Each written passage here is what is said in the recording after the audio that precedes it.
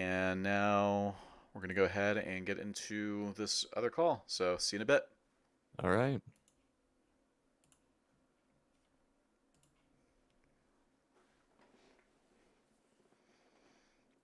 Long time no see. Yeah, it's been a minute. Yeah. Literally. Oh man, I'm very excited for this. Oh, Yeah, hello it should be there. very fun. Hello? How's it Hey. going? Oh, Okay, Good so evening. It's um afternoon here by me. yeah, so we're gonna try to keep this as amicable as possible. I know that I can be a bit brash on Twitter, a bit smug. I'm gonna try to do the That's best. just Twitter in a nutshell, to be honest. Yeah. My brand when I'm on Twitter is I'm very blunt and I like to tell it as it is.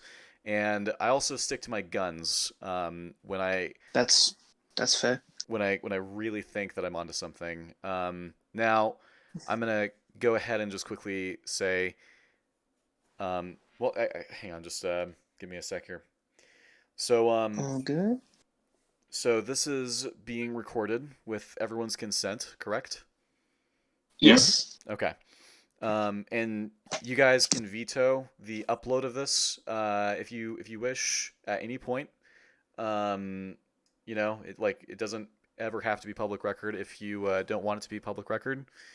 Um, I am I'm simply doing this before so that everyone knows.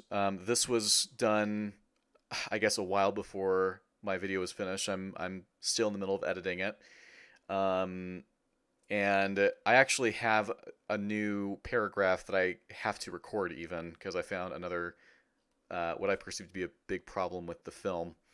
Um, I am here with Thought Theater, who's Hello? on the far right there, um, Good day. and then Hello. between me and Thought Theater on my screen is a fellow using a Jabba the Hutt profile picture, and he's called the Serpent. Yes, How do you do today, sir? I do pretty well. Good, good. And then, of course, appropriately fitting for this discussion, to my left is a guy with a Tobey Maguire Spider-Man profile pic, Shandy Dasquire. Good. Hello. So, I guess that we're gonna go ahead and we'll just sort of talk about like I guess what the structure of this is gonna be. Um, there's the way that I like to do things is I like to ask a lot of questions because to give you some idea of what I've been going through for almost a month now, since I dropped the take that there are some issues with this movie on Twitter. Like this all started with me finding a thing. I don't know if you know what the thing is, but it was a thing. Um, and I said, "Hey, this one little thing alone actually causes more issues in Spider-Man 2 than there are in totality for Into the Spider-Verse." And the reason why this was prompted was because of a video that I covered on my podcast about Into the Spider-Verse. Will you have any idea as to what I'm talking about? I'm going to guess the issue you have in question is why does Harry Osborn know where Dr. Octopus's lair is in the movie? Well, that's an issue, but that's not the one that I was referring to. We can get into it later on. Th- o- okay, then I am. Okay, so the thing is, me and Serpent watched this movie Mhm, both yesterday and the day before. He had to go and sleep the day before, so it's split up into 2 days mhm. because he needs sleep, which is horrible. But we tried finding basically as many problems as we could with the movie and then trying to come up with a way to counter any potential arguments made. And so far, from what I can recall, that was possibly the biggest one that we had. Actually, no, that's not it. Second biggest, I would say. That's the second biggest. I think the biggest we came across was why does Doctor Octopus throw the car at Peter Parker? Okay. Yeah. So yeah, those are two issues that we have, and there's literally no defense for them. However, we do have a lot more than just that. surprisingly. And No, that's perfectly reasonable. I just wanted to know, did I hit the nail on the head, sort of, or not really? well, so those aren't the two issues that I was referring to when I made my first tweet. And here's, mind you, so here's what happened. I cover a video on Into the Spider-Verse supposedly being bad. It was an 80-minute video. It sucked. Bad take. Like, It's a good movie. no, like seriously. That's Here's a the very thing. bad take, yeah. Well, I mean, I don't think that just saying that the idea that it's a bad movie is necessarily a bad take. I'm willing to hear out a movie that I think is really good being bad. That's why like I gave Ren's reviews video a chance, right? His Fallout video, Right. his Mission Impossible video is like, well, maybe I'm wrong. Like I'm pretty sure this is a good movie, but maybe I'm wrong. And turns out no, I was right. But with Spider-Man 2, or sorry, with Into the Spider-Verse, is like, yeah, maybe I'm wrong. And I watched it. I was like losing parts of my sanity that I don't think I will ever get back. I forced Evan to watch it with me. He screened it with me. And we spent like the better part of 3 weeks preparing for our coverage of it on the South podcast.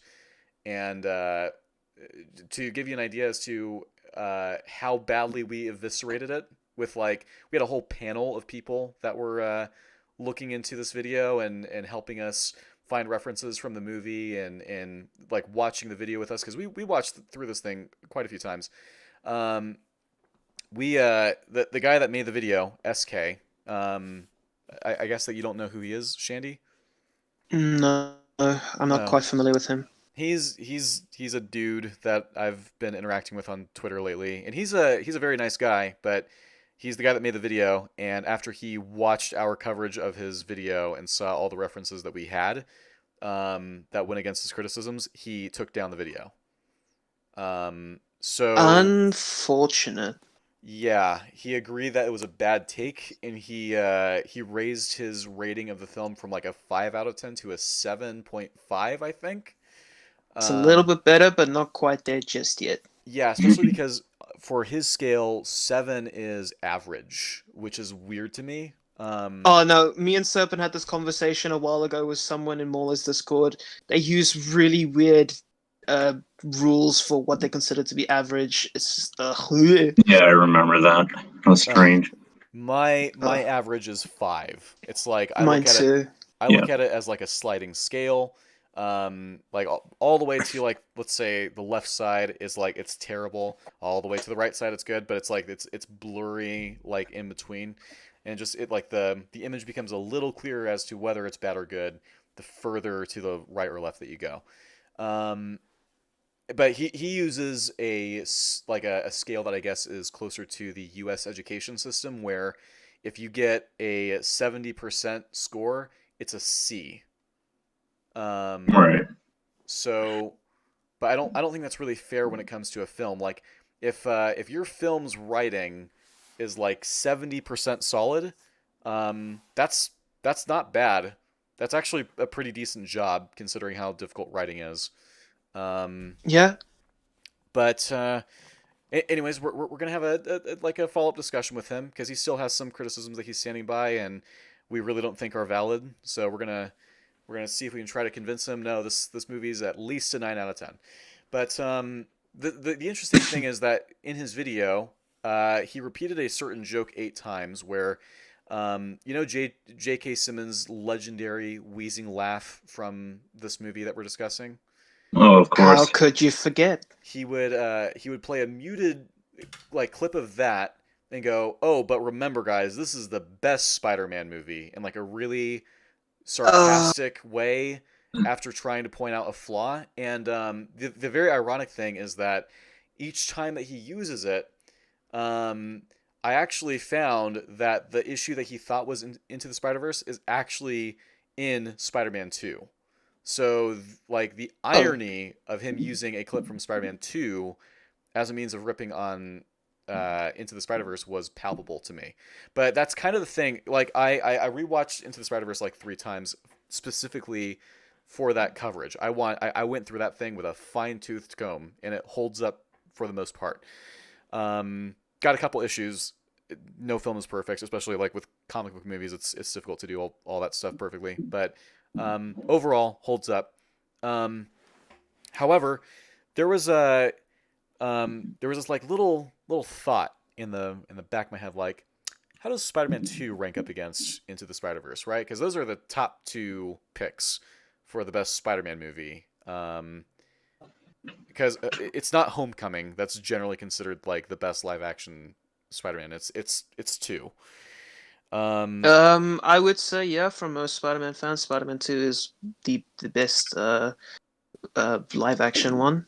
I say live action in case someone tells because we had this little thing on Twitter, if you can recall, where I made it very clear that I was saying live action, mhm. and then I didn't notice that someone brought up all Spider-Man movies like as a comment, and then I just didn't. It was like a little bit of an oversight on my part, Mm. and then you like called me out on that one, but like I didn't. So it's funny. It's funny because I cleared myself in the first part, Mhm. but then didn't clear myself in the second part, Right. and that's what you called me out on. I'm like, wait, hold on a second. No, I'm pretty certain I'm clear. I'm pretty certain I'm fine. Right. That was a very confusing discussion to keep track of. I remember. Yeah, no, um, I'm assuming you were going through like dozens of replies. I was too. oh I was yes. responding to like 3 or 4 different people at the same time, so it became a little bit of a mess for me. Well, And what's I'm assuming, just like me, you were eventually just getting annoyed at the whole thing. oh well, especially given. So first off, I watched Spider-Man 2. Like, it honestly starts with me watching a fight scene from Spider-Man 2, which by itself, like, if we're giving certain scenes, certain sequences like its own self-contained rating, uh, is honestly a 2 out of 10. One of the action sequences in this movie is a 2 out of 10 scene. And I um, can't even guess which one you're talking about. There's like well, 4. there is a privately uploaded recording of me watching it with a couple folks, including Anomaly Inc. and Mahler. Okay. I All I right. I messaged it to Mahler. I'm like, Mahler, you won't believe the amount of tisms in this scene if you pay attention. And then I dragged him into a call with me, and we watched it on Watch Together. And Mahler was then spotting stuff that even I missed after like pouring through this thing for a couple of days.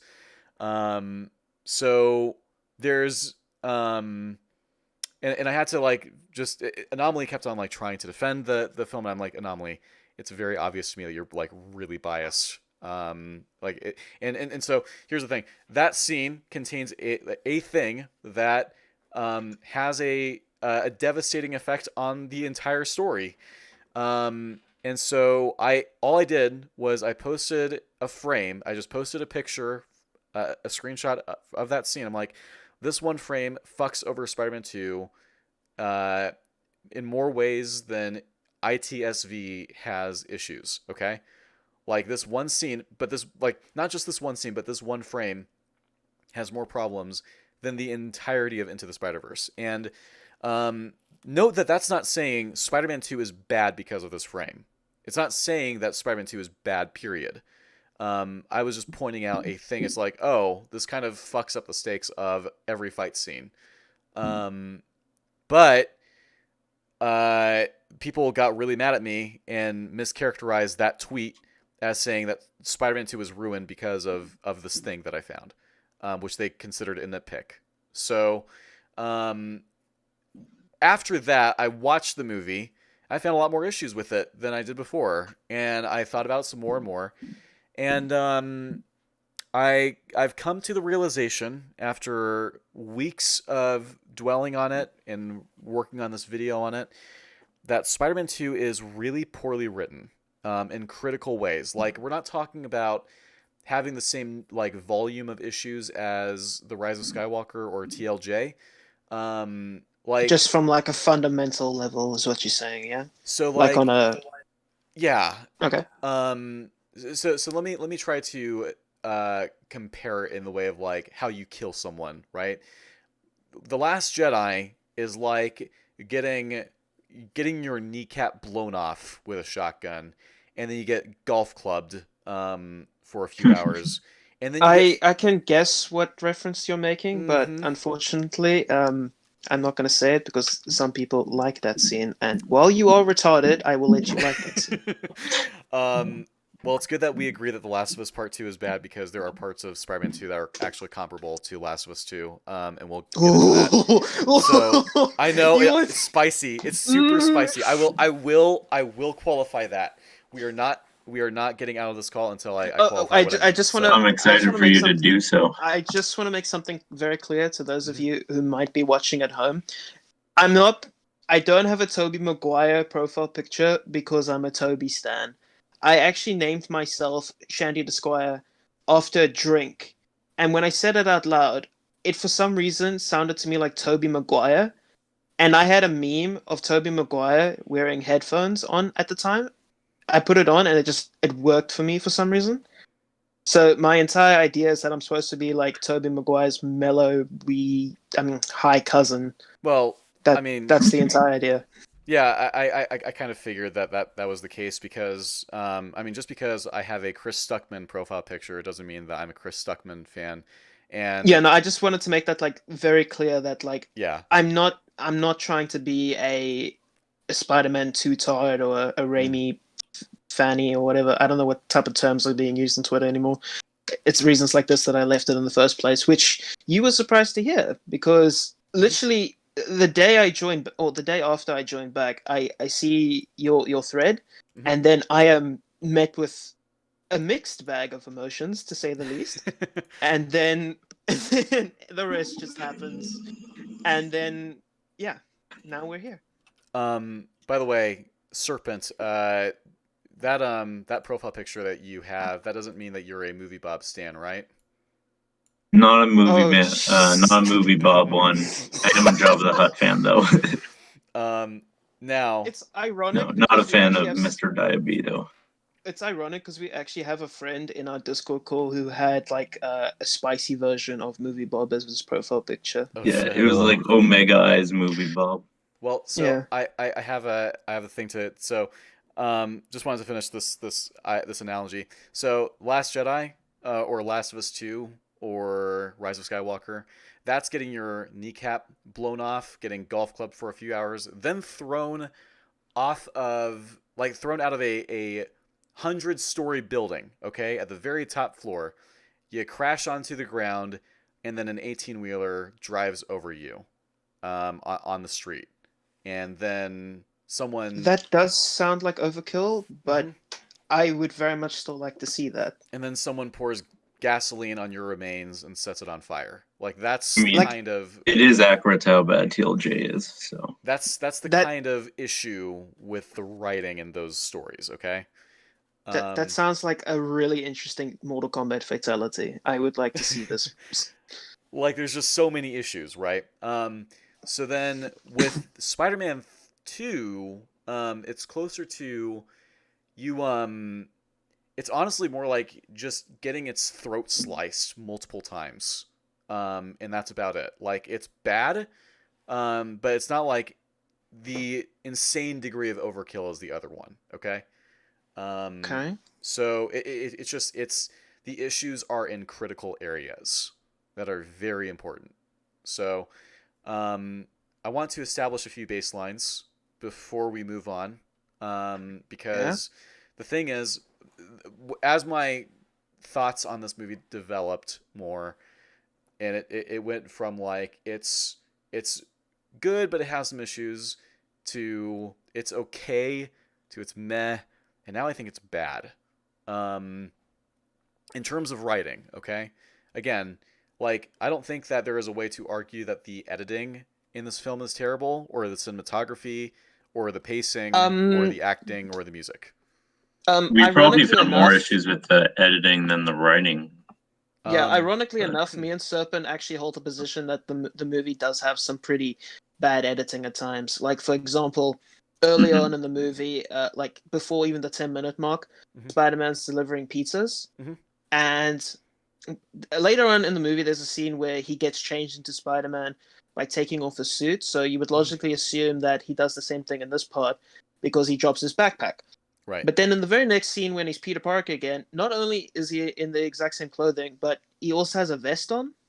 Yes, and And this me and Serpent were just like, "Where did that come from?" and this Yeah, it was happens far too thick to fit the suit over and without this showing a crease or something. And the other time that this happens, I imagine you were talking about when he's going to Mary Jane's play. Um. I think we mentioned that. Oh yeah, no, yeah. I think we did mention that, but we just basically mixed it together with the first point that Yeah. he probably just either goes back and gets it, or it's just an editing mistake, and they just forgot about it. It's funny too. It's a nitpick, I know, but when you go at the pizza delivery scene, when he picks up the pizzas from that one dude's balcony and he swings away, and then he manages to web that last slice from that dude's hand from that Yes, distance, this like is also something that we brought up.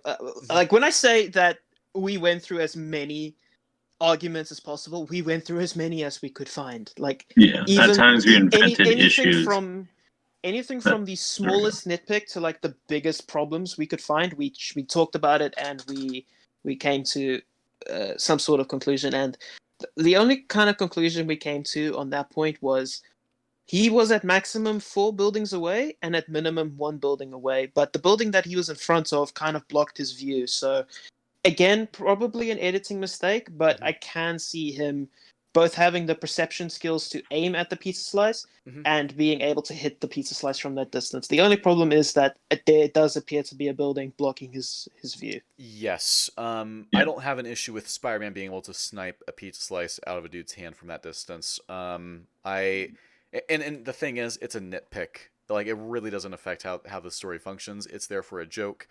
I can move on from it. So, I mean, that's really the first question is, like, what is a nitpick to you guys? Because I've been accused of nitpicking by a lot of people. And I want you to be clear here. The arguments that I have made against this movie, and I'm fine with saying this because it's going to be made public at the end of the month anyways. So we recently, like, the reason why we're not discussing the TASM movies and why they're good or bad is because we've been convinced that they're bad thanks to Mahler and Rags. And during that discussion, which they've recorded and they're going to upload at the end of the month, Mahler and Rags and Fringy, who eventually joins the call, all make references to the points that I have brought up to them about Spider-Man 2, and they're convinced by them. And so I have, in my constant scuffles with the Twitter folk, I've been sharing screenshots or like posting the links to the tweets to Mahler, and we've been laughing about them. Like, there are so many terrible arguments. I'm assuming mine's in the mix there somewhere. Actually, I don't know. I'm going to. Okay. I'm actually. You know what? Let me just double check that, because because I know you quote tweeted one of my more snobby. I don't know if snobby is the right word. Like one of my more mischievous tweets, where I posted a gif of a black dude like nodding and smiling, saying maybe you need to go and discuss this with Mauler first, and you said you're gonna save that so you can rub it in my face. So I'm assuming that was one of the ones that you sent him. Well, I did send him this one. I did send him this tweet here, but that's the only one of yours that I see in there. So otherwise, you're good. Okay. And I don't even recall. He let me look. Yeah, the only thing was like he thought that was just funny that because I said to him, I thought that Knives Out was good once, therefore my opinions are invalid, and he just like did the little Mahler laugh emote, but there wasn't too much ripping on you. Don't worry.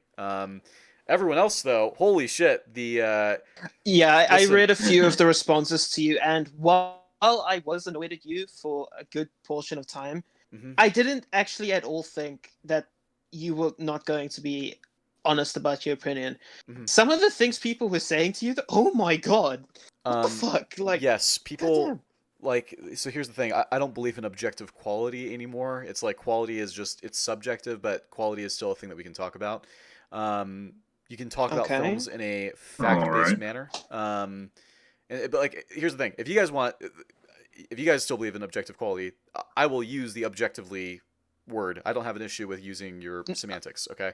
I don't mind the idea, but the thing is, after hanging out in Mauler's Discord for so long, Mhm. the sheer amount of people that use that word, it's basically It gets turned it into a repetitive. disease for me. I Sure. no longer wish to hear this word, even though I agree with it to a Mhm. point. Okay.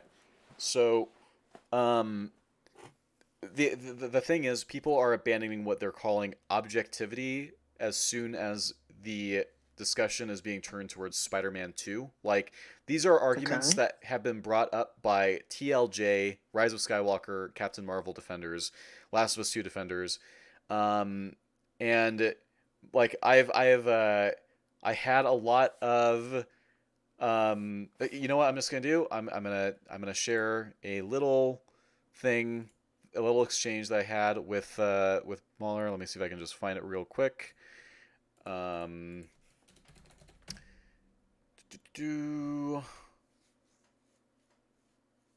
I'm still interested to see what fight scene you're talking about, because I actually have the movie up here on my TV. I was going through the audio commentary to see if there was things that could possibly explain a few things better than I could, but unfortunately, Sam Raimi and the cast just like they couldn't stop congratulating each other for most of it, and that's a bit of an annoying problem, but it's fine. mhm. This is in 2002. The internet didn't exist. All right. People were just glad to watch a Spider-Man movie, so you know I what? mean, It's fine. speaking of hard to watch or painful audio commentaries, J.J. Abrams' commentary of The Force Awakens is so bad that he literally starts off by saying, "I hate doing these." So you know you're in for a treat. I'm just gonna I'm put not that up. sure if I've seen that one. I've seen the one for TLJ, and it's terrible. I'm gonna just like put this up on screen. So, fellow from Mahler's Discord, mass-produced grunt says, "I don't think the application of real-world physics to a fight necessarily destroys in-universe consistency. The rule of cool trumps a lot, especially in comic book films. This here was edited in. Angry Welsh intensifies because of what happens next. This is in DMs here. Mahler saying." Rule of cool can eat a fucking dick. Why the fuck do you think anyone makes anything? It's to make you feel fucking something. That's what we are judging. Rule of cool applies to fucking everything. Holo maneuver is covered by rule of cool. Hyperspace kamikaze is so fucking cool, but not the right kind of cool, so never mind. Like, that's the thing. Um, I so want to know if this is what made him angry, or if he was angry to start off with, and this was just like the straw that broke the camel's back. Oh, here's the thing. This was a buildup of several like screenshots of tweets or links to tweets of his and my supporters using TLJ defenses to defend Spider-Man 2. So, Ooh. like, again, we've been mocking these tweets together privately for a long time, but the fact that someone tried to invoke the rule of cool is it's a really bad argument. I hope that you guys don't appeal to it. We're gonna lose our Oh minds. no, no. Okay. No, We we're not a we will fan. try our best not Mhm. to do that. Mhm. The only rule that I will be using is that it is cool, so fuck you. So, all right. So let's just we can finally establish our first baseline. What is a nitpick? I'll let Shandy, Serpent you go go first. first. Oh, Serpent goes first. Okay. He I actually has would a better. classify it as a correct but minor or non-affecting on the story take. Okay. Shandy, what about you? To me, a nitpick is just a minor gripe with the film. It doesn't necessarily affect the outcome of the story or anything to do with the characters. It's just like, oh no, there's a car in the background of Lord of the Rings. Mhm. So Oops, my bad. Yeah, that's a good example. so to let's look at like let's say a nitpick in Joker. Arthur Fleck's revolver fires 8 rounds without reloading. Does that affect the scene in any like tangible way? No, because I'm pretty certain he hit all of them with the first 6 shots, anyways. Yes. Yes. However, let's say if the number of opponents of enemies was raised to let's say that he 4. had no 6, okay? Um Ooh. at that point it's like okay, he can't take out all of them without reloading. Unless he hits them each once and it somehow kills them. Yeah, but the other guy he hit at least twice. Yeah. So or the third guy. And he had to execute him, so he hit him like he would have hit him 3 times, I believe. He hits the last guy 3 times. Yes. No, so the last guy he shoots in the leg, then he shoots him in the back, and then he walks up to him and shoots him 3 times. So it's like he would. Executioner style, baby, just like Mr. J would do it. Yep. Okay, so the disappearing knife from The Last Jedi is not a nitpick, correct? No, it's not, because if that knife was still No. there, she would be dead. Okay, She so should have been chopped in half. so if a character has a weapon that they can use to kill the hero and they don't use it, I think I know where this is going. I'm starting to see where this is heading.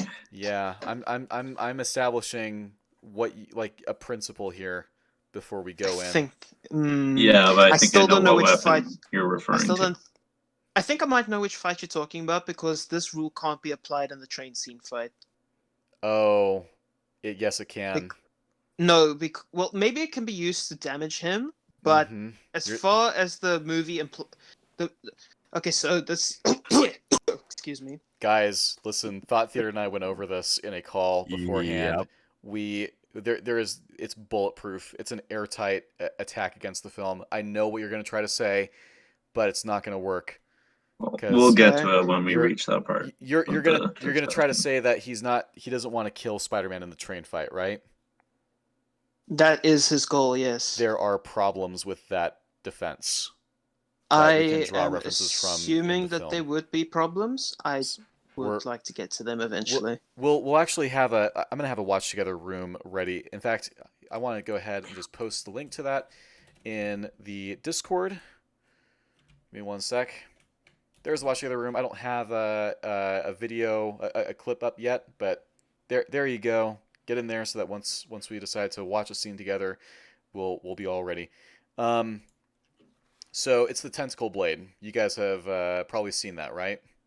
Mhm. Yeah, Yeah. the tentacle blade. So the We've tentacle been blade. going over it a lot. The tentacle Yeah, blade we have. is the thing that I said causes more issues in Spider-Man 2 than there are in totality in Into the Spider-Verse.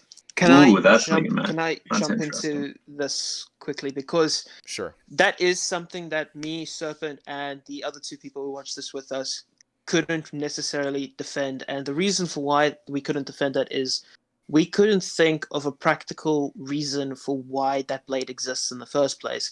The Mhm. only real answer we could come up with as to why that blade would be there is that it would be used for possibly fixing the machinery or doing something with the sun. You know, it's comic book science mumbo jumbo, whatever. That's the only thing that we could come up with. The in my script for my video, I'm like, why is this blade even here to begin with? Is Ock going to stab the sun or something? Like, Yeah, no, my friend Uvu, he works with computers a lot, and he says that it could possibly, and he's also a bit of a mechanical nut. He says that the way he sees it, it could possibly be used to try and fix a more precise point of the machine that the arms couldn't get to. But at the same time, I'm pretty certain the arms have got like smaller little.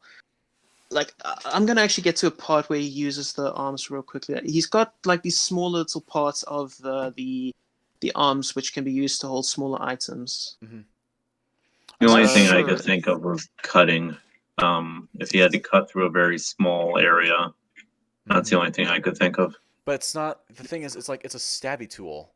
Yeah, Like, that's the issue. Yes. it does have like 3 edges, I guess. By the way, one of the defenses was, well, it's a tri-blade, so if he stabs Spider-Man with it, it's going to be more deadly. Like, that's not how. No, It's not a sorry. defense really, because it doesn't Yeah. explain why he has it in the first place. Right. There being the blade being triangular, having 3 edges, does not actually make it more lethal. A stab is a stab, and getting stabbed doesn't mean you're dead. It depends on where you get stabbed. Yeah, I'm just having a look at the arms right now. They do have like smaller tendrils that Mhm. appear at the end of each hook. It's the slimmer arms, not the fat ones. So we agree that the tentacle blade is not a nitpick, correct? Just the fact that it exists.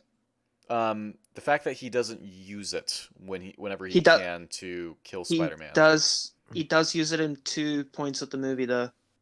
Okay. Well, why isn't he you'll using have it to bring up constantly? references where he's trying to kill Peter And Wait, that it's would be there. convenient in that instance. It's Wait, there in the wait. bank scene.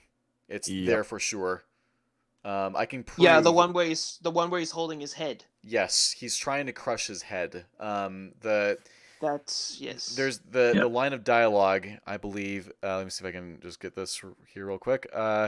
So so Doc Ock says, "You're getting on my nerves." Spider-Man says, "I have a knack for that." Ock says, "Not anymore," and then he proceeds to try to crush his head. So Yes. he is displaying intent to kill from the start of the scene. Why he doesn't just use his tentacle blade that he has to kill him immediately right there is beyond me. The only thing I could possibly say in terms of a defense for that is that Doctor Octopus, we only really see him killing people in one scene, and that's the hospital scene, and then a few attempted murders along the way. As well as why doesn't he kill Mary Jane in the final scene? And the conclusion that me and Serpent came up to is that his main goal doesn't necessarily revolve around killing people. He's just doing what he needs to do in order to complete his machine. And he doesn't necessarily need to kill Spider-Man in this point. You know, it's been a very quick fight up to that point. So if he can knock him out, He's trying to he crush his doesn't head. He's trying to need. crush his skull. Yes, but Yeah, remember that he's trying Spider-Man to has kill got. him. Yeah, but remember Spider-Man. Yeah, remember that Spider-Man has got a lot more durability than other people, and you can actually just hurt people by applying a lot of pressure towards their head. He is trying to crush his skull in that scene, though. Yeah, they make it pretty clear that Otto's intent is to kill him. Also, very says- aware that he Listen, has the blade. again, you're getting on my nerves. I have a knack for that. Not anymore. What does that tell you? Yeah, I agree, but he's still trying to kill him. Yeah, It's he's just still. that he's not killing him in the quickest way he can. Yeah, there's Oh, a I just there's skipped a like he just has to stab him in the head. It's over. Yeah, so the argument is for efficiency and why he doesn't use the knife sooner. Yes, especially because there's another thing. Well, there's gonna be a question that we're gonna ask about Ock that's going to certainly affect how the conversations with him play out. But we'll move on. So okay, we disagree on. Well, we don't. Wait, we don't hold on a disagree on- second. Well, Hold on a second. Do we know which arms have the blades? Yes. Which so ones? there's Are actually they the big fat ones or are they the more thin ones? I'm actually gonna go to the scene where you see with the blade there's first. so the in the first scene, as he's using the tentacle blade the first time, we have a clear look at it. It's the top left tentacle, and then in the scene at the end when he uses the tentacle blade the second time, it's the bottom right tentacle. Hmm. So there's So a top tentacle and a bottom tentacle that have it. Which do all tentacles have it now? I don't think so it's because unclear. the scene where he's holding Aunt May. Okay, so the way I'm gonna explain this is that he's looking towards me, so it would be on his left, but it's on my right. So on my right, he's holding Aunt May, and it appears that he uses the bottom right tentacle on my side, while bottom left on his side. So I just want to confirm Yeah, what. on his side it's gonna be the bottom left. Okay, Or no, so sorry, the top left I think is what it is. It's either top left and bottom right or bottom left and Oh. top right. It's It's okay, so opposite I know sides at this on his point. top and bottom. I know at this point that it is the bottom left. I just want to see if the film stays consistent on where these arms are located. okay. Is there anything So- though to explicitly say that Doc Ock would want to kill Peter in the most efficient okay, and so- quickest way possible? Okay, so I'm currently looking at the scene where he's walking out of the hospital Mhm. and he is being approached by the car. And in this scene, that looks a little fugly. Let me go back a little bit more. In this scene, it appears that the thinner, more like slim arms, the ones with the like slimmer heads, are located on the top right and top left, and the thicker, more bulkier ones are located at the bottom. And in the scene where he is crushing Spider-Man's head, I'm pretty certain he's using the top two. So if we can confirm that the blades are located in every one of them, all then the yes, this tentacles is a problem. all the tentacles claws appear to be of the same size. No, I'm going to take a picture for you real quickly. No, seriously, look at the screenshot here. Okay. Like I don't. They I'm look not, about the same size to me. they Oh, look I the nearly same just size left. to me. I nearly just left the call. Oops.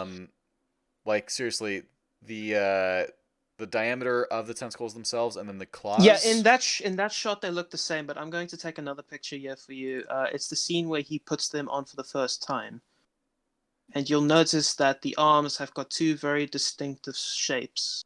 Okay. Let me find it here real quickly. Do. Sorry, I'm currently playing this on my PS3 because my computer's being a twit. What would be the function of the arms being differently shaped or sized, rather I than identical? couldn't To begin accomplish to. different I tasks couldn't. with the machine, I suppose. Okay, here we go.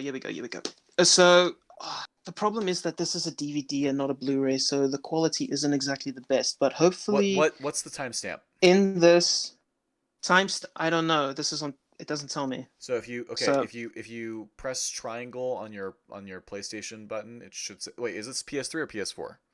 PS3. Okay, so the select button on your PS3 controller should show the timestamp. I have the movie up as well. 3324. 3324? Yes.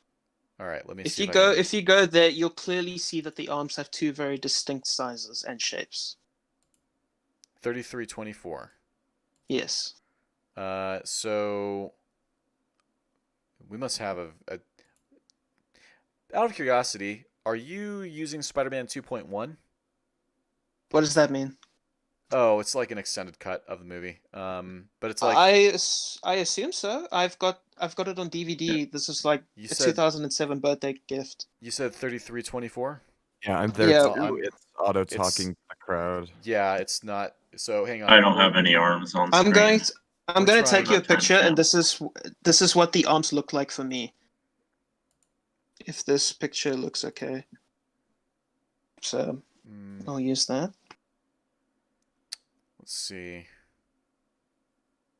So I'm not seeing it if this ends clearly. up being a problem with the films being two different versions, then I don't know how I'm going to argue this, because if Um, Well, for it's probably you all just more this scenes. no, because for him the arms look the same. So I'm going to try and find the scene that you just posted a picture of and see if it looks the same. So if my controller would just stop doing this to me, please. That is odd. Here it's triangle and squared arms.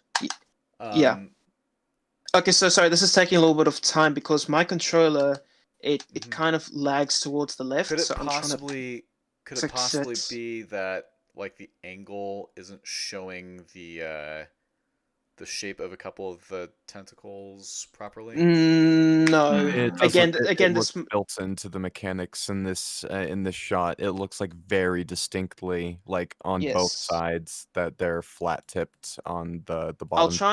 I'll try and find another scene Yes. of the arms looking different. So I'm at the bank currently. I'm going to look for the scene that you just posted. So you saying that yours is a special edition, right? It's not a special edition. It's just I'm just using the theatrical cut. Okay, because Real quick, I have the theatrical cut too. what's your total runtime, Shandy? My total the runtime movie? is 2 minutes. My total runtime is 2 hours and 2 minutes. Okay, the one I got is 2 hours and 7 minutes. Yeah, so's mine. Okay, so I think I see what you're talking about Odd. here. Where yeah, there's like a more rectangular shape of the closet. Let me I'm just gonna pull up a higher Just resolution. to point out that the bottom arms at the moment are the arms that are confirmed to have blades, and those are the big square ones. But one of the tentacles is a top one. I'll go and see later. Just give me a second. Just give me a second. Going back Okay, to no. In my version, the tentacles look the same in your scene too. So I think that's just a problem with the editing or that would be a continuity error with the prop. or a continuity error. Yeah. So Yeah. in That my happens all the time in movies. in my version of the movie, the arms in the scene that you posted above look the exact same on every side. But they are not supposed to be like that. They are supposed to have distinctly different features. Okay. Yeah, the most likely explanation is that they just had two different models. or different scenes for whatever reason. So Yeah, but that's at the same time, that part of the movie is not that long, and in like 5 seconds before that picture, you can see that the arms have distinct sizes anyway. So I think that's just an oversight on the editing and designers. yeah, they're inconsistent then. Yes. So Yeah.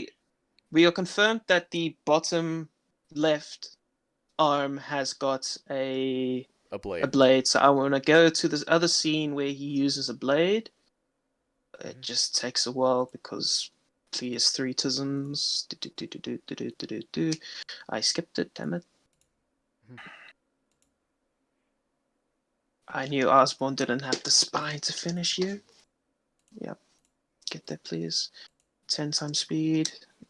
Flings him out the warehouse. I found another scene in my cut where the tentacles, the bottom ones, do have the flat tips. Okay, where's that? It is when the tentacles are talking to Otto. Well, like when he's saying that the tentacles should be at the bottom of the river along with him, and the tentacles. So my Southpaw, if you want to check with me, my timestamp right now is when they show up, 45:18. It's right behind his head to the right. 45:18. Let me see. Can you take a picture and just pop it in? Yep. All right. Right. Okay. Let me Oof. pull this up. Okay, picks him up, flings him into the wall. Get there, please. Copy link. Yeah, it's yep, right there. Sure enough. Yes. Yep. And why are they so different? Okay, so yeah, it's the same in my version of the movie. It is definitely the top right that has the blade. So And hey, base. Southpaw, Yeah. in the tentacle blade screenshot you sent me, Mhm. it's also flat. Yes. I'm gonna just go back and show that. Yeah. So there are inconsistencies with like here's the thing. These aesthetic inconsistencies I don't really care about personally. I just don't think that It you can. doesn't actually matter anymore at this point because we have confirmed that he has at least got a blade in Two. both types of arms. Yes. So it could possibly mean that there is a blade in each one, but as far as the film shows, there's two. So I'll operate under the assumption that there's just two for now. But But the point still stands that he could have used either one of the blades, whether it's the top sections or the bottom sections, to stab Spider-Man in the head. That's correct. honestly, like if I'm gonna have these blades in my movie, I'll have it so that he's constantly got them deployed and Spider-Man has to avoid them. That could change up the. I just want to see, do they move when they, like, like how with like with pens, you basically have to like click something in order to activate them. Mhm. Okay, I know they just pop out, they just slide out. Yep. There's no like activation method, so I don't know. It pops out very fast too. Yeah, but at the same time, the thing's open, so I don't think that he would have been able to. Nah, No, that's flimsy. how does that? Yeah, because it, That's flimsy. yeah, that's the thing. There's no defense for this. No, not anything I can think of at the moment. Okay. Well, So I just Besides got the the whole, question. he doesn't necessarily need to kill Spider-Man. That's the only thing I've got.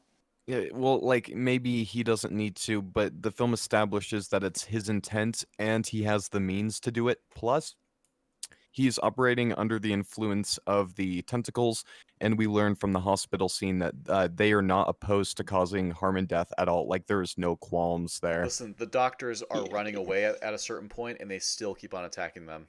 Yeah, no, that's So that they little famous horror movie scene. I they love that have. scene, by the way. I mean, I like that scene too, but it does break a lot of defenses for what Ock does throughout the film in his arms specifically. Like Yeah, no, his his arms are arms super definitely aggressive. are. Yeah, his arms are definitely capable of killing, but I'm pretty certain he was unconscious at that point. Mm-hmm. I just want to see. So the arms definitely have the capability to act on themselves, but Yes. during this time period, he is conscious. So can the argument be made that he doesn't want to kill Spider-Man while he's conscious So until he then, decides to use the blade? well, then the problem becomes like how he throws a car at Peter Parker. Like, is he doing that? Yes. Is he controlling that, or are the tentacles doing that himself themselves without his Either control? either It's way, that broken. was one of the only points that me and Serpent, to start off with, were willing to concede because there's no real reason for why he throws a car at Peter. There's a lot more problems with the movie. We're gonna get into them. Oh So yeah, no, I'm willing to go. I'm actually surprised we didn't think about this sooner oh, because we believe we me, went over quite a few things. I know believe what that feels like. believe me, we had this experience with TASM 2 of all movies, and especially this movie, because like I had this listen, I have a group DM that started with it was just us watching SK's video, and then it kind of morphed into like because I was like, hey, I found a few things about Spider-Man 2 that don't add up to me, and then we had more discussions. It was like you've got Marcus and Jeb and Nebula and Grant in there and Evans in there Wait, too, so and Thoughts in hold on there. a second. Hold on a second. You said that the problem that you had with the movie first up when you watched the video on Spider-Man Into Spider-Verse, does Doctor Octavius use tentacle stabby things in that movie too? So she has buzz saws. However, what here there's actually something that Paragon caught. Uh, Paragon points he caught last night. She is still using them in each of her scenes. I'm gonna quickly just copy image address. I'm gonna pull this up real Okay. quick. Not the best resolution, but um, that is the buzzsaw that she's using. That's definitely a buzzsaw. So Okay, so she's I shown am using that. She's shown using that in her first scene, and people might be wondering, well, why does she use that in the other scenes? And she does. okay. So I'm currently watching the hospital scene where the tentacles kill everyone. There's no confirmation that they use the stabby things at this point. It just looks like Mhm. I'm even looking at a scene where they're crushing people's heads, throwing them Oh, into they walls. don't use the stabby things at all, No, they don't. So can the argument be made that he doesn't rely on that blade because he thinks that he can kill Spider-Man by crushing his head? dude. Don't do this. It is such a useful tool. So this is the it equivalent is such to a useful tool. That's no. understandable. This is But the here's the thing. Here's the thing. You're in a hand-to-hand combat fight with someone. You have a knife on you. The knife is going to give you an edge if you pull it out at any point because that other person doesn't have a knife or a gun. It'll be a person with a knife or two knives in this case, or possibly even four for all we know. Maybe he has a blade in every tentacle versus person with none. And coming from someone that does like some degree of martial arts training, like it's Krav Maga training. It's not a like big deal. But like, have I you wanted to ever? know if you did. I wanted to know if you did boxing and if your favorite style was southpaw. Well, yeah, like there is boxing and Krav Maga. And I am like honestly having to disarm someone with a knife, like with a prop knife, is way more intense than disarming someone with a gun, with a prop gun. Like if you want an idea as to how like fucked up, like how much a knife will fuck you up, just wear a white T-shirt, give your friend like a Sharpie, and see how many times they mark up your T-shirt before you can actually get the Sharpie away from them. And the You know, same. I understand that knives are dangerous. I So lived in South Africa. I don't believe in this idea that he believes that he can take him out without the blade. Spider-Man's a superhero. If you are taking on a superhero like Spider-Man, you're not going to just assume that you can take him out without using every tool at your disposal. I'm not buying it. I mean, That's if you're that's crushing his completely head and fair. don't know about his super endurance, Well, I mean, Spider-Man's been around not for a quite couple of seeing the years by issue. this point. 2 years to be precise. Or But So, besides are Green all his Goblin, there's powers no common knowledge? no. Hold on. Besides Green Goblin, there's not really been any point where his powers have been shown to be pushed to their limit, and I don't think it would be common knowledge for him, for people to know that he survived getting he's nuked in the face by a grenade. Neither do I, So they may because not know mostly his what he fights is petty criminals. they may not know his durability, but the thing is, Ock knows that he is a super agile, super fast, super strong guy that can like climb on walls and swing from webs and shoot webs from his wrists that can blind people or tie them That up. It's is like true. That is true, but at the same time, his arms are equally as agile, and he does catch him several times. Okay, so I have a question really quickly.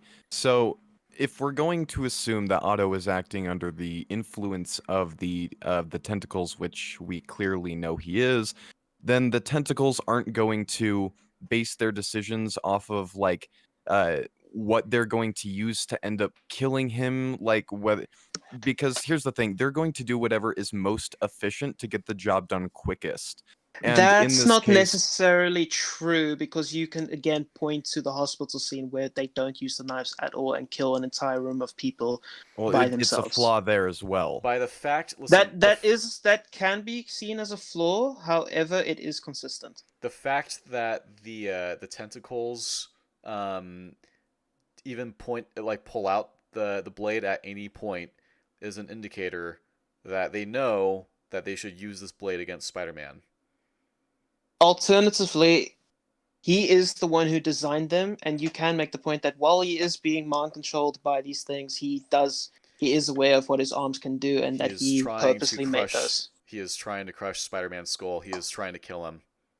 Yeah, I have another point here. So the argument here is okay. Well, I'll let Serpent go first, and I'll carry on. Okay. Okay, I have the scene up now. He's crushing his head for 4, maximum of 5 seconds.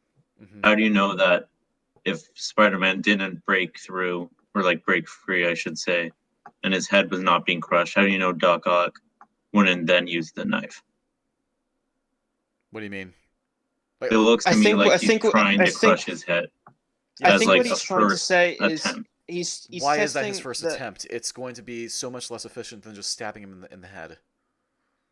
Well, as we said earlier, it would be much more common knowledge that Spider-Man is agile than super strong, based off of the kind of enemies he fights. It wouldn't even matter if it was Spider-Man. It could be anybody. The whole point is that the intent is to kill. No, it would be much more common knowledge to use a blade to stab someone in the head and kill them that way than try to crush their head. I would like to counter this point because the first time we see Dr. Octopus using the knife and going to stab Spider-Man, that's when he's flinging himself across the roof, right?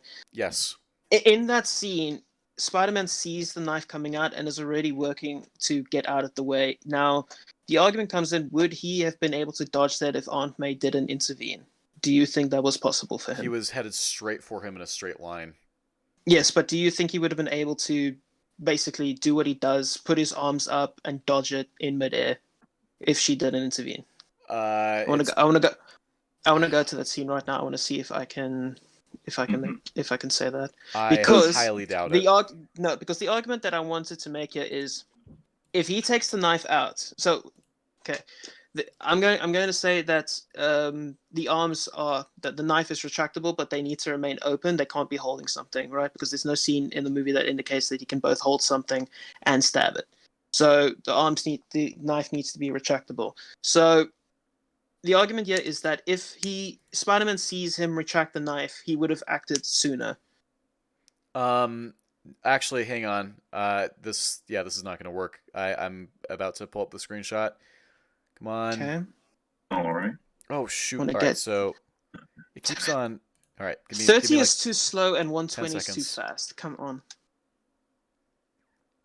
I don't know if you know, like when watching a movie and you try and like fast forward something, you've got times 10 speed, times 30, and times 120. I want you to look at this screenshot and then tell me that Spidey would have survived if it weren't for Aunt May. Okay. Yeah, no, I'm at that scene too. I've got the screen. That's looking bad. That's looking like an instant kill right there. Yeah, but his arms are out. Okay, so give me a second. I want to find my point here real quickly. Shame on you. Hiya! His arms come out. Blade is right here. It's a straight shot. Spidey is coming straight at him. Like Spider-Man has. Hold on. Look here. His trajectory.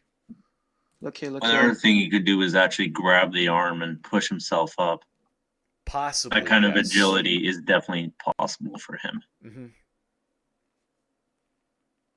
Now, you are familiar with Spider-Man's Spidey sense, right? Yes. That he basically can view the world in slow motion. Mm-hmm. So, in the same scene that Aunt May smacks Doc Ock across the face, Spider-Man's already got his arms out and he basically shoves the arm above him. I will say that, for this argument's sake, that if Aunt May didn't do anything, he would have been in more danger, but it doesn't necessarily mean that he couldn't have gotten himself out of it. So I have a question for you, Shandy. Mm-hmm. So I guess the argument that you're trying to make is while Otto has the tentacles closed around Spider-Man's head, he couldn't ignite a blade?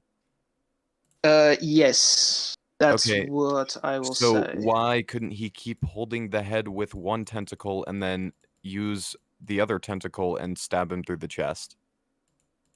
Why couldn't he do that? Like, I mean, I don't we're all see talking. why. I seriously do not see why he This can't is just. this. Yeah, no, I understand what you're saying, but the thing is that my PlayStation's making a noise. Okay, ignore that.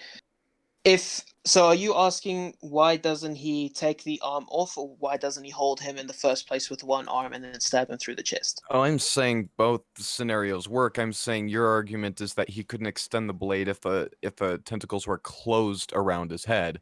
So I'm saying if that's like what's preventing that, Here he could just hold it. he could just put one tentacle up against his head and stab him out that way. He could just retract out the blade and just stab his head without using two tentacles. Or better yet, if he knows he's going to try and grab Spider-Man, and he also knows the blade would be more effective at killing him, just go straight for the kill with the blades. Yeah, because Okay, because but Spider-Man is on the ground first. you're making a few assumptions here. One, the first assumption is that you think the blade would be more effective at killing him than crushing his head. I Yes, guarantee it. absolutely, dude. Well, it okay. would be an Yes, instant yes, kill. with- It with would be an Heinz- instant with- kill. Don't do Yes, it this. would. No. Hold on, Southpaw. Listen. No. Southpaw. Let me explain. With the benefit of hindsight, he knows that that's a more effective method. However, Okay, in the so, previous scene, like- it's hold on. Let me explain. Don't interrupt. In the previous scene, the claws kill an entire hospital of people within seconds.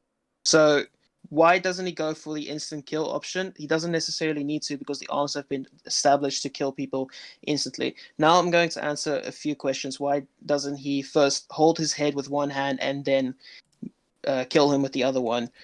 Again, I'm going to have to use the Spidey sense argument here because he can detect danger from different sources. He is pinned down at this point.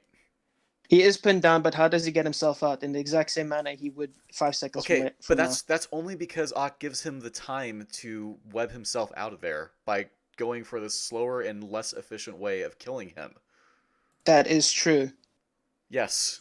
And then also, to build on that, so in the first screen grab, when Otto is holding Aunt May and Spider-Man has a straight trajectory towards him and he has the blade extended, if Otto didn't believe the blade would be an effective method and he's going off of the previous knowledge that like No, I crushing didn't say people without I didn't say that he doesn't think it would be an effective Yeah, method. that's what I'm he saying said. that he thinks that the crushing of the head would be an effective method because it's been so- established to work perfectly. Okay, so beforehand. instead of extending the blade, why doesn't Otto try to grab Spider-Man's head when he's diving to save Aunt May? Well, because it already hasn't worked. That's the Yes, point because I've it's been already trying been to bring shown. up. He Yeah. doesn't do this again, as far as I know, because he knows it doesn't work now.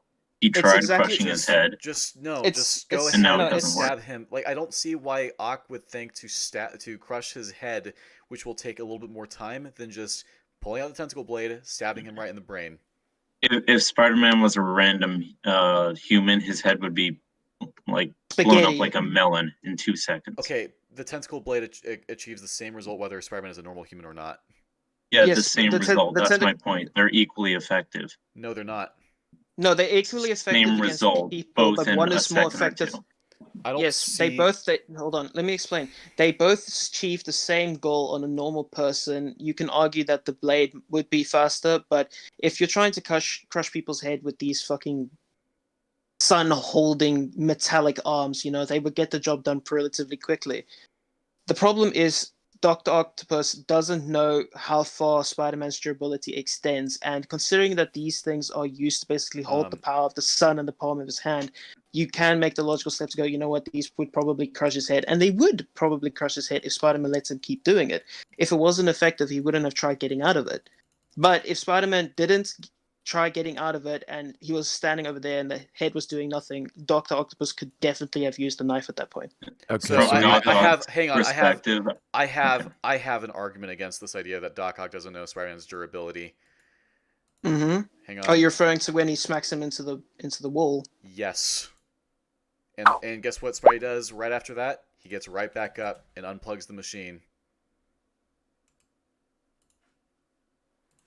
And not only that, when mean- Otto is holding Spider-Man's head between his tentacles, his head should have been crushed immediately. The moment Otto notices that it isn't being crushed, he should have stabbed him. Yes. I mean, it's not to 4 mention- seconds. It's not a long period it's of 4 time. seconds. It takes That's Ock way basically- less time to snap a giant metal hand of a clock in half.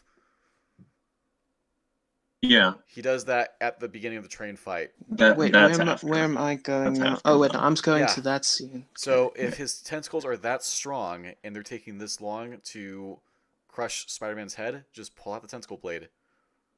That's something he could have done. Instead, he decided to just keep crushing, which I really don't see how hate that's my completely controller. illogical. That doesn't work as a defense. Just use the tentacle blade. Again, use the tentacle blades at all times. He doesn't use his tentacle blades at all times at in any scene. And it's insane. And then of course he's got that one moment where it's like he has intent to kill and he opts to just try doing something that's going to okay, so if he uses a blade, that is guaranteed instant kill. Hold on. So the scene that you're referring to now where Spider-Man gets knocked into the pillar, he gets put down on his ass for a solid 1, 2, 3, 4, 5, 6, 7, 8, 9, 10, 11, Oh, wow. 12, 13, 14, 15, 16, 17, 18, A lot 19, longer. 20, 21, 22. Okay, it's irrelevant at this point because now he's been made unconscious because of the thing hitting him in the back of the neck. Okay. When he smacks Spider-Man into the wall, Spider-Man is unconscious for about 25 to 30 seconds. Not Okay. getting up, not fighting, not nothing. After he smacks Spider-Man into the wall, he turns around to see Rosie getting impaled by a flying piece of glass, But and then he gets hit in the back of the neck by However, the he's loose still- plasma beam. He throws Spider-Man into a brick wall at a force that would cripple a normal person, and then he sees Spider-Man show up in this scene in the bank. Yes, Obviously not that crippled. is true. Yes, but at the same time, he's not using the full extent of his arms. He just Which threw is him into the a wall. criticism. Well, no. Yes, I'm sorry. no, the no, criticism of the bank scene is he's not using the full extent of his arms. Again, it's strange he's that using they the have full. this He's really using handy the. tool. Yes, I understand your point here, but the problem is that he's using the full capability of his arms to crush Spider-Man's head. Because, again, in this scene that you're referencing, he doesn't go out of his way to harm Spider-Man. He just shoves him out of the way with his arm. Spider-Man flies into a wall. Yeah, that's Yes, before the inhibitor chip is destroyed. Yes, that shows that the arms are extremely powerful because they're capable of putting Spider-Man on his ass for 30 seconds. He then uses the arms for the sole purpose of crushing Spider-Man's head in less than 5 seconds. It seems to be doing its job because Spider-Man gets It's out of not. that as soon as he possibly can. His head it's is not getting doing its crushed. Still job. remains. My point It- still no- remains that the moment he understands that that's not an instant kill, it should have stabbed. If it goes for I 5 mean, seconds, when he it comes has to, like, time to 4 recognize versus 2 his tentacles seconds, will have time it's a to reaction understand time that it's thing. not an instant kill.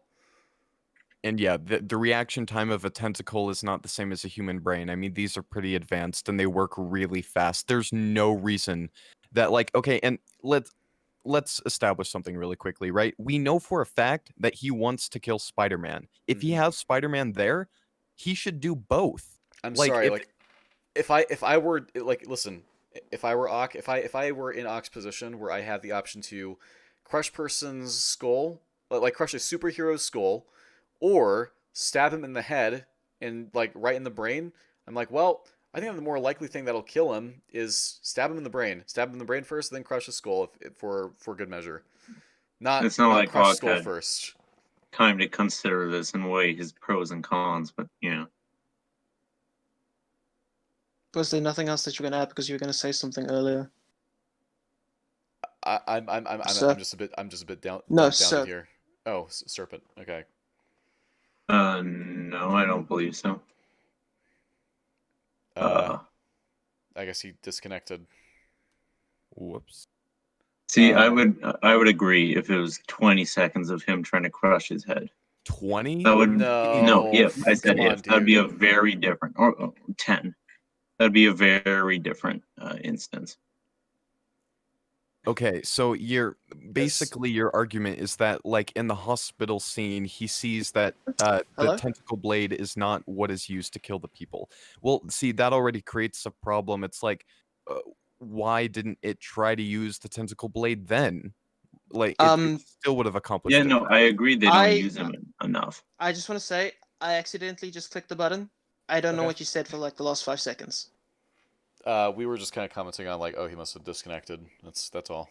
Oh yeah, Yeah, sorry. No, I accidentally much. pressed a button because I'm trying to scroll down on things. I am currently on an iPad, so that's why. So, Okay. the fact that Spidey shoots webs out of his wrists at all, by the way, at that point, that's when the tentacle pulls out the blade and kills him, right there. Not necessarily, because the arms are currently holding him, and the way the cameras work is that they have to. Okay, so if you go to the scene when They're he's linked. busy showing. So they're linked to Ock's mind, right? To Otto's mind. Yes. Does Otto have a view of Spidey pulling shooting webs from his wrists? Not necessarily, because the way the scene No. shows it is that his arms are underneath his arms, so it doesn't necessarily guarantee that he would be able to see that. He could possibly hear it, though. It doesn't. It just depends on how loud. I'm sorry, no, he does have a view of Spider-Man's hands. He has a view of his hands in one scene, but then his arms go down, don't they? Let me go to that scene. I wish I had a more effective way of doing this. It takes a while to get where I need to go. Okay.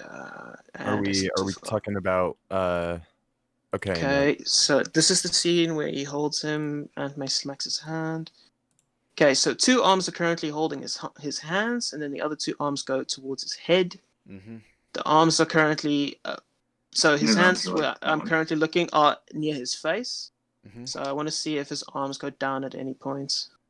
They do. They go down slightly towards his chest.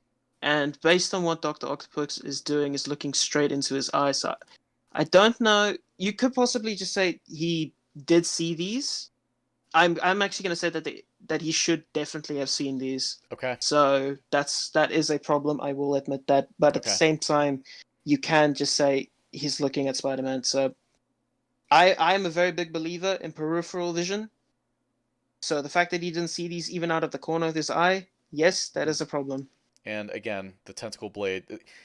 I'm not giving up on the fact that he should have just used it at the beginning. But then I have to ask you a question: was this done chronologically, or was this an editing choice to show each arm firing a web simultaneously? I guess that he fired each web simultaneously, but he still had to pull them. As soon as the webs shoot out, at that point, you pull out the tentacle blade and you kill him. He should have stabbed him as he was on the ground. He should have stabbed him right in the head after picking him up. There's like that. No, that's entirely fair. That's entirely fair. But the thing is that he picks him up and then he communicates to him. If he wanted Spider-Man dead right away, yes, he probably should have gone for the blade or gone straight for the skull crushing. He doesn't need to talk. He doesn't need to communicate to him at any point, or bring him up and look him dead in the eye as his. What does Harry say in this movie? Look into your eyes as I see you die, or something like that. Mm-hmm. He didn't need to do that at this point. Yeah, he really didn't. So why does he do it though? Bond villain stupidity. Yeah, you could make that argument. Like it's a thing that happens a lot in these movies, and I don't think it's ever good. No, I don't think it's ever good either. But Yeah, no, I'm not So going to make the argument this movie does it too. It's a problem in all of them. so we I just want to make sure, make it clear here. We all agree that the disappearing knife from TLJ is not a nitpick. And this shouldn't be considered a nitpick either, correct? Um, I mean, I the think fact this that is less severe than the disappearing knife by a How? long shot. hold How? on, let me. No, no, no, no, no, no, There's no. no way. No way it is I'll less severe. wait. There's Hold on. no I'll way. The disappearing knife, wait. listen, Hold on. Let me explain his point first. No, I want to hear what Southpaw has to say. okay, so the disappearing knife Okay. is like they airbrush it out of a couple of frames. Yes, it's bad there. We're talking about something that is constantly affecting every fight scene in this movie, where Oh, he's I not thought we were fighting Well, with just talking these about this things. scene. No, I we're thought you were talking just about asking about this scene. so here's the thing. The TLJ knife is not a nitpick because it could have been used to kill Ray, okay? The choreography flaw in that scene is not a nitpick. Like that guard could have killed Ray. Um, Ock could have killed Spider-Man at multiple points in this scene, or he could have just stabbed him to wound him in the train scene. There's multiple points where, yeah, he could just use a tentacle blade to defeat him right then and there, whether it's a kill or just a major wound. And he doesn't do it. It happens more times than like yeah, no, Spider-Man's life is that's saved true. more times in totality by Ock not using these things than Ray's life is saved by the knife flickering out because of an airbrush. So no, the disappearing knife is not Yeah. less severe than this. Okay. No, I Okay. agree with you So if you're talking about the whole okay. movie. I thought you were talking about this 5 seconds specifically. It happens in this 5 seconds as well. Yeah, Yeah. no, it happens in this 5 Yeah, seconds I as well. I know. just wanted to hear what he had to say. It's So it's more severe. Yeah, this 5 seconds of Spider-Man 2, that's a more severe problem than the disappearing knife in TLJ. yeah, no, that is definitely a thing to have contention with. I just want to make it clear that I did not say what Serpent just said. Okay. I wanted to hear him out Okay. and hear what his Good. points are. But I mean, Yes. I'm you agreeing it's explain an it. issue. I'm agreeing it's not a nitpick. Okay. But you think Okay. that it's less severe in this movie? The only fight In this, that it I'm talking about these 5 seconds. the only fight Why? no Serpent. The thing is that he can use these things multiple times if it takes like a second to pop out. Like you remember Yeah, when no, I'm agreeing with no that. no you're okay. So I don't think there's a point to say that. Uh, Okay, so whether me and Serpent get this point, like whether this point goes into our court, it's still a problem throughout the rest of the movie, except for the train fight scene, because the It's still a purpose problem there there. is that. Yeah, okay, look, it's a problem there in a sense that he doesn't use them as a weapon, but his entire purpose was not to kill Spider-Man. There's gonna be problems with that defense too. Trust us, we'll get there. Okay. All right. So, are we ready to just move on to the next point? We've established the tentacle blade is not a nitpick. Yeah, no, that's they are good. definitely not a nitpick. I No, can't think of an it's an instance at the issue. moment where he doesn't necessarily want to use it. So- I'm currently thinking to the final fight in the warehouse. There is a scene where he picks Spider-Man up and throws him somewhere. He could definitely have used the knife at that point. Mm-hmm. There's lots of issues with that. Now, keep in mind, I have a pretty lengthy document of notes, and we're only 2 lines in. So I'm gonna move on to the next little baseline that I want to set up, just to make sure we're on the same wavelength here. So the fact that this is a superhero movie, does that give it a free pass to break external consistency whenever it pleases? Do you guys know what external consistency is? Like Consistency within the consistency to film. real life. Consistency with real life, yes. So, within the film, Oh, okay. So let me explain this here. The fact that they are able to make an artificial sun definitely breaks real life physics, but I'm okay with them setting that up as part of their universe. Okay, being able to make a real sun, like a real miniature sun, that's self-sustaining, being able to have the superpowers, the tentacles working the way that they do. I'm fine with that. I'm fine with all of that. I will meet the film halfway there.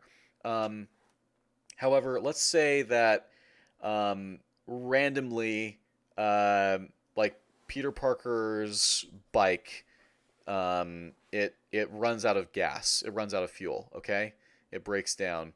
And if Peter Parker were to, does not happen in the film. I'm not going to allege that happens. I'm just trying to give you an idea of what external consistency means.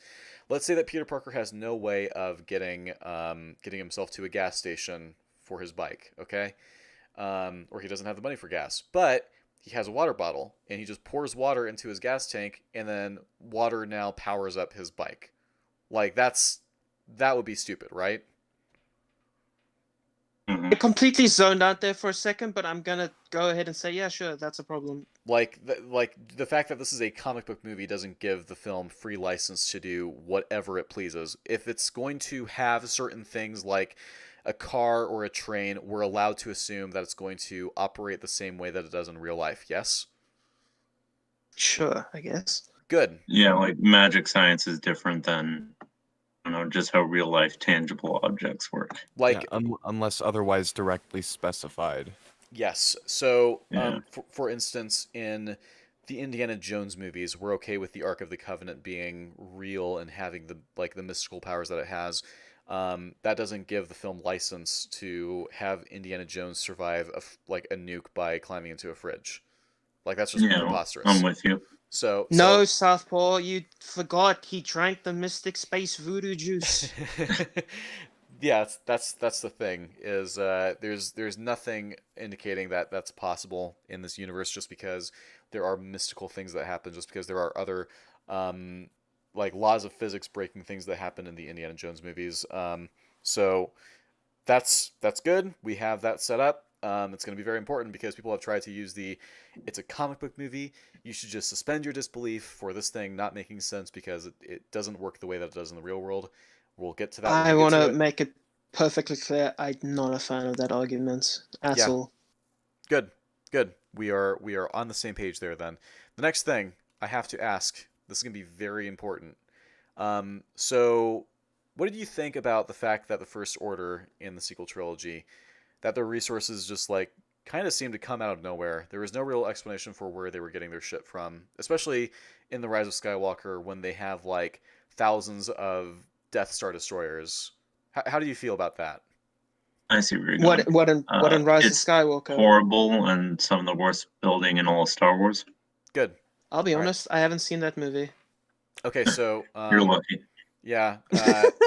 The basic thing is that on some barren planet that Palpatine's been hiding on, he apparently has. I understand the premise of the movie. I've seen the EFAPs on it. People talked about it. I basically know what happens in the movie without. Yeah, no, the 1,000 to 100,000, whatever. I don't know how many fucking Death Star ships they were. Yeah, no, that's lukey. That's real weird. Silly to think how did he build these exactly? Where's the factories that are building these things? Yes.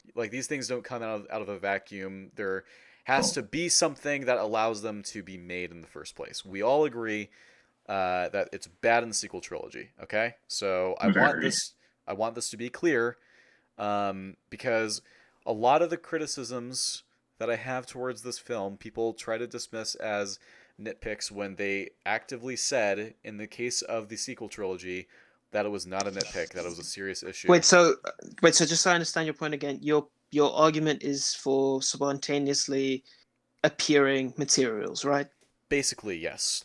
You have to have there has to with certain things, we have to know how the fuck exactly someone got it. So, in a movie, generally speaking, you don't have to see an explanation for how someone owns a car. Okay? Yeah.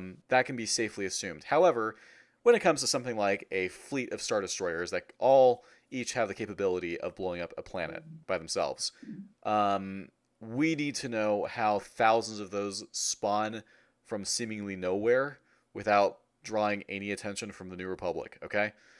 I guess another good example would be, let's say you're a car mechanic and you live in the middle of the desert and you have no access to materials, but you're also on the run, and you go out and visit him in the desert, and he has a supercar that he says he built. I would like to answer that by saying, have you been to Dubai? Unfortunately, Because no. I have, and they have a fuck ton of those things. No, no, no, no. I'm saying just like in the middle of the Yeah, no, nowhere, no I'm being civilization. I'm being cheeky. Okay, yeah, just making sure you weren't actually trying to make an argument with that. Well, no, I have seen supercars in the desert. Don't ask me why they are there. I have no idea why they drove them there. I Okay. just know I've seen them. Like in year 10, I went on a Duke of Edinburgh trip through the desert, camped out there for like a day or two, and on a few occasions there were people that just drove it there for no real reason. They just wanted to drive the supercar in the middle of the desert. Okay. So Yeah. let's move on to the next point that we have then. So How does Doctor Octopus get his materials for his super machine? no, well, I mean, I was gonna get to that later. We're gonna get to that Oh, later. okay. Okay. Before we really move on to the Doc Ock plot, I want to talk about something else. So I have a question. We've all seen the deleted scene from Captain Marvel where Captain Marvel assaults the Dawn, right? Yes. So Yes, Very sad. I've even made lore about the Dawn, Mhm. about its connection to the Raimi movies. Okay. So Of course. what do Of we? course. I just want to ask what we think of that scene before we continue, or Sexual harassment. just the two of you. I think Thought you've seen that scene, right? Yeah. Mhm. Okay, and I So imagine. I'm a bit confused on what your question is. Well, What do you mean by what we think of it? so do you think that that scene is, I guess, poorly written? I wouldn't say it's poorly written. I feel like it's in tone with her character. She's a bitch throughout the movie, But the fact so that I they, definitely see that. I well, definitely see her doing that. but like the film clearly seems to think that she's the good person in that exchange. The film's wrong. Right. But you would agree that the Mhm. film takes that position, right? That the scene Okay, so is if the presented in a idea, way. yes, if the idea was that they wanted to present Captain Marvel as the good person in this scenario, Mhm. it is bad writing. However, the fact that it stays consistent with her character throughout the movie, in that she is basically a bitch all the time, I don't necessarily see it as bad writing Well, because it's consistent. it's not inconsistent. However, the film is this is clearly a yeah, slay queen girl boss moment. The That's film dumb. misunderstands the scene. Yes. So we agree that that is bad, right? Yeah, in that way, yes. Okay. So then I have another just another question. So Last of Us Part 2 obviously has a bias towards Abby. We're supposed to I sympathize have with her. not played this game, so if you make a reference to it and I don't know it off the spot, that's why. Okay. Well, You can make like references. I might get most of it, just not all of it. so I want you to imagine, character comes in, gets her life saved by the main character from the first game. Oh yeah. No, Mhm. the very first 2 hours of the game, I will Mhm. definitely know.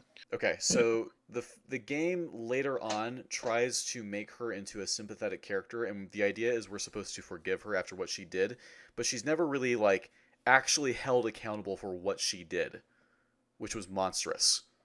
Yes, no, I've seen a few of your ramblings on Twitter about this. I know how deeply this upset you. I didn't really care so much because again, I'm not the biggest fan of the first game. That's fine. I wasn't gonna play the second one, so while I did see the arguments people were making, I didn't really pay too much attention to it. I also kind of didn't really listen to a lot of the EFFs on them because I just put them on as background noise. So I So think what you're referring to is that she like helps another character whose name is Lev, right? Like mhm. she's a little girl who wants to like be a soldier and she shaves her head. Is that what you're referring to? Well, Lev is trans, and like trans female to male, but Oh, is that what? I just thought it's that she wanted to be a soldier and mhm. only the soldiers could shave their heads, and the fact that she shaved her head was like transgressionary or something. I mean that appears to be the case, but like also Lev is trans, so um, like technically not a girl. I wanted to quickly say the way that the game glosses over what a monster Abby is a huge issue. Okay. When you write your character in Mhm. such a way that she brutally tortures a man to death after he saves her life, that's a monster. There's no going back from that for a lot of people, especially if you're not going to actually have her really own up to it, which she doesn't. So I consider that not just a matter of, oh, I just didn't care about this character. Like that's actually like the writer is out of touch with what. Yeah, because the character in question is playable for like half the game, so you would want to make her possibly as likable as you can, and the Mhm. fact that you go over something like that is a major miss, in my opinion. And would you say that the same thing should apply to, let's say, a character that is supposed to be the love interest, the like the central love interest of a story? Like we should I want to want know what your opinion on Mary Jane is. Please get to it. we're You're gonna have to be specific okay. Yes. on what you So mean here. okay, well let's go ahead, Mary Jane. All right. We listen, but we agree that the thing with the Dawn was bad. That Captain Marvel being depicted as the good person by the film, despite clearly doing the wrong thing, that's bad, right? Yes. Okay, good. All right, we've got a principle set. So, um, if a story, I have another question. If a story glosses over a love interest's toxic behavior, is it reasonable to not want the protagonist to get with that love interest or just not care about the romantic subplot of the story? Yeah, no, If it would if be the reasonable to do the opposite. yes, Right. if the film depicts a character that you consider to be toxic, then yeah, no, it's completely allowed for you to not want the character to be with that person. And I'm if fine like with that. if a major linchpin of the story is like the main character's desire to get with that toxic person, like what effect is that going to have on a person's engagement in the story for like much of it? What, the It person's depends. engagement with that specific person or the person as a whole? So the viewer is watching a movie where like this is a significant linchpin in the story, okay? Oh, okay. Lots So of your argument emphasis is for lots of you, emphasis is being placed on Peter and Mary Jane. And there are scenes that are dedicated to just them, but Mary Jane also drives several parts of the plot, like critical parts of the plot. So she's a big deal. And if they fuck her up, yes. then it's going to really fuck up like my investment in the story and like caring about what happens. Which normally when someone says I didn't care about this character or I didn't like this character, it's very subjective, okay? But my argument is they depict Mary Jane in a way that actually is contradictory to how she's seen in the first film, and they gloss over her shitty behavior in a way that like she's really dislikable, and it makes me just fucking hate every single scene that she's in, and really not care about seeing Peter get with her. And the ending of the film is clearly meant to be framed as a happy ending. I don't view it as such because she's such a bitch. So, um, I want to be clear here. While this is definitely going to much more subjective territory, it is a valid criticism to raise, right? If I can present my arguments properly. I would like to say that yes, you are right. This is leaning more towards the subjective territory because you are stating that you simply do not like Mary Jane. But I'm assuming you're going to give more info towards that. Yeah, But I do feel like it is a valid criticism to bring up because if you don't like the people you're watching, you wouldn't really care what happens to them. and there's like reasons that the film gives you to not like them. But but at the same time, it doesn't necessarily mean that what they are doing with the character is a bad thing. Well, Well, It it's just inconsistent with who they are, and if it's like deceptively misrepresenting who they are as a person, and that affects our main character's outlook on both the plot he's living through and the people who he's interacting with. I think it's 100% objectively bad. also, okay. It I just have to depends say, on not what to you would have mention, to say. not to mention, it does go against how Mary Jane's depicted in the first film. Like But if you're you gonna have watch, to prove that. okay, so all Yeah, right, no, Serpent. That's what they've been doing. But Yeah. I know. I'm All right. just waiting. So before again, I'm having to ask a lot of questions just to make it clear. Like I want to know what the baseline is here, right? I'm setting a baseline and then I go into attack. So next question that I have is how much emphasis is placed on Mary Jane and Peter's desire to be with her in this movie? It definitely is a big part of it because okay, so in the first 10 minutes of the movie, well, not even the first 10 minutes, like the first second, Mm-hmm. the first thing we see of the movie is Mary Jane's face. Correct? Yes. It's on a billboard.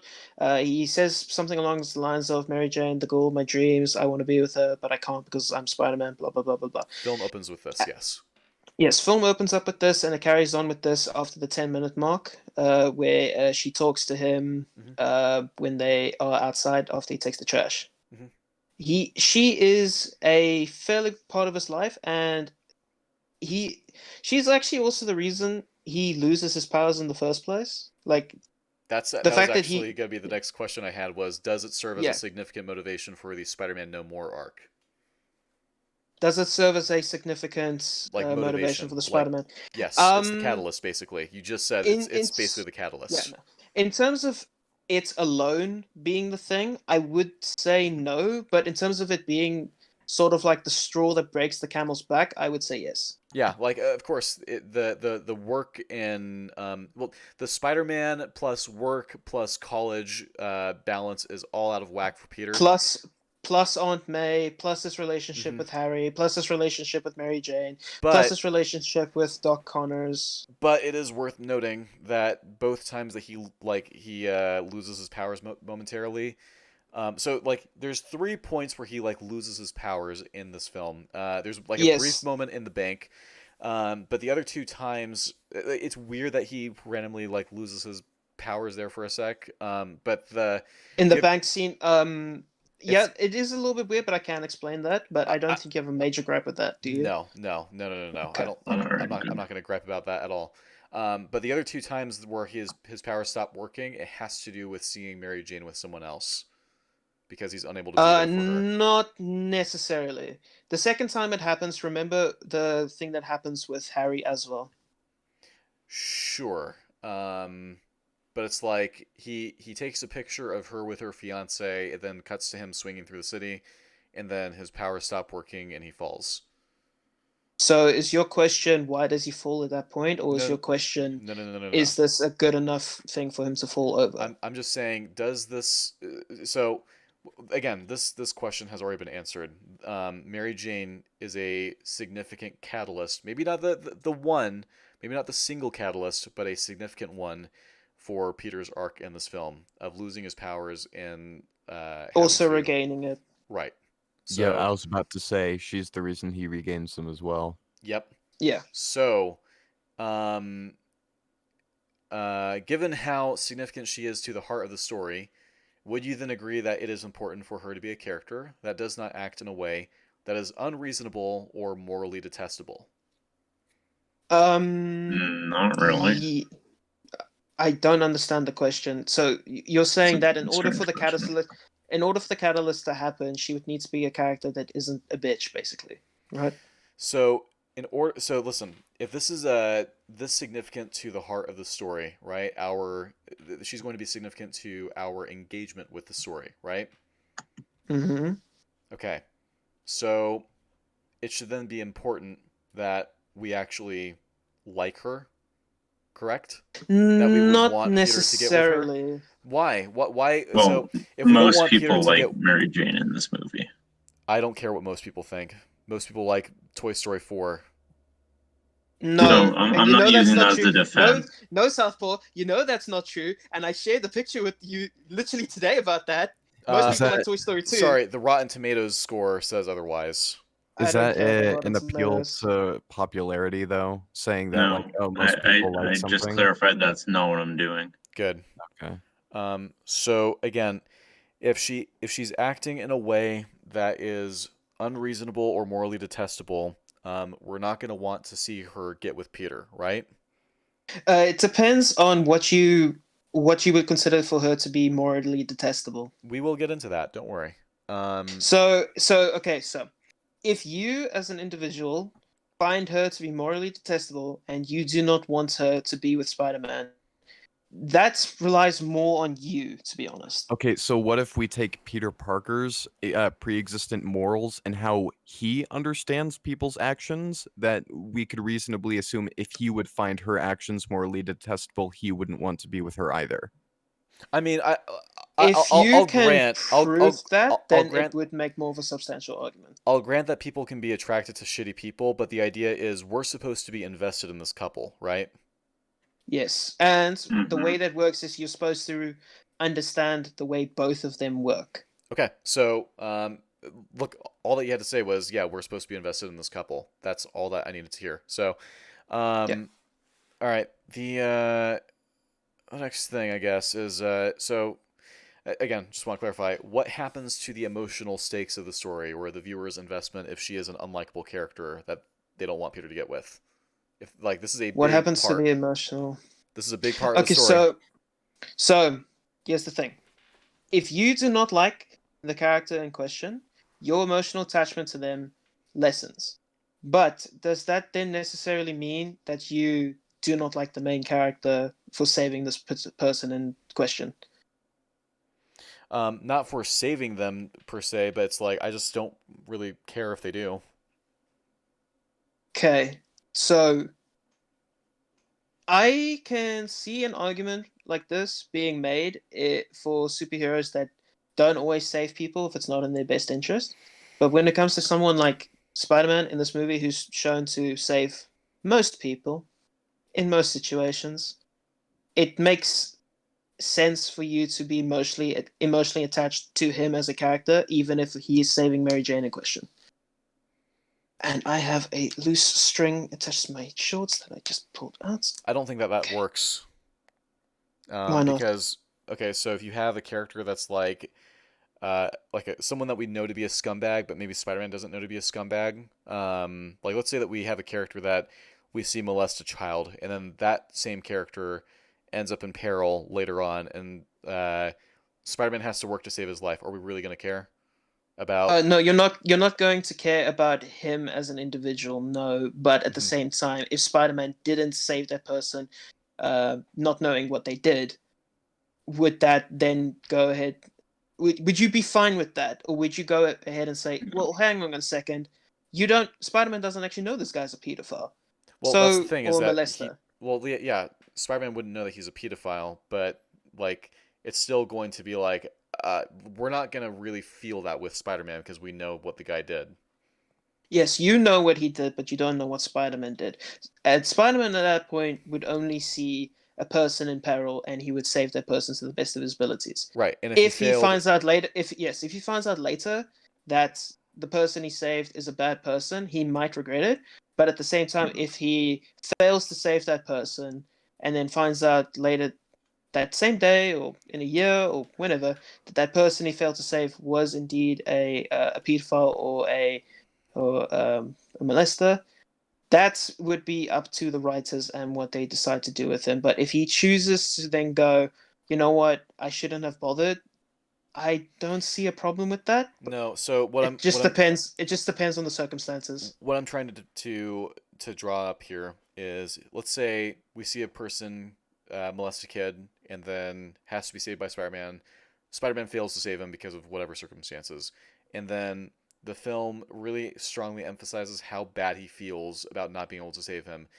Like that will be consistent with his character, but we're not going to be like there with him regretting failing to save someone as we would have for like most civilians that he fails to save. That's fair. But this is actually reminding me of another character in another piece of fiction in a similar scenario that you're currently describing. Have Okay. you ever played Batman Arkham City?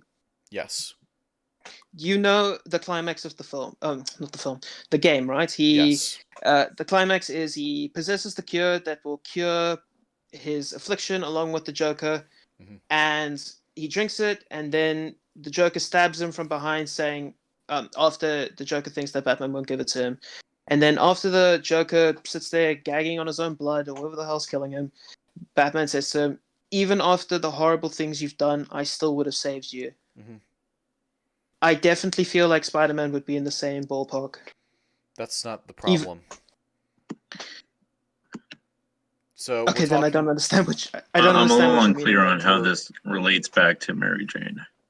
Yeah, I Yeah. mean we're getting sidetracked here. The idea is Yes. it's strange to try to hinge on this like for our uh like to get an emotional response out of us over Spider-Man feeling bad for not being able to save someone that we know that he doesn't know but we know to be a bad person. Like we have a we're going to have a different opinion of this person than Spider-Man does, okay? The idea is it's kind of tone deaf to have us think, to try to have us feel bad the same way that Spider-Man does. So, but anyways, it's just an extreme example. But so I have a question before we like this is now getting into talking about Mary Jane and the issues with her. So did you guys watch the first and second movies or just the second movie? We watched the first movie just for like some added context, but we didn't break it down the same way we did Okay. for Spider-Man 2. Okay. So the first movie does it end with the implication that she knows or suspects Peter to be Spider-Man? Uh, that is up to interpretation because you can say that she suspects that that is Spider-Man, but at the same time, you can just say, "Wow." Or if you're Mary, say I'm Mary Jane in this instance, I can say, "Wow, that was familiar. What the fuck is this shit?" So then, That's you can take that in like a few ways. okay. Well, like, but what do you think? Do you think that it ends with that implication? Not necessarily because of the second movie, because 2 years go by and she doesn't try to kiss him again until Um, like the end of the movie. so I've never really thought so, to be honest. she kisses her fiance upside down to mimic the alley kiss from the first movie, and then she Yeah, immediately sets up a meeting with Peter realizes Parker. that. Yeah, she realizes it's not the same thing, and she has something that's missing with her head. She says this in the film, and she's like, "I want to try this thing, please, if you wouldn't mind." And then, if she were to kiss Peter in that scenario, and I don't actually know what would have happened, to be honest. Is there a line of dialogue where MJ says "I always knew" in this movie? After Yes, there is. so okay. There was. You can choose to believe her or not, though. It's at the climax of the movie. Mm-hmm. I think when they're sitting on the web, and then she says, "Somehow, I think I've always Yeah. known." Yep. Yeah. So the only So other two that's people I can, the only other two people I can think of that know that's Peter Spider-Man is Aunt May and that one black guy that works for the Daily Bugle. Those are the only other two people I'll go. You know what? They probably know. mm-hmm. So they at least established that she at least suspects that it could be the case. Maybe she doesn't know for sure, but she at least suspects him. Okay. Yes, So she has the idea. okay. So why does she spend most of the second movie acting as if she doesn't suspect that? Pardon? She spends most of the second movie acting as though she doesn't suspect him of being Spider-Man. I think Serpent's just disconnected. Why doesn't she? Why does she spend most of the movie not suspecting him as Spider-Man? Acting like she doesn't suspect him when they establish that she does. Well, this is set 2 years afterwards, so you could just say that this is something that came and went as time went on. That she suspected. And She to still fizzle says out. she always knew. She says Yeah, she but you. always knew. Also, Doesn't mean she actually thought that. 2 years of him being as unavailable as he is, and she doesn't think it could possibly be the case that he's Spider-Man. I mean, it's still a very unlikely scenario, just statistics wise. How? So, well, What here's do you mean by that, Serpent? Well, what's the population in New York? So, Spider-Man sounds identical to Peter Parker, for one thing. She recognized Peter's kiss from the alley at the end of the first movie. Peter is very busy. I mean, that's gonna be the next point, really. But he's so unavailable that he can't even answer his friends' calls. He is a photographer for the Daily Bugle. He is consistently able to get shots of Spider-Man. At this point, you would probably ask the same thing of J. Jonah Jameson. Why the fuck doesn't he question Spider-Man more about this thing? I mean, I don't know. He's If probably JJ just happy to get the pictures, but I see where you're going with this. He How is doesn't it make that you the got the connection damn as much pictures of as he Spider-Man, does. Parker? Well, no, He doesn't make the connection as much as she probably should. especially given that she knows what he sounds like. She knows what Spider-Man sounds like.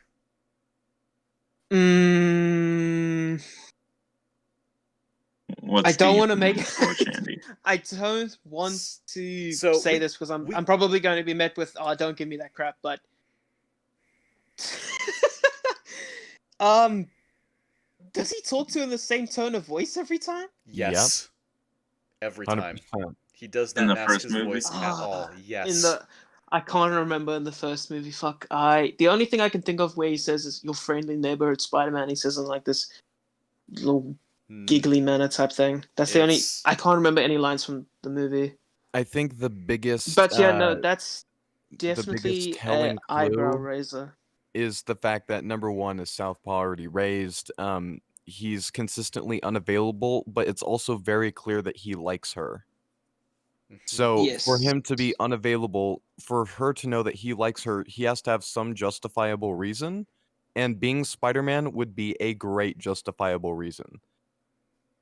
So, let's shift gears here for a minute. Like, what we can put a pin in whether or not she really suspects him of being Spider-Man. Okay, we'll just put a little pin in that, and we'll move on to the next point with Mary Jane. So,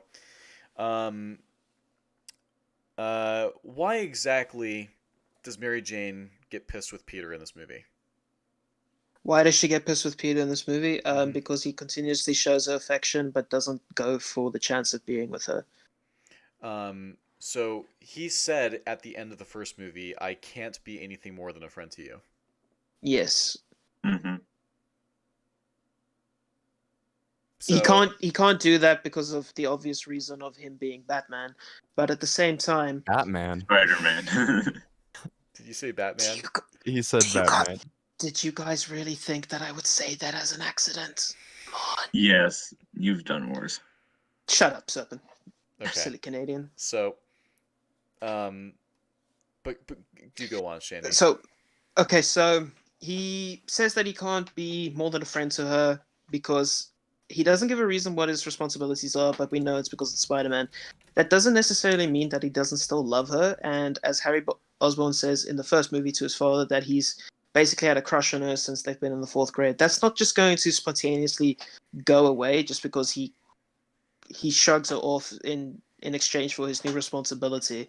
He is still going to like her, and he's still probably going to show that modicum of affection towards her. And I'm assuming that now that she knows that he feels that way, Mary Jane's not the dumbest person on the planet, so she could possibly be spending more time with him, noticing the way he feels. I don't know how ladies work, but these type of things are kind of obvious to guys. At least I hang up with a few friends, and if I see a friend of mine's got like a hook, a thing for another chick that he doesn't admit out loud, I can like spot it easily. It could be the same thing for her, and that she would be annoyed that he feels this way towards her but doesn't make any advances despite her feeling the same way towards him. Well,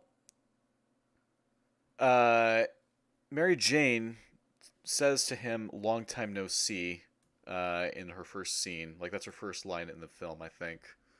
Yep. Same with Osborn, I think, with Harry, isn't it? Something similar. Oh yeah. Wait, he's too busy. He's too busy to even respond to Harry's calls. I just want to go back and see. I think it's her that says that. Yeah, he's like, but "So where you been, pal? You don't return my calls." Yeah. He says, "I've been busy." She's standing right next to him as he says that. Mm-hmm. So what do we know that Mary Jane knows about Peter? You're a mystery. That's about it. You're a dork. Cute. Just I don't know. Let me. practically. I want to practically. What does she General know about him? I information. think. Like, where I does don't she know think that he works? the. What does she know that he's dealing with or has been dealing with? What does she know about his current life I think. situation? Maybe What's on with his plate? May. I think he says in the first movie to her that he got a job at the Daily Bugle. Did he not? Yes. Okay, so if he keeps that job, she would at least know that he works for the Daily Bugle. Mm-hmm. She should know that he's in college because I'm assuming that she would ask Aunt May, and Aunt May would tell him that. Mm-hmm. I like where this is going. Does she also know about the financial issues with Aunt May? She Presumably. could know about that. I don't know if Mm, Aunt I May don't would tell remember her a that, line being but around about it. but mm-hmm. but if the notes is lying around, she could possibly have seen it. Mm-hmm. She, yeah. So So the the idea, point is she knows the he's I very busy. the idea, yeah. No. Also, he has been working 2 jobs up until recently. Was yeah. Pizza delivery. Yeah. So Fuck no! also, Now you've no. Hold on. You've made me want to send this. Now give me a second. well, Damn it. I've I'm not done. There's more. Yeah, I know, but just for my sake. This thing. Have you guys seen it? Let me Okay, see. I'm at the scene now. I just want to see who says hello there. Copy link. So, is your position just that Mary should have figured it out or questioned on it, him on it more? So no. That's not the position. All right. I'm amused when you guys are asking me questions. It's like, nope, that's not the thing. It's yet to come. It's yet to dawn on you. It's like, Well, getting there. I'm just making sure I'm following because I Right, don't right, want to right. be straw manning you or anything. I appreciate that. So MJ should. Oh, by the way, do you think that MJ knows about Peter's like where Peter lives, his shitty apartment? Sorry, what? Can you say that again? Does MJ know like about where Peter lives and how it's like a shitty apartment? I I would don't assume that believe she knows so, where he but I lives could have because Oh, at missed the end something. of hold on. I would assume that she knows where he lives because at the end of the movie she runs towards his apartment. precisely, and she never learns it throughout the Ah, film, so she at least knows where he lives. all right. Yes. You So got So, at me that there. same and point she would probably know what his financial status is like. right, 1 second, I'm just gonna mute. I'm watching. precisely. I'm very glad that we've established this. So, MJ knows Peter is a college student. College students are very busy as it is. He also works at least 1 job, as far as she knows, up until recently, 2 jobs. And he has a shitty financial situation. He's probably, she probably knows that he's struggling to pay the bills, okay? She knows that he's busy, all right? So, she gets pissy with him for what exactly? I'm sorry, Well, what? Okay, so she gets annoyed at him in I think I know the scene you're referring to. It's where she gets upset with him for not making it towards her play, right? Yes. Then there's a whole lot to say about the whole thing with her getting pissed about the play. There's actually. Okay, hold on. So Hmm. if that's the scene you're referring to as to why she's getting annoyed with him for not making it towards her play or not being able to spend time with them, she lists her reasons that she is just annoyed at well, no. She's annoyed that her best friend has yet to make it to the play when all these other people have come several times, including her mother who got out of bed while being sick, and her father who in the first film was a bit of a shithead, but Okay. she So clarifies that up with him just asking for money. so I've dated girls that are in college, and let me tell you, they're busy. It's very hard to like for them to make free time, especially when they have a job as well, especially when their financial situation is hard. Um, she is not acting reasonably at all when she's getting pissed with him because he can't make it to her play. And the one time that he doesn't show up, like the one time that he says he'll show up and he doesn't show up, which by the way, he actually totally had a valid excuse to give, and he just doesn't, so we can have this artificial conflict, which is wonderful. Yeah, the fact that his bike got busted. Yeah. Precisely! We brought that up. We were Good. bothered by that. Good. That is what I was going to compare to Last of Us 2 when in a flashback Please don't Joel- bring up the zebra. No, it's not the zebra. It's Joel going like, making a cure would have killed you, so I stopped them, which leaves out all the context that perfectly explains why he did what he did. Yes, because no matter what your opinion is on the end of Last of Us 1, the fact that he doesn't say anything to her is fucking irritating. Yes. So Peter has the same thing. He has context. He has an airtight, truthful, like technically truthful alibi for why he couldn't make it. His bike got messed up. He doesn't say it, so we can have this forced conflict. I hate it. I fucking hate it. Okay, so in the scene following him basically walking home with his shattered bike, he hops on a payphone and he wants to talk to her, but she's off the thing. And during that scene, it makes it look like he's finding it very difficult to take the words out. Now, if it's me, I'm capable of speaking really quickly. I have everything that I need to say done one by one in a neat, orderly manner. You see, this is why Toby sucks as a person. He stutters a lot. I'm the far superior cousin. But he does bring up things like the usher being a bit of a prick. I don't know why he doesn't bring up the bicycle first it's the thing. day after, like, he has had time. It's not the same night. It's like it's daytime now. He has slept on it. Like, he would have had time. Peter Parker is smart. Okay, we agree that Peter Parker is smart. So yes, I do very agree he's weird. smart. Very weird that it never seems to cross his mind. My bike was destroyed, and I couldn't make it. That's probably an airtight alibi to give. He just doesn't do it. In all the time that he had before calling her, he clearly didn't even plan it out at all before, like, giving some change that he barely has to give her a call over a payphone. Like, he's so strapped for cash, he doesn't even have extra change to continue the call. So he has a limited amount of time to talk to her, and he just doesn't have anything prepared. Like, Peter's an idiot in this scene. There's no getting around this. If I have 1 quarter or 2 quarters on me and that's it, and I drop them into the payphone, it's like, I got to get this out quickly. Like, I'm going to be prepared with what I'm going to say, and he doesn't do it. It's weird. Especially if I'm trying to apologize to someone because I made a commitment and I couldn't make it. And if I'm a superhero and I have to come up with a lie, I mean, I'm going to tell the truth. Like, my bike got crashed. You can come over and see what my bike looks like now. Someone almost killed me as I made it to your play, as I tried making it to your play. I'm going to tell the truth, but I'm going to not bring up everything that happened. Precisely. It's not lying to her. It's telling the truth. It's verifiable. Yep. Also, something that should be very clear in this scene that Peter doesn't seem to realize is that MJ is putting more emphasis on the fact that he was there and watched the play than cared enough to try and make it in the first place. He bought the ticket. Because if she's making the argument that hey, you're my friend, why don't you care about me? The effort and him buying the ticket and almost making it should have been proof that he does care. Just uncontrollable circumstances made it impossible.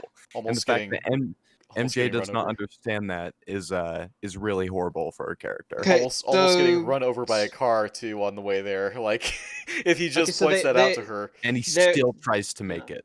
Yes, there is a problem here on 2 fronts because MJ doesn't know that he necessarily tried to make it to the thing. He says that he would, but there's no actual proof to show that he was there. The usher. He brings up the usher in the theater. He clearly tried to make it.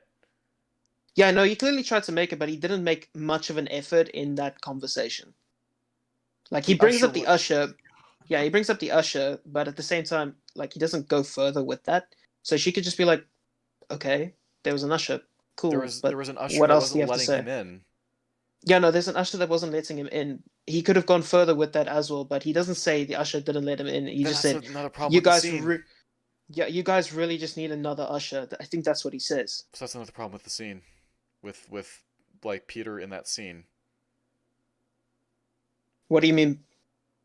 Peter doesn't just simply say, "I got there after." So if I'm in Peter's shoes, if I'm in Peter Parker's shoes, I say, "Hey, Mary Jane, I'm very sorry that I couldn't make it to your play. I tried. I bought the ticket. I bought flowers for you. I was driving there on my bike, and some carjackers almost ran me over and killed me, and they destroyed my bike as I was trying to get there. Okay, and I Yeah, had to no, run. that's I had to that's run a bunch that's of the thing I was blocks. saying. I had to run a bunch of blocks, and I got there, and by that point, the doors were closed, and the usher wasn't going to let anyone in late. Because it removes the illusion. Yeah. Yeah, no, So that's what I just if said. if I'm Peter Parker, that's what I say on the payphone. Peter doesn't say that. You know, We're agreeing on this. yeah, no, Okay. the argument that I was making is that Mary Jane at that point does have a reason to be pissed because No, she doesn't. while he does, no, listen, he promises that he goes to the to her play. Mhm. Okay, he makes that promise, Mhm. but he provides no evidence that he said that he was going to make it, except for a half-assed statement of the usher is a prick. You guys need to get a new one. He doesn't go into enough detail for her to go. You know what? Maybe he did try and make it. No, I'm not buying this. So if someone makes a commitment to me to make it someplace and they don't make it this one time, it's not like it's a pattern, right? It's not this ongoing pattern of stuff. It's just like I know that this person is busy, then they say, "Hey, this literally happened to me earlier this year. I agreed to meet with a girl at a bowling alley, and I got there and she never showed up, but she was sorry about it, and I mean we still talk. But it's like, yeah, I got stood up. And it wasn't even it wasn't like a date thing. It was just I was gonna meet a coworker at a bowling alley, and she just simply like forgot to that she made that commitment, and she also didn't have a way of like contacting me, to say, hey, I got this other thing going on. So, and she was like very apologetic about it afterwards, like when we met up at work, like a couple days later, and it's like, yeah, so that's. And maybe that like it's different because it's just a coworker and it's not a childhood friend or something, but the It's idea is definitely different. but no, but the idea is I understand this person's busy. People are busy, okay? And so it's like getting mad at someone for not being able to show up, especially when you know that they're consistently busy. It's a really petty thing to get mad about, especially when like he bought the ticket and he tried to show up. He even made it to the theater. He was just late, and the usher wouldn't let him in. Right. So Yeah. yeah, Mary Jane is No, but is at acting the totally same petty. She's acting at the totally same petty here. time, you know, that's fine, that's fine. But at the same time, Peter didn't stick around. Yeah, he's got his reasons for doing so. But if he's willing to stick around to watch the full theater, he would probably more than likely stick around afterward to talk to her, which is probably what she's relying on. So the fact that she Well, didn't, so the the fact that fact he that he didn't, didn't even, you know, so here's the thing: he didn't try apologizing to her on the night that he made it. We know the reasons why, but she doesn't. He then tries to apologize to her the very next day over a payphone, but in his apology, it is both rushed and slightly half-assed because he didn't come up with a good lie. This is her best friend, apparently, for the last 2 years. I actually have a problem with that line because she barely even fucking noticed him in the last movie. But whatever. Dude, if we're It's talking about best friend, dude, if my best friend that I haven't been able to talk to in a couple years, or hang out with much in a couple years, makes a similar commitment and fails to show up, I'm going to give him the benefit of the doubt because he's my best friend. Yeah, no, that's fine. That's you, but not everyone needs to do that. My argument here is that Yeah. he But makes it's it. because I'm a No, reasonable hold person on. and Mary Jane is not. Okay, Sure. that's I agree. fine. I'm Sure. agreeing with your general point here, but Yeah, no, people do value promises very differently to other people. okay, so what exactly is Mary Jane wanting out of Peter? Does she want his commitment, or is what's important for her to see her performance? Because if it's her performance, I think it's more of like her wanting to show off, and it's more about her than it is about her relationship with him. I actually think I can answer this with a scene in the movie. So give me a second. I just want to see if I can find this real quickly. I'll go on mute. You guys can talk amongst yourselves. I'll be right back. Please don't fuck me over, controller. I will. Okay, so we agree that this conflict between Peter and Mary Jane is forced to begin with, which is like, oof, rough start to all this. Also, but like still, Mary Jane acting petty as hell. Also, we haven't even gotten to John. We have to talk about John, guys, at some point. How Mary Jane uses and he was treats done John. dirty. Yeah, listen, John is not shown to be abusive the way that Flash, the way that Harry is in the first movie, okay? Not shown to be abusive towards her at all. Seems like a stand-up dude, and she just, ooh, she like treats him in some of like, dude, I would fucking kill myself if I were John, like being treated the way that he was. I'm assuming the fact that he jumps out of a police car and does that extremely manly thing at the end would probably annoy you even more when you find out on your wedding day that she fucking ditches you for another dude who lives in a dusty ass apartment. Yeah. So Yep. there's a fucking trillion things to talk about with Yeah, no, this stuff. you're kind of going really rapid fire. Yeah, I'm still trying to answer fucking question number one. Mhm, You're on mhm. like question 23. Yeah, So give me a second. I'll be right there. like I said, there's a lot of problems with Mary Jane. There's a lot of problems we've spotted. Yeah, no, the thing is, I'm trying to get to answering one of them. I do definitely have a problem with Mary Jane as a whole throughout the movie, but the thing is that when it comes to a few certain things like why is she acting this way towards Peter, why is she going towards John, even the wedding thing at the end, they all are actually explained in the movie. Whether you accept the argument as being strong enough is entirely up to you, but the thing is, they do make the attempt to try and justify Mary Jane's actions, whether they are justifiable to you or not. The attempt is there. I would love to hear like no seriously. The attempt is most likely not going to work. But we'll get into that at some point. But Okay, so I have the benefit of going through the movie at one point, listening to director commentary, and no, I'm not making this a thing of the director says it's supposed to be this way, so it's 100% that way. But the argument I'm going to be making is that was the intended action, so this is probably going to sound really similar to Captain Marvel, but I feel like it's stronger over here because it is kind of explainable in the movie. So this is not necessarily comparable to the Dawn in that per se.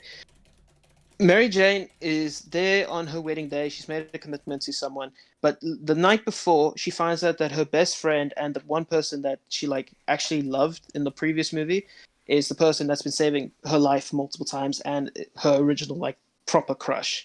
She doesn't want to be with him because he says that I am trying to save your life from people that would want to hurt you. Now, in the director commentary, excuse me again, fuck. In the director commentary, they state that Mary Jane running to Peter Parker in the wedding gown is supposed to be a thing of her like making a commitment herself and saying, I'm not going to be having you make these decisions for me anymore. I want to be a part of your life and there's not really much you can do. And Peter's like, well, fuck. Okay, sure, whatever. Type thing, you know? The scene at the end of the movie where she leaves the wedding in her wedding gown is her making like a step towards having a life that she wants to have now that she has all the factors in place, because originally she did want to be with Peter, but at the same time he was rejecting her and she didn't know why. So that's why she went to go and find another dude. But now that thought she about that before getting with John. Yep. Because even if that's her intent, she still screws him over, dude.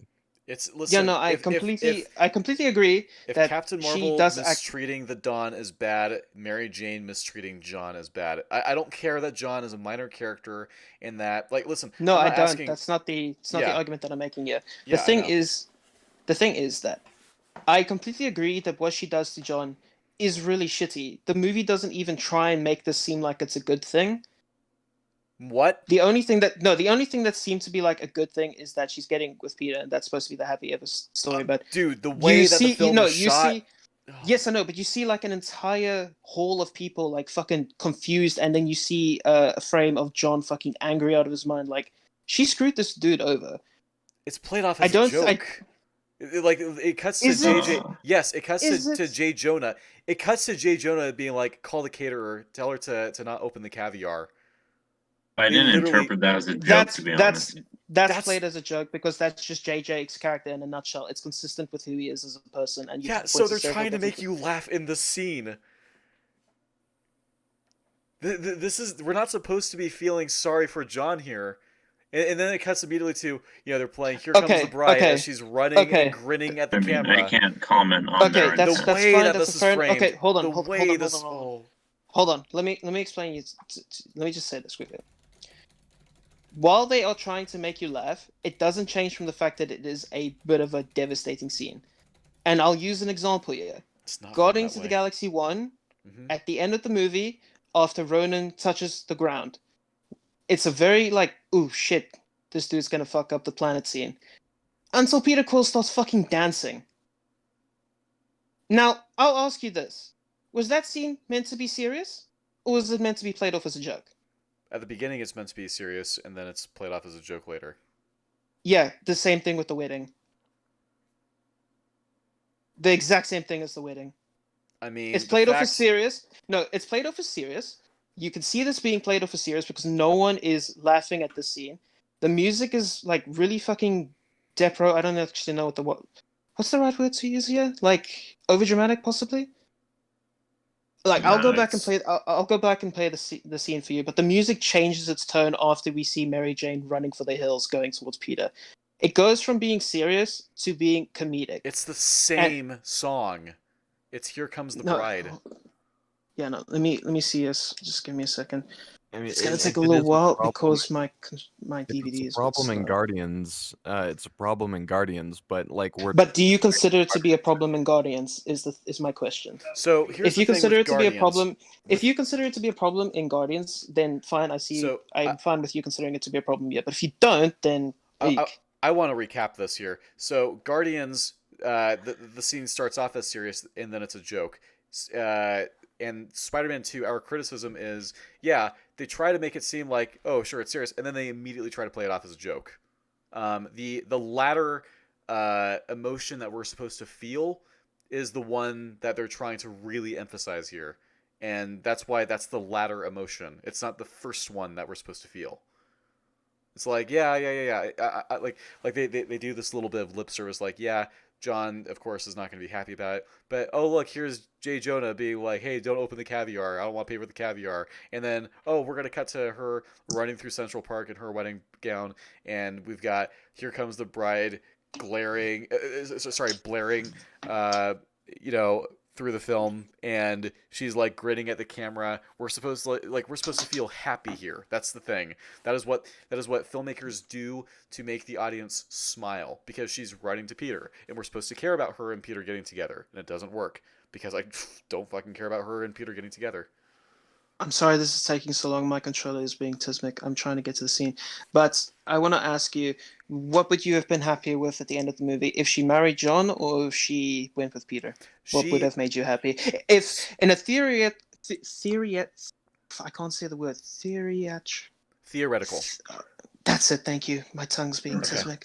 Um, in this type of scenario where Mary Jane has been a likable character throughout the entire movie, and you both adore her. If she were to marry John, and the music's being played as happy, do you believe that it would have been happy? So, here's the thing. This is a false dichotomy. It's not that she either marries John or ditches him at the altar. She can have a conversation with him prior to the wedding. She calls off the wedding before it even happens. That's something that she could do, if she has the guts to actually face him and say, you know what? I'm having second thoughts. What does she do instead? Waits until the day of the wedding, stands him up right at the altar, writes a note, and has a fucking not even a bridesmaid deliver it. It's some fucking, like, I don't know, a receptionist or at the wedding. I don't give a fuck. It's some random woman. It's like it can't be the maid of honor. It can't be a bridesmaid because they're all up there at the altar already.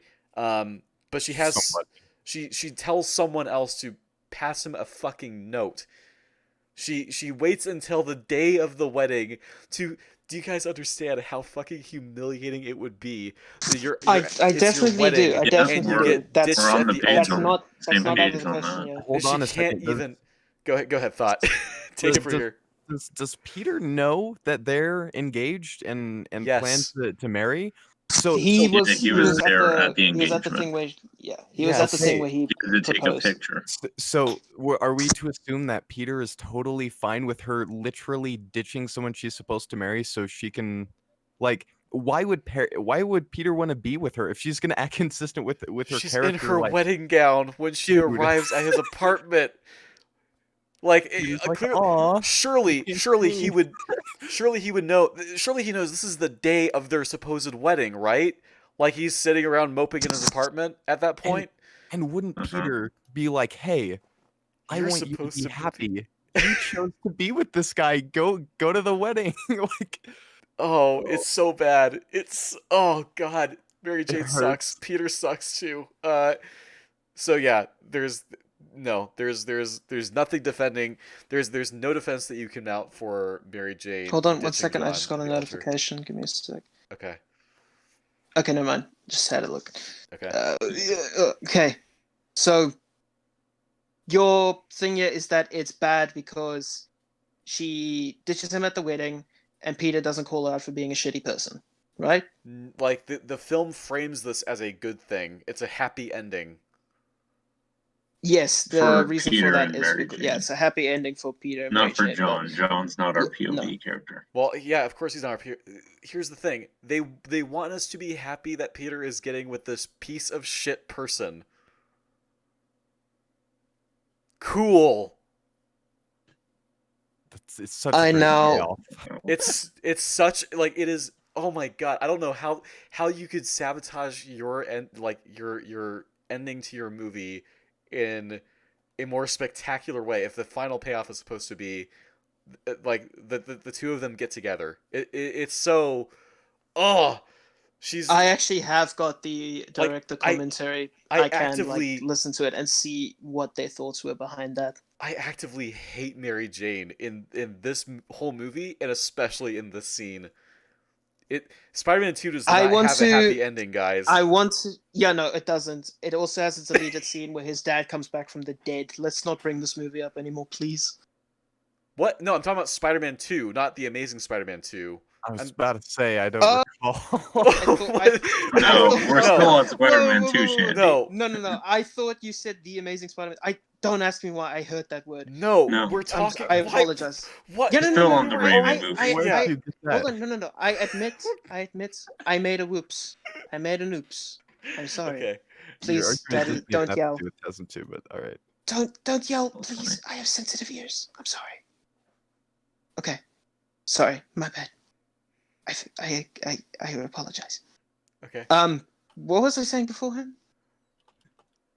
I've lost track. So, Yeah, no, I lost track too. What You were was I saying something about like going and finding the director's commentary, so you Oh, could do yeah, that. no, But here's the you- problem: even you with the can ask director's what the- commentary, right? Like you can still say that there was a motivation, and it be an objectively bad motivation. Why? Well, She's been wanting to. No, hold on.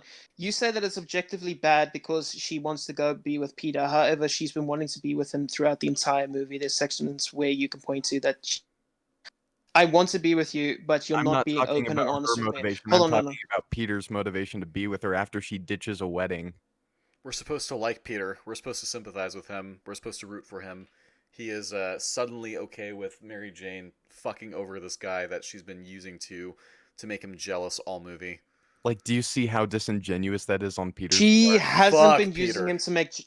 She hasn't been using John to make Peter jealous, though. Oh, That's the problem. boy, No, wrong. no, Why he wrong. exists. No. Okay, hold That on. is Does she? why Does she? he exists. No, does she invite I'm him not to the sure reception? about No, that. he exists because Peter is repeatedly kicked in the balls throughout the entire movie. This is just adding to the kicking of Okay, said balls. so remember Yes, remember the yes. first scene. Remember the first scene that Peter and MJ have where they're just alone together. Yes, she ends Okay. that conversation by saying, "I have a boyfriend, by the way." No. Do you think- No. She says, I'm seeing someone, by the way. He says, like a Press boyfriend. the wrong thing. Fuck. She says, well, I like him, and this is after he has turned down an advance of hers. Okay, so either Sorry about that noise, by the way. It's just my TV. either Alright. she is like, okay, there's two possible explanations for this, and neither of them look good for MJ. So, let me just see here. Okay, so does MJ actually like John? In like as of the scene, because she's fucking hitting on Peter. She's making the moves on him in the first scene together, putting her hand on his face and flirting with him.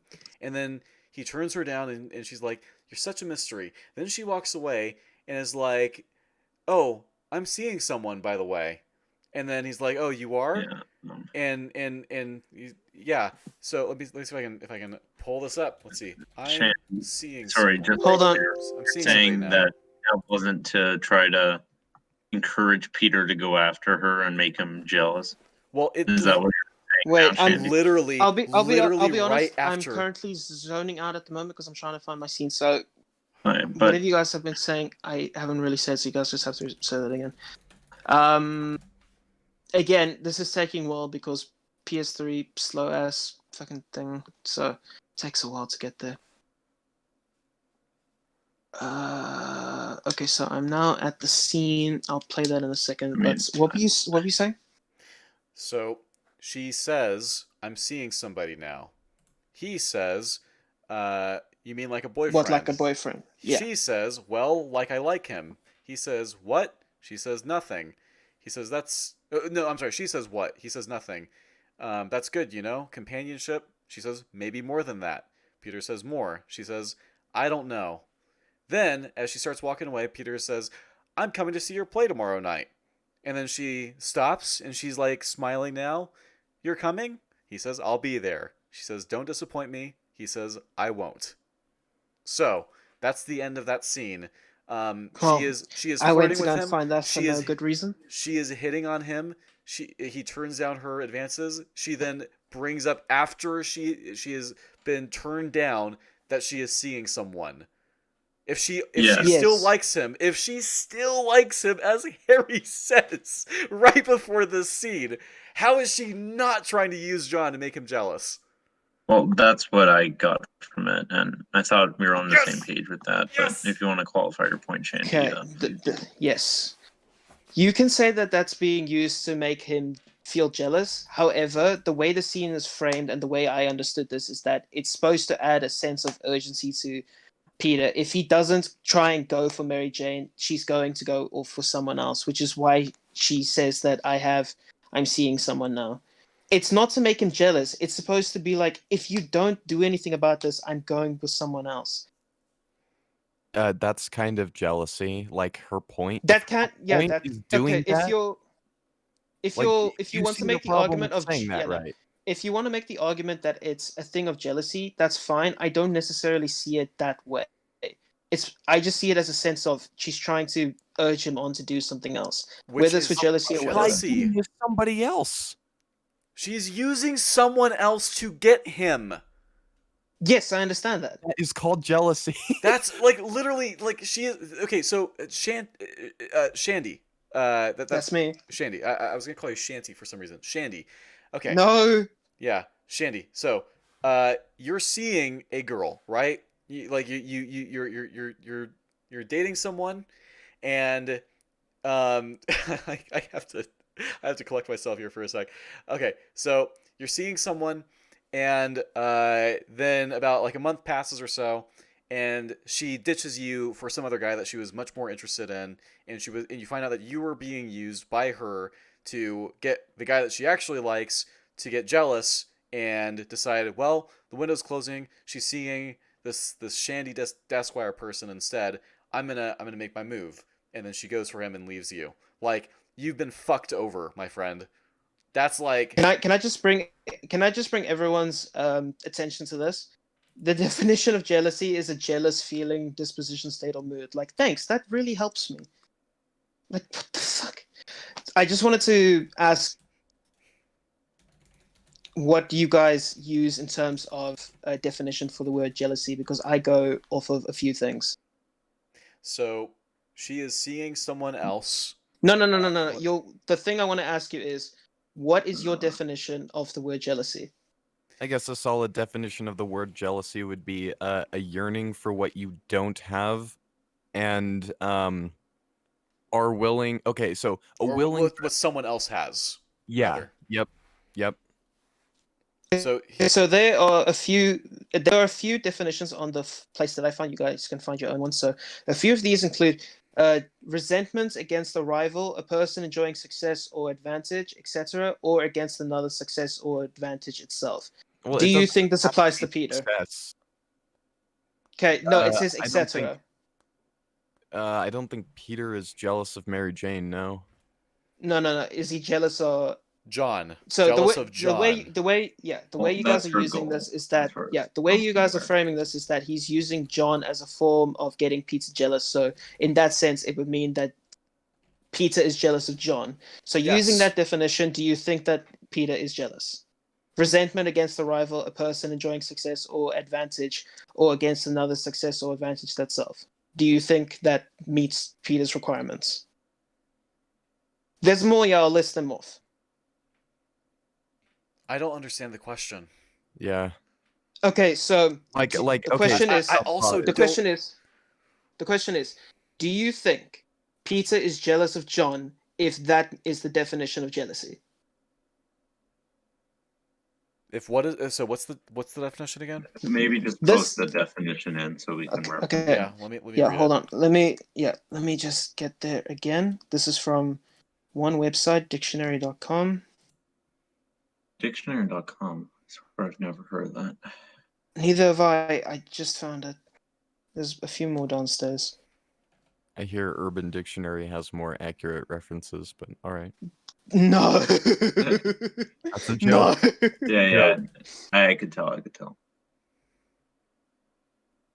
Yeah, no, they're not the best. Stop compressing files, damn it. Okay, what have we got here? Jealousy. Jealous resentment against a rival, a person enjoying success or advantage, or against another's success or advantage itself. Is that the definition you're asking us about? That was the first one, yeah. You can go through the rest and see Yes, if they meet your specific. So a person enjoying success or advantage, that would define, like, John being in a relationship with Mary Jane is covered under that. Let's see. Definition number 2. Mental uneasiness from suspicion or fear of rivalry, unfaithfulness, etc., as in love or aims. Mental uneasiness, I guess. Fear of rivalry, I guess. John would be a rival. Yes. Okay. Especially with him being the son Yeah. of J. Jonah. First two definitions. It's there. It's done. I just asked you that, so it's probably just a matter of me reading it out and you not understanding that. Okay. Okay, so yeah, is Peter jealous of John? Absolutely he is. Because think about what Peter is. Peter is a poor college kid who has no time and has this burden of being Spider-Man, so he can't be with the love of his life. And John can. And by the way, Mary Jane is very aware of this. So, like, of course she's using him. There's no question about it. She And the fact wants that to she be with leaves him Peter. so easily. She wants to be with Peter. She pines for Peter. Harry knows that she is into Peter, and she's seeing John, and she brings up John right after she gets struck down by Peter to make him jealous. Oh, it's so bad. It's like, I really feel for John. Like I don't give a shit about Peter and MJ. I just feel bad for John because I've been in his position. No, that's completely understandable. I'll be honest, Yeah, I that's did feel fair. bad for John too. Like, I mean, the dude got dumped on his wedding day. Like, And oof. the film wants you to just laugh it off and see Peter and Mary Jane sitting on the web at the end and just think, damn, what a great couple. Yay, Peter and Mary Jane are together now. Yeah, that Oh, is what the okay. film did. So- That's true. Shucks for that John guy. Yeah, Yeah, that's they don't really treat John as a human, I guess. Yes. Like Yeah, I guess here's the that's how thing. I'd phrase it. I'm assuming the correct word that you're looking for here is plot device. He is absolutely a plot device. But the Yeah. thing is, Oh agree. shit! What just happened? the I have no idea what just thing happened. Okay. is that John, it's reasonable to say that Jonah Jameson is still a person, a human being that will have feelings, and being used by someone that you obviously care about. Has seen her play how many times? Let's see, six, 5. 5 times. Has seen her play five I times. believe they say 5. Let's see. By the way, John has seen my show 5 times. Yes. Okay, so I was off by 1. Harry's seen it twice. My sick Yeah. Aunt May's seen it Right, once. right. My sick mother got out of bed to watch it. Even my own father, he came backstage for Right. cash. John has But my gone- best friend, who cares so much about me, can't even make a weeknight showing Right. or Okay. 8 p.m. showing. Right. So Yeah, well, if the best friend angle is mutual, then then Mary Jane should absolutely understand Peter's situation. Like, It gets worse because you just pointed out how like it matters so much to Mary Jane that Peter isn't able to make it to one show. So why doesn't it also matter to her that John has made it to 5? Shouldn't that mean a lot to her? Ooh, oh no. Her boyfriend loves her so much, or likes her so much, he goes to see her play 5 times, which is like that's a lot of times to see the same play, but he is that much into her, okay? And we I established. just wanna add yeah. I just wanna Mhm. add yeah. Mhm. Honestly, I hope this becomes an EFAP meme. I What? hope John joins the halls Oh, of the Don. absolutely. When I dropped this I'd take be on, okay with this. listen, at the rate that this conversation is happening, I'm not conceding on any points. I am dropping this take on EFAP. And by the way, oh yeah, I've already mentioned Rags, Mahler, Fringy. They're all with me on this. I said a long time ago, Shandy, when I first Mhm. came up upon this take, I was like, holy shit. I'm gonna make a You're video. willing to go up against all 4 of them by yourself, yeah? I Is that will what you're take on referring to? Rags, Mahler, Fringy, and Shadiversity. I'll take on all 4 of them. 4v1. Dude, can you imagine the massive dick energy I would be radiating after convincing all 4 of them that Spider-Man 2 is completely badly written? No, I completely understand it. It's the same way I felt when you conceded on The Amazing Spider-Man 2. I was like, I Mm-hmm. haven't even done anything yet. Mm-hmm. So I'm assuming that you talked to Mola about The Amazing Spider-Man 2, but then you also brought up Spider-Man 2 at the same point. So they were able to convince you of one thing, you convinced them of the other, yeah? Well, I've been going over Spider-Man 2 with Mahler for over a month. Oh, the shit. Chasm 2 thing was something I had brought up, and all the criticisms of them were horrible until we got to Muller and Rags. Yeah. Also, we didn't know about. I just Yeah, want to that's point out fair. the TASM 2 take was something that I had for a measly 24 hours. I had just watched it with Thought Theater for the first time in years and realized, oh, that holds up better than I remembered. And then I made that tweet on Twitter. That wasn't a deeply held conviction, and when we had that conversation with Mueller, I was very quiet and neutral. And I would try to come to the film's defense at certain points, but then there were times where it's like Thought was resisting, and I knew, oh, this is sounding like TLJ defenses. I'm not doing that. That's the thing. I understand because that is a pretty bad take, but I understand. And then you didn't have it alternatively, know when to for a long concede. time. yeah, no, and then alternatively to you, I fucking hell, this is definitely something I've not thought of before. This is not something I that have to say, I've the thing heard with John? Tizzy takes.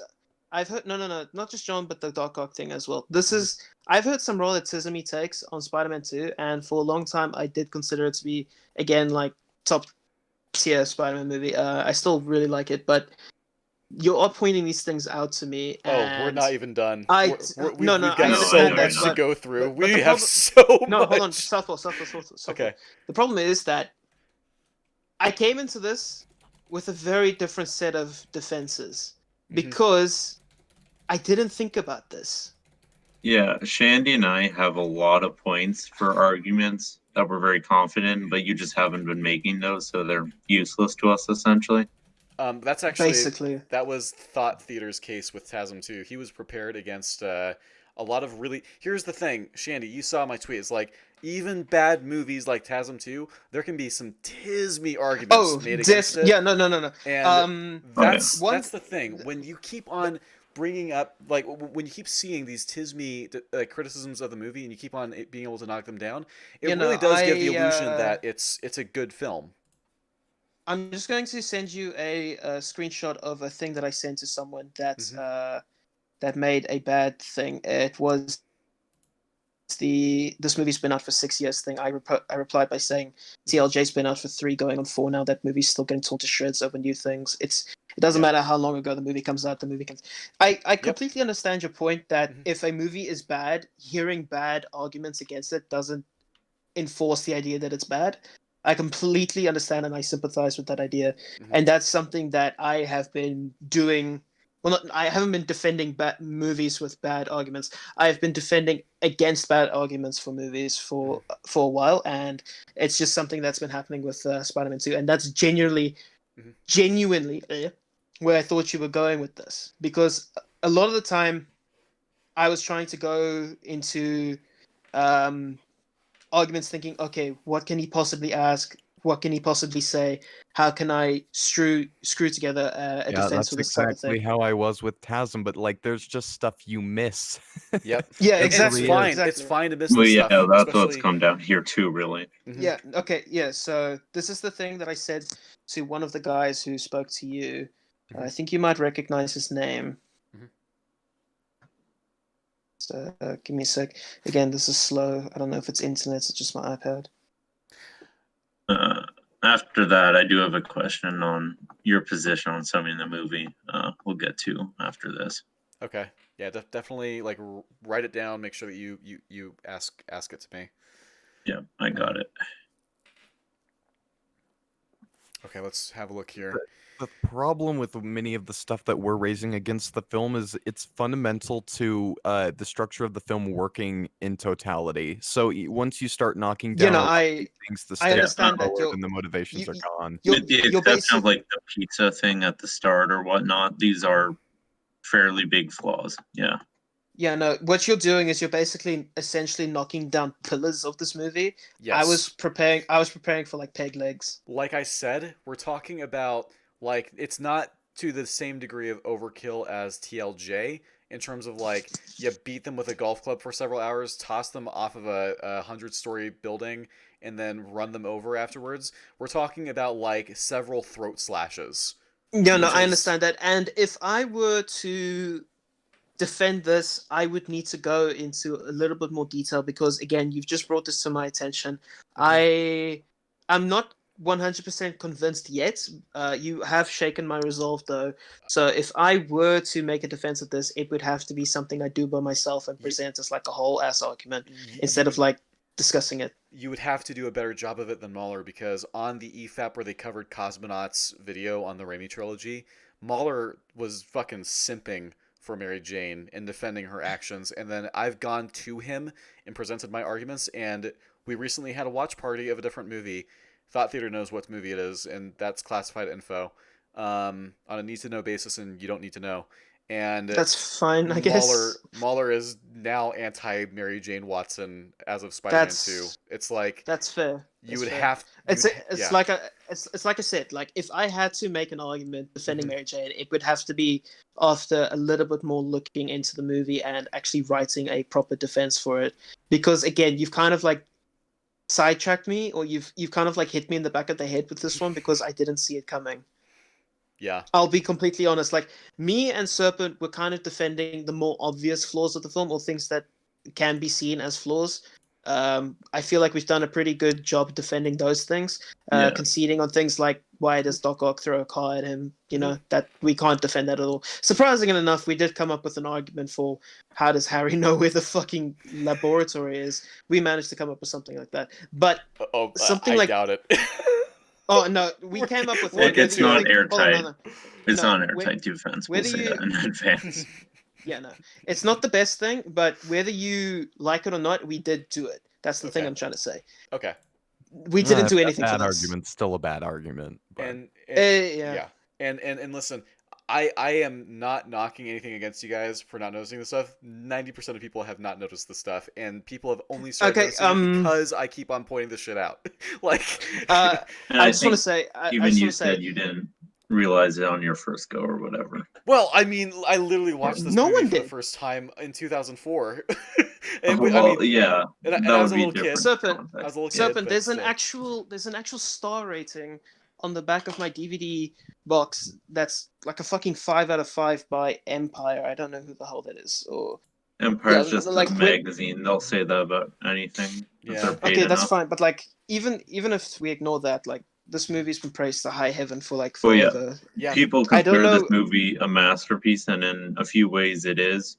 It's I'm starting to see the writing really get pegged down in my mind. So we're I'm getting to the point where I'm thinking that the EFAP coverage of the cosmonaut video might actually be wrong. it's going to like listen when I go on EFAP and drop my Spider-Man 2 take, that EFAP, the one on Cosmonaut on Cosmonaut Raimi is like it's gonna age very badly because I'm gonna like here's the thing, they agree. Every single argument I've presented to that trio, they can't come up with a defense for. So we've got more. We've got more coming. Again, We're barely through this list. Again, Real quick question. This is something that's going to require a little bit more thought if I were to defend it. I don't know if I'm going to. The problem is like you've kind of you've hit me with something I didn't think of. So if I were to try and defend this, I would need to do a little bit more work. Okay. That's all. All right. So, so Mary Jane's using John to make Peter jealous. That's bad. She leaves John at the altar. That's bad. The film frames this as a good thing. We're supposed to be happy that Mary Jane and Peter are together, and it's really, really like it's like Batwoman stuff, right? Where they depict Batwoman as, oh, she's so great when she's really not. Like I would go more with the Captain Marvel thing. I don't think this is a 2. I think I'd pump it up. I pump it up to like a 3 or 4, not a 2. Please don't do that. Yeah, sure. I don't want to cry. I don't mean to say that that's like Batwoman. It's just like the idea of the story obviously endorses these actions when we really shouldn't be rooting for them. So, okay. Yes. So it's deceiving. Yeah. By the way, again, Peter being as busy as he is, that alone should be like cut him some slack, MJ.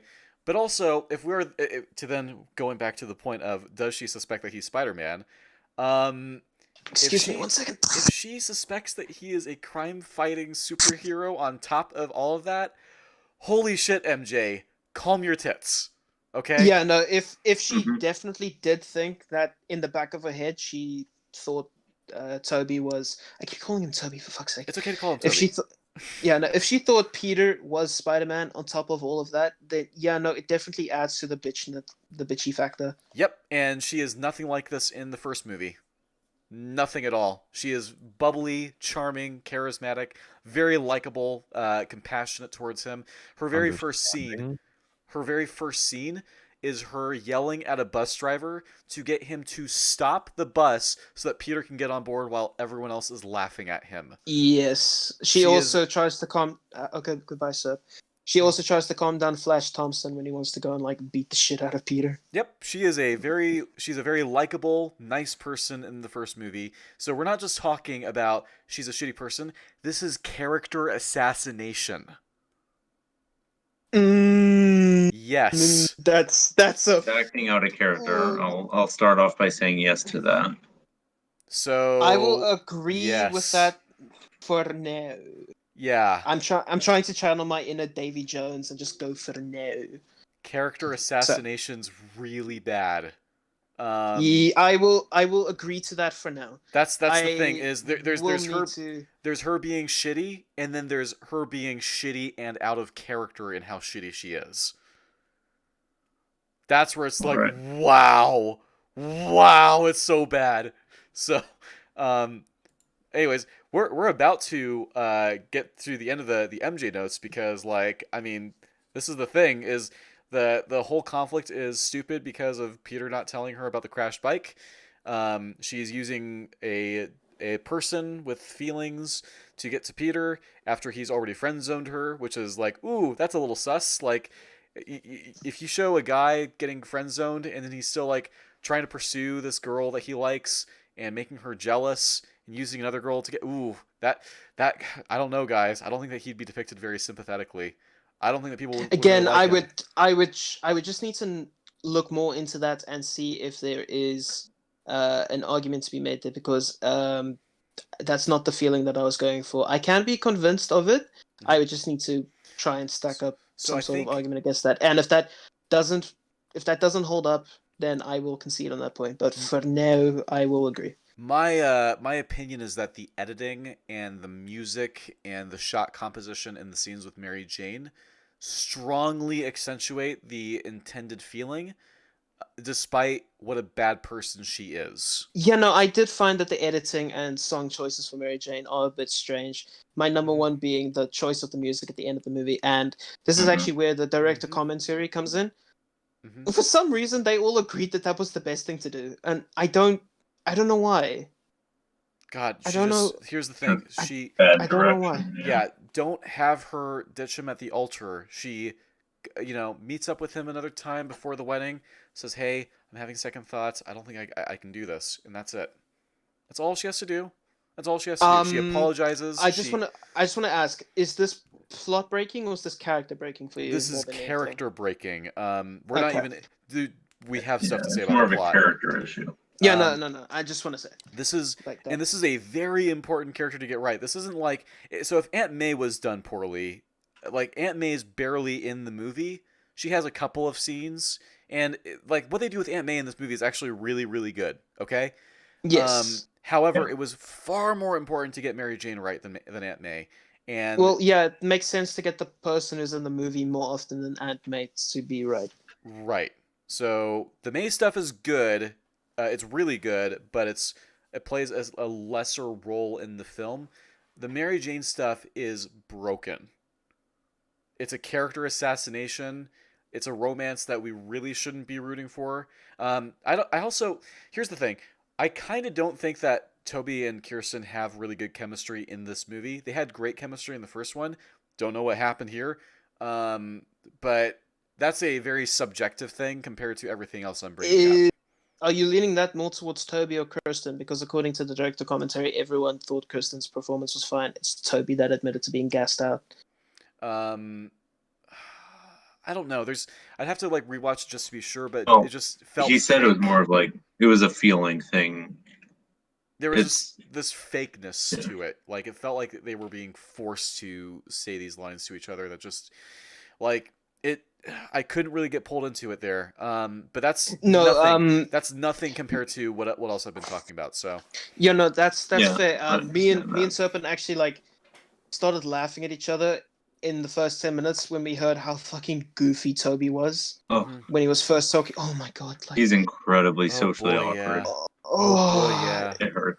I love this movie to bits, but that scene hurts. It really hurts. Right. Okay. So, yeah. All right. We've actually gotten through all of it. I think we've gotten through everything. Yeah. Because so on the thing with Peter not telling MJ, I had a question prepared. It's like, do we agree that when a character has information that they withhold from someone without a good reason for withholding it, that the drama that comes as a consequence of this is cheapened? Which I believe we all agree with. You guys brought this up before I even could get to that question. It's like, okay, so the conflict between Peter and Mary Jane sucks. The chemistry between them is not good, thanks to Toby. Also, Mary Jane's a shitty person. That's more of a subjective thing. Yeah, that's fine. Mary Jane's a shitty person. The film doesn't seem to agree. That's bad. We are now, like, Mary Jane is done. So now, as a result, how has this affected the story? Well, Mary Jane is a big part of why Peter's powers stopped working. There is a huge, like, I wouldn't say huge section, rather, there's a significant chunk of screen time that's dedicated to just Peter and MJ. And then, even when she is not the sole focus of the scene, she's driving the stakes of the train fight. Like, that's Peter trying to save MJ. There's, of course, she's in the climax. We're supposed to care about about her in particular there, right? Like, oh, it's not just the city that's at stake, it's also the hero's girlfriend. She's right there, she's in danger.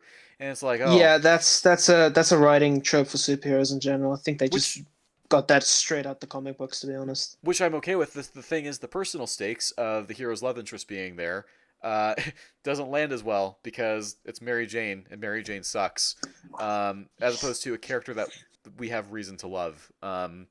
So, uh, yeah, that's it. Mary Jane sucks, and that like knocks down, like you guys said, it's a pillar of the film's writing. This is Yeah, a she.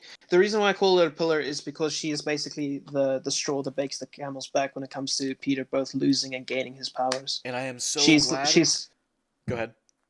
she's like a big reason. She's not the only reason, but she's a big reason. And I'm so glad that you guys are going to admit that, and because some people might say, "Oh, well, this is just a nitpick." Like, no, it's not. This is a No, huge No, no, deal. no, no, no. We're not going to claim that. Good. Yeah, no. One thing I will say is that the things you have been listing are definitely not associated with nitpicks. Like this is Good. not. This is no TLJ disappearing. Oh, no, fuck. I mixed that up. I mixed that up. This is C3PO's comparable. C3PO's this is- arm. Misspeaking intensifies. No, fuck. I had a point that I wanted to make, but it just left me.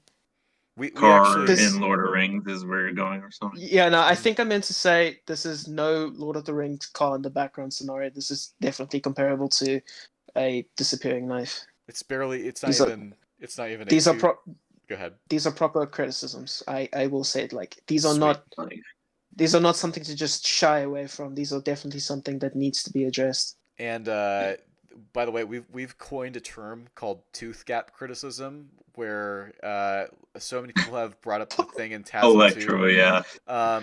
That's not a legit criticism. It's Oh, sure it's the a criticism. Why does the electricity close the gap in his Yeah. teeth? yes. What the fuck? Like Yeah, I've heard we- people unironically make that argument as a you big like point against the movie. It's Cosmonaut, fucking like hilarious. YMS, like No. Ralph. Like, Chris stuck No. on, I Oh, it's believe. silly. It's No. like, yeah, I get it. It's silly and it might kick you out of the seat. Or it's like that's kind of funny, but holy shit, this is not even a nitpick. It's like it's not a problem at all. It's a weird thing to get fixated on. So we're moving on.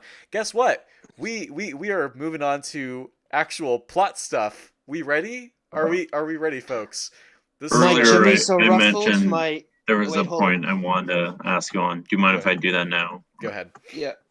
Okay, so I have heard that this was a position you had. That could be incorrect. I'm not claiming it's one you had. Mhm. In the scene where the building is burning and he saves the child and he falls down, do you have the opinion that the child was the one that pulled him up? No. Okay, we're good then. I think that the child was helping in the way that she thought A she child she would. could. Yeah. But no, he wasn't pulled up by a child. That's I don't know if anyone's ever brought that up, but that is silly. SK in his video tried to argue that Into the Spider-Verse is bad because a couple of pigeons lift Miles, which is not what fucking happens. Wait, what scene is he talking about? What? When Miles, okay, he escapes from the security guard. He is sticking on the wall outside the school. A flock of pigeons flies into him. A couple are stuck to his hands. What Miles does is he outstretches his arm so the pigeons can't peck his face as they do initially. Okay, that's what you do. Listen, if you guys have like super glue on your hands randomly and a couple of birds fly into you and they're on your hands and they start pecking at your face, you're gonna outstretch your arm so they can't reach your face. That's the first thing you do. Then Oh, that sounds like something a person who is annoyed at the dog munching a face in The Last of Us 2 would say. yeah, What? You weren't just supposed to let them peck your face? yeah, The fuck? um That's like getting annoyed at someone for not. That's like getting annoyed at someone for putting their hands up to block fire. Right. Well, the idea is Miles like follows along with where the birds are trying to fly, which is what you would do if you have a couple of like if you have your bare hands and the birds are stuck to your hands and the birds could potentially like fuck you up with their talons. You're not gonna resist where they're going. You're gonna like especially if it's not in your character to kill a bird that's stuck to your hand. Yeah, Like, no, I think I'm I know just what you're thinking of talking the about. It's White like House right now. it's just oh no, please. Okay, Oh, wait. another Shandy and I Willem saw Dafoe that movie. together. Fun time. I'll tell you that joke just now. But as for Miles, this is the scene where he's at school, right? And he's like just discovering his powers. Yes. Oh yeah, no, then it definitely makes sense as to why he wouldn't like try to be aggressive with the birds because he doesn't know A, what it can do, and B, he doesn't want to hurt them. Yeah, he also, this is a kids movie, and I don't think you should have your protagonist in a kids movie killing birds. Brutally That's beat up a bird. Okay, so this Yeah. is where the joke comes Yeah. in. Me, Serpent, and two other friends watched The Lighthouse like a couple of weeks together. Sorry, a couple of weeks ago together. Mhm. And we came across the scene, spoilers, where Robert Pattinson's character brutally beats the shit out of a pigeon or a seagull. And Oh, yeah. there's a person in Mauler's Discord named Pluve. We're friends with him. We know who he is. He's got a thing for birds. We immediately called the seagull Pluve. Oof. They murdered So when we, Pluve. Very when fast. we okay, so that's just an in joke between us, but it's funny for us because of Pluve's relationship with us. We brought this up towards him, and his very first reaction was, "Go fuck yourselves." All right, so Yeah. Doc our- Ock. I just brought up the whole Peter pulling himself up thing because I heard that was a position you had. That was incorrect, so we're fine. that's I'm glad you agree. I don't know who brought. I've never brought that up. That is silly. Okay. I've never ever. I was just making sure because I will be honest, this does come from me because when I was going through the Twitter things, someone brought up the thing of you Shandy, saying that. I was trying to couldn't cover find. your ass. Yeah, Come no, on. I don't like this. I will be upfront with this Right. type of thing. I don't Yeah, want that's to fair. hide away like a little sissy. I am the one that brought this up, and the reason for why that is because going through the Twitter things, I was trying to come up with, or trying to find as many of your arguments as possible. Someone mentioned that was a stance that you had, and while I didn't want to rely on that completely, because I couldn't find a tweet of you saying that, I did still bring it up with Serpent just so we could have more defenses to have, See, just in case that was something you held. So- that's why I ended- posed it as a question because I didn't think you were that. I didn't think you were like retarded No, enough we to didn't that think southpaw.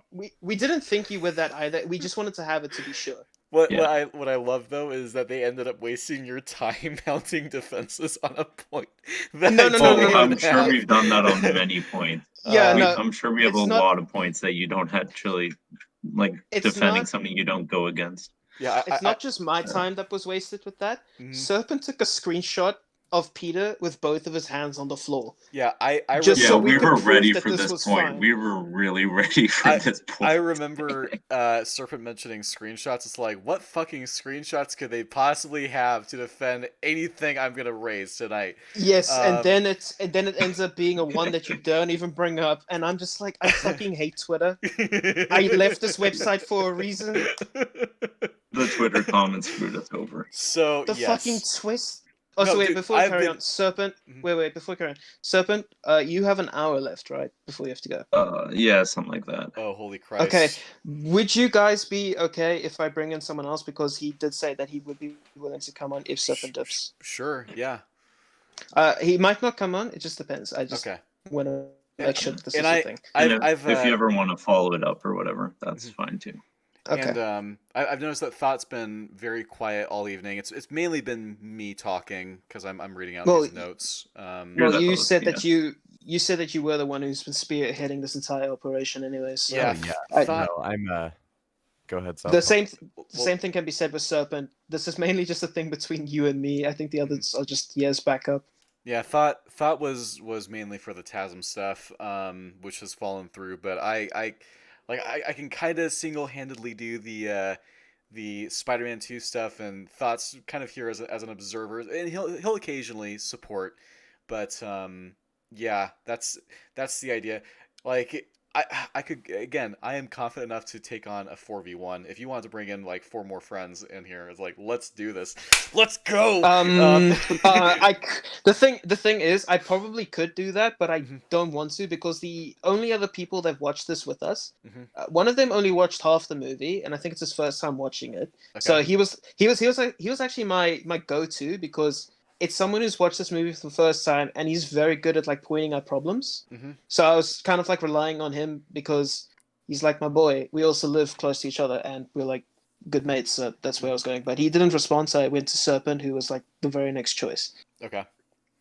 He did watch half the movie with me, and so did another guy by the name of Fox. But Fox is a shy boy. He doesn't like talking to strangers, and he doesn't like debates per se. Okay. Okay. He said he would be on to like discuss things, but at the same time, he's not like too happy about it. All right. Yeah. There's another guy who would love to come on, but it would probably get too heated for no reason. All Are right. you talking about Ethan? Yes.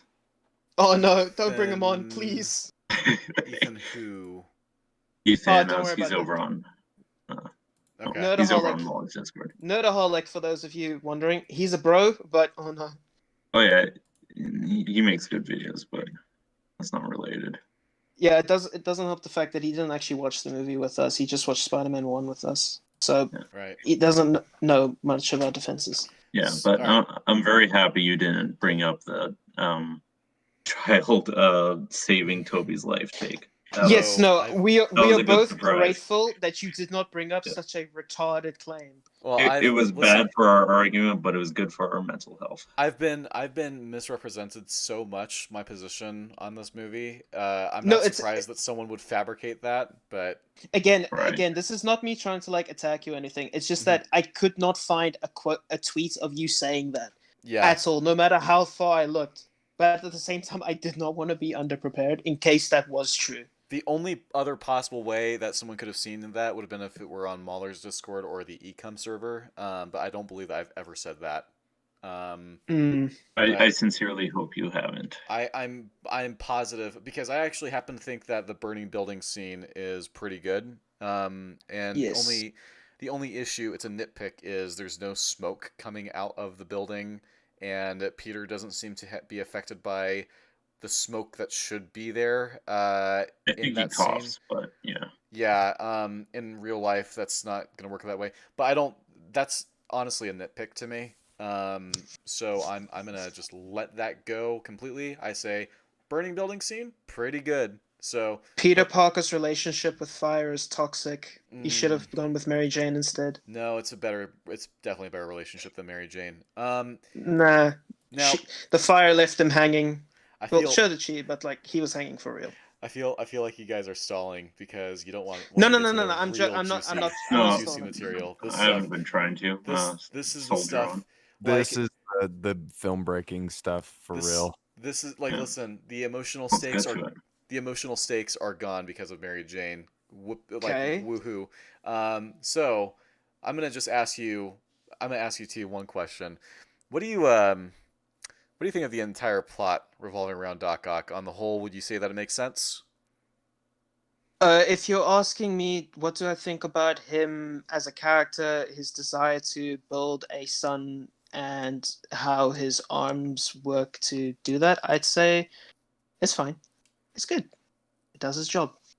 I Serpent? think holes can be poked in it, but Mm. overall Just- positive. But you may be able to Slowly sway here. that. We'll see. Sorry, thought. I said just little leaks here and there, right, Southpaw? Occasion, yeah. There's the See, occasional little issue. I did So leave it open and say that my opinion can be swayed. I'm gonna once again we're gonna set up some baselines here. We're gonna go full Socratic method on y'all. I'm gonna make sure I've got your positions clear before I then decide my method of attack. Because keep in mind, no matter what you guys say, no matter what your answers are, I have a plan. I have a strategy. So question number 1. Is Otto Octavius acting in his right mind throughout the film after he becomes Doc Ock, or is he acting under the influence of his tentacles? He is acting under the influence of his tentacles. Bingo! And we know this because of the inhibitor chip. It's fried. He is no longer in control. They control him. There's a whole Yes, line of dialogue that says the inhibitor chip there's was there. also So yeah, yeah. no. There's also a scene at the end of the movie where he takes control of the arms by saying, "Listen to me now." Mm-hmm. It's right at the climax. Which is like, so for me, that's a little odd that they just arbitrarily start listening to him. But that's not Or a that he point didn't of do it earlier in the film. yeah, that's not a point of criticism that I bring up. But that is a like odd little thing. But I'm going to let it go. I'll meet the film halfway there. How aggressive would you say his AI controlled tentacles are without the inhibitor chip? How aggressive would I say the tentacles are without the Very. inhibitor chip? Mm-hmm. Judging by the Like hospital okay, so scene, especially. wait, Mhm. hold on. So wait, without the no, they're pretty hostile. They will kill anything. They even unnecessarily throw a bank vault door right at Peter and May. Like Yep. people try to say, "Oh, the tentacles won't kill anyone unless they really have to." It's like, do they have to throw the bank vault door right at a little old lady? I think they were just No, throwing it behind them. I'm not sure if it my was aimed at my them. They didn't my have to throw it stance behind them. my stance Yeah. on the tentacles and Doctor Octopus's violence thing. I don't really know what words to use yet. Is that they will not go out of their way to kill people, but if people die, it's just whatever. Mhm. Like he doesn't. There's only one scene in the movie where he actively goes out of his way to harm someone, and that's stabbing Peter Parker, crushing his head, picking up Aunt May, dropping her down the. Did I say one or a few? I think I said one. I meant a few. Picking up Aunt May, dropping her down a building, throwing people out trains, and then like shoving them to the side of his indoors. Mhm. Like there's a handful of scenarios where he harms people, but at the same time, he's not going out of his way to like harm everyone. Mhm. It's just if it happens, it happens type thing. Sure. Okay, so um, now we move on to the real juicy stuff. This is this is this is a question that is going to haunt the entire Doc Ock plot. Are you ready? Mm-hmm. Mm-hmm. So, I'm assuming this is something to do with Harry Osborn. Let's just hear it. not yet. Not yet. No. No. No, we have We'll some get stuff to there. cover before we get to Harry Osborn. So, Okay. I have a question. How does Doc Ock evade the police throughout the film? What do you mean? So, Doc Ock is a known murdering fugitive. He murdered a bunch of People in the doctors. hospital. Yep, yep. Yeah. He is very conspicuous. The one way that he conceals his tentacles is in the bank. He rips off a layer of his coat and he no longer has it for the rest of the film. He cannot retract his tentacles the way that Doc Ock can in Into the Spider-Verse. They are like at best they can be concealed under a coat, but he can't do that after the bank anymore, which means he's going to be very conspicuous. He'll stick out like a sore thumb. Everyone knows that he's wanted.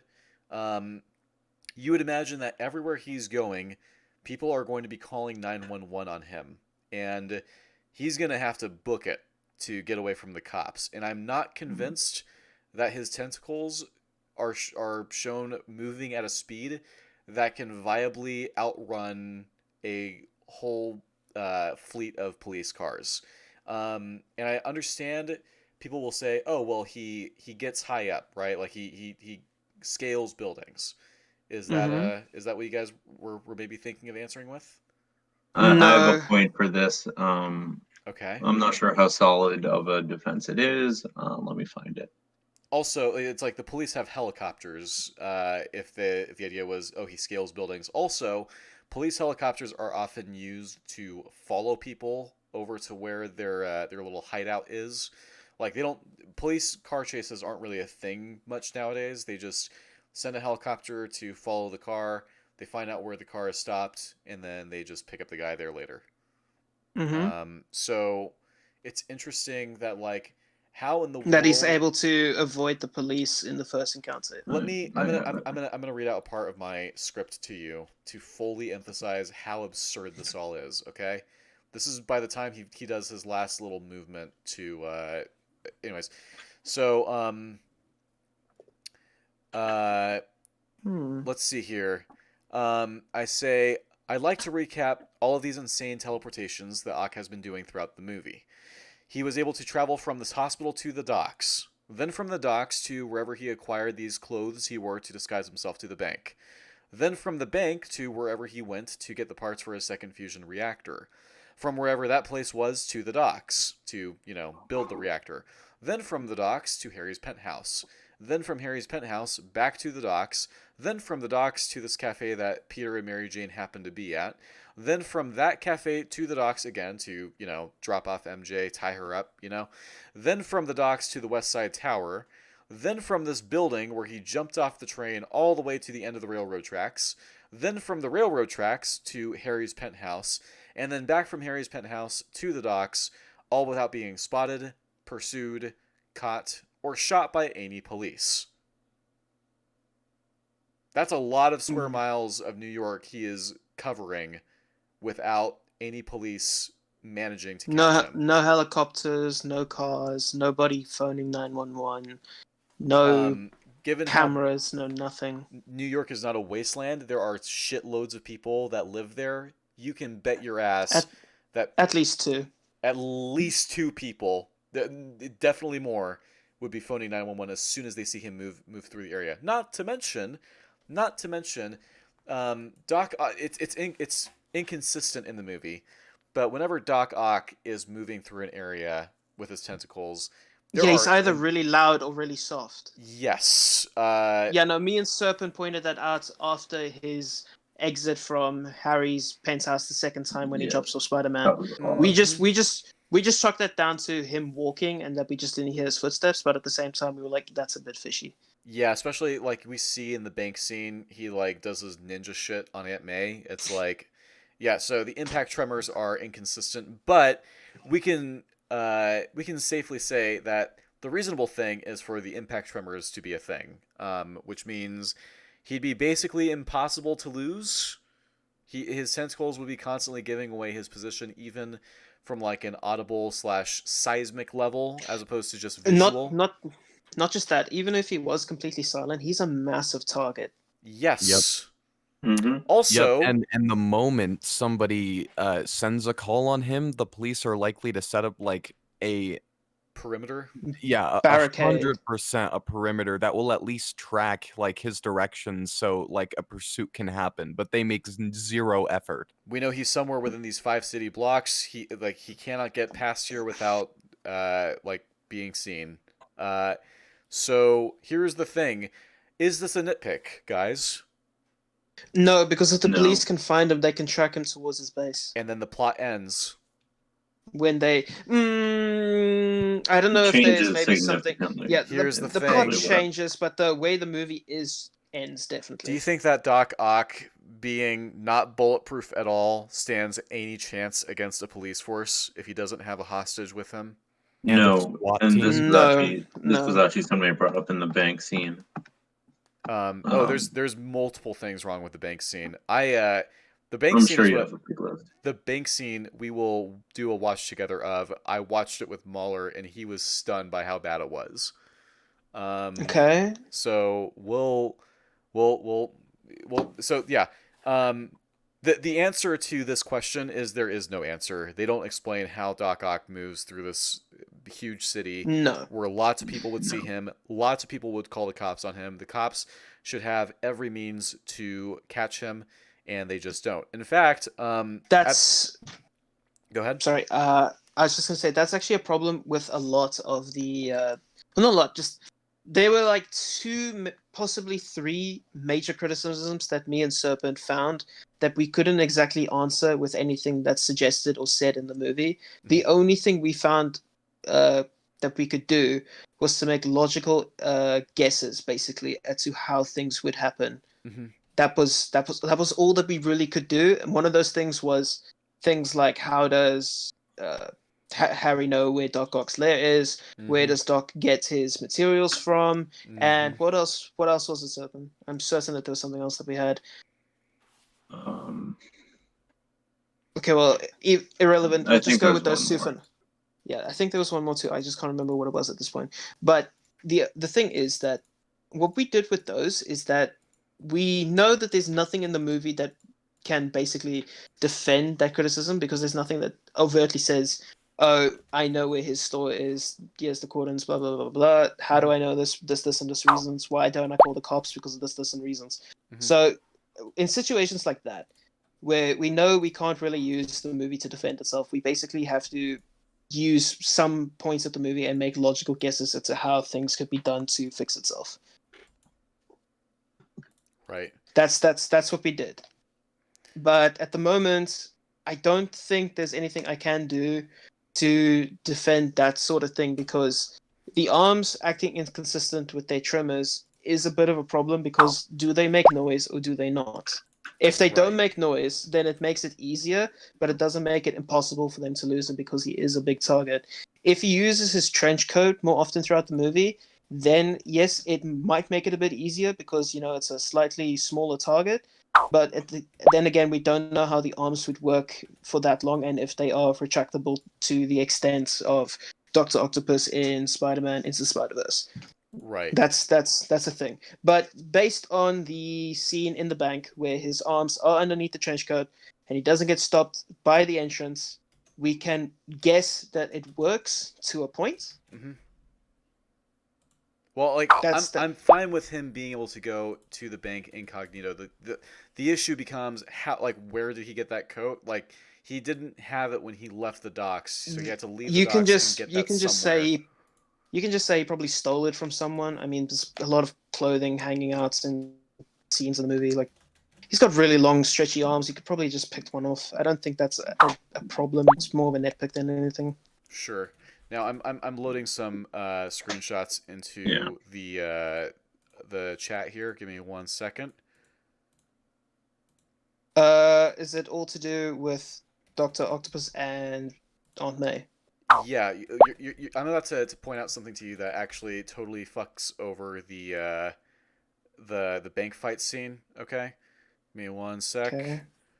Sorry, I'm getting a few notifications, so I'm just trying to get them all on my face. Yep, that's fine. Give me 1 David, sec. what's his name? Alden? No. Arthur? No. I For forgot the the whole actor for. movement Sorry. of Doc Ock thing, I had a few points just for some of the specific movements, but I don't even think it's worth bringing up because it is an issue. Even on the ones I have points against, it's still an issue. Okay. So and when I'm done, willing to concede this one. He shouldn't be able to move this freely.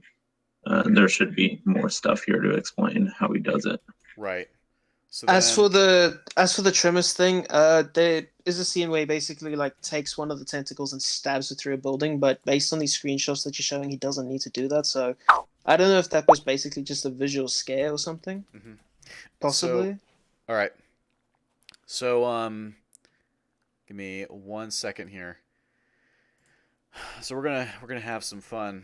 Oh, you're asking where the bags are? Yeah, that's kind of Oh, no, important, right? No, he's got the bags in a few scenes. Yeah, he's holding them, but not in So all of the scenes. here's the thing. In this screenshot, he's holding them, yes, and then He's holding them he's in still got about them in the second one. 3. He's holding them in 5 of the screenshots you sent, but not in 3 of them. Yeah, that's some bad continuity errors. Because here's the thing, this is the money that he went to get the parts, like to buy the parts for the second fusion reactor. It disappears, and then like he's still like it's nowhere to be seen in these next few screenshots. And then suddenly, when the police start shooting at him, he just has the money bags back. So it's like I think it's safe to assume that by the time that he attacks Spider-Man, with you can still see May's legs in the shot in the frame, he should not have the money. Like he dropped the money, I guess, so he could attack Spider-Man, which means he no longer has the money to buy the parts. And then at the end of the scene, he just does. Could you not maybe say that he puts them on one of the ledges similar to the one that Aunt May was standing on? not shown. Shouldn't anywhere. that be shown? No, I do agree that it It's should be not- shown. I'm just asking Neither for an argument. neither if it is can be there made. neither is there an establishing shot for it. Neither do we see the bags hanging on any No. of the ledges. So I would definitely. Something I I would learned in definitely- the TASM 2 debate is that logical inferences are not arguments, especially if they're not shown to be viable. Yes, I that's think it that's was what I'm brought up saying. as a possibility, not an explanation. so like, for example, if you had an establishing shot where he is shown to put the bag onto one of the ledges, or if it's just hanging from one of the statues, then it doesn't necessarily become a problem. You just have to like make the jump and go, okay, well, where's the money in these shots? He probably just put it down. well, the thing is that he doesn't. There isn't any time that really like passes. Like again, I'll just show. Like he has the money in his hands when Spidey shoots the web at Aunt May, and then just seconds later he attacks and the money's nowhere to be seen. So it's like it just vanishes. So Yeah, it does vanish. You don't really see where he puts it. I mean, at all. Again, the argument that I'm currently at is that I'm trying to think of ways to defend the scene. I'm not saying that it's perfect or anything. I'm not even saying I defend the scene. I'm just trying to think we're of. gonna do a watch together of the scene. I'm There's just. more. I'm a little The thing- disappointed I- we didn't find this, to be honest. Yeah, I am too. That's a problem. So here's the the thing. thing- This isn't a nitpick because this is the money that he uses No, to buy it's the not a parts. nitpick. I definitely wouldn't like. I think I said this already. I wouldn't mind an establishing shot where he's Mhm. shown to put the money down. It would take like 2 Same. seconds. Same, yeah. If That's what they had to do, yeah. if the shot where you have May's legs still in the frame, I have that up on screen right now. If we saw the bags hanging on a sill there, it's like, okay, he just set them down for a second. But like, what's interesting is he spends so much time watching Spider-Man try to catch May with his web. It's like that's time that could have been spent like showing him putting the bags down, but they just don't do that. Alternatively, it could also have just been a scene where he uses one of his free claws with a spike in it to stab someone who's currently saving a damsel in distress. Yes, he could stab Spider-Man. It's like he just watches Spider-Man do it for like 10 seconds. It's pretty awkward. But It is a little bit strange. So we agree he shouldn't be moving freely, and he shouldn't even have the fucking money that he uses to buy the fusion reactor, which means he shouldn't have the fusion reactor. Already, we have sliced this plot's throat twice. The problem here is that this isn't necessarily as concrete to me because, again, you can just make the idea that he puts the bag down. If you have him in a... So, if I were to compare this to something like TLJ, where we see him fighting Spider-Man with the money in his hands, and then in the exact same scene, like there's no cut where you see Spider-Man and then Doc Ock, like Doc Ock's in frame the entire time. If in that the money disappears, it's a problem. But I'm positive that there are a few instances where we don't have the camera on Dr. Octopus. So in that time frame, you can say that he logically would have just put the bags down, and that's why he has it again at the end of the scene. But then the problem is they're on a different part of the building, and so it's like he doesn't really have access to them. Yeah, no, that's actually probably my biggest issue with this scene, and this is something I brought up to Serpent, is that the editing in this scene is a bit wonky because on one hand, Aunt May is basically near the top of the building, and then Spider-Man and Dr. Octopus go down for a tussle, like and they go 20 floors. past several stories of this building, and then they stop, and then Doc Ock flings Spider-Man across to another building. He doesn't throw him that high. At most, he probably throws him 3 stories higher, but not that far. It's not near enough to make the distance. So in that time period, he manages to go back up and grab Aunt May, and we've not really been shown an instance where the arms are capable of stretching out that far. So it is definitely a problem. I was willing to concede this point basically immediately because there's not really defending any of it. Don't forget that they even show like, oh wait, they actually didn't fall that far because here's what the film shows of like where Spidey is in relation to where May is. Which is like, so they fell 20 floors, but they also only fell 2 at most. No. Yeah. Because that's the statue. No. That's the statue. You see this the angel statue that Aunt May Yeah, no, caught? I understand that, but I didn't think that the film would have just gone ahead and said, okay, that's the exact same statue. That's really lame. Yep. Is there not another one higher? Like, That's what I was about to ask. Are there not maybe more statues on the building? And like the I've seen idea is buildings that, with the same statue I placed. mean, possibly. like but it's then- like okay, it's okay, not okay. So it's then not it's it's not an either iron wall defense that we're making. Yeah, I'm just saying that Yeah. that doesn't necessarily have to be the same statue. because she screams. They present it like in real time, and it's like, so Ock, if they're not on the same level here as where May was hanging, then Ock had to have climbed up 20 stories to get to Aunt May, and then climbed 20 stories back down in the time that it took for May to scream and get Spider-Man's attention, which Yes, is really wonky. unless the movie is actively taking away time, like they just aren't showing us these things in real time. That's the only Yeah. thing I can think of. Like if this actually does happen, like he does climb the 20 stories, Mhm. then he picks up Aunt May, then he either jumps down or he crawls back down. In the time it takes Spider-Man to basically, I don't know, get out of whatever desk he's been thrown into, that doesn't make any sense because that's too much time. Right.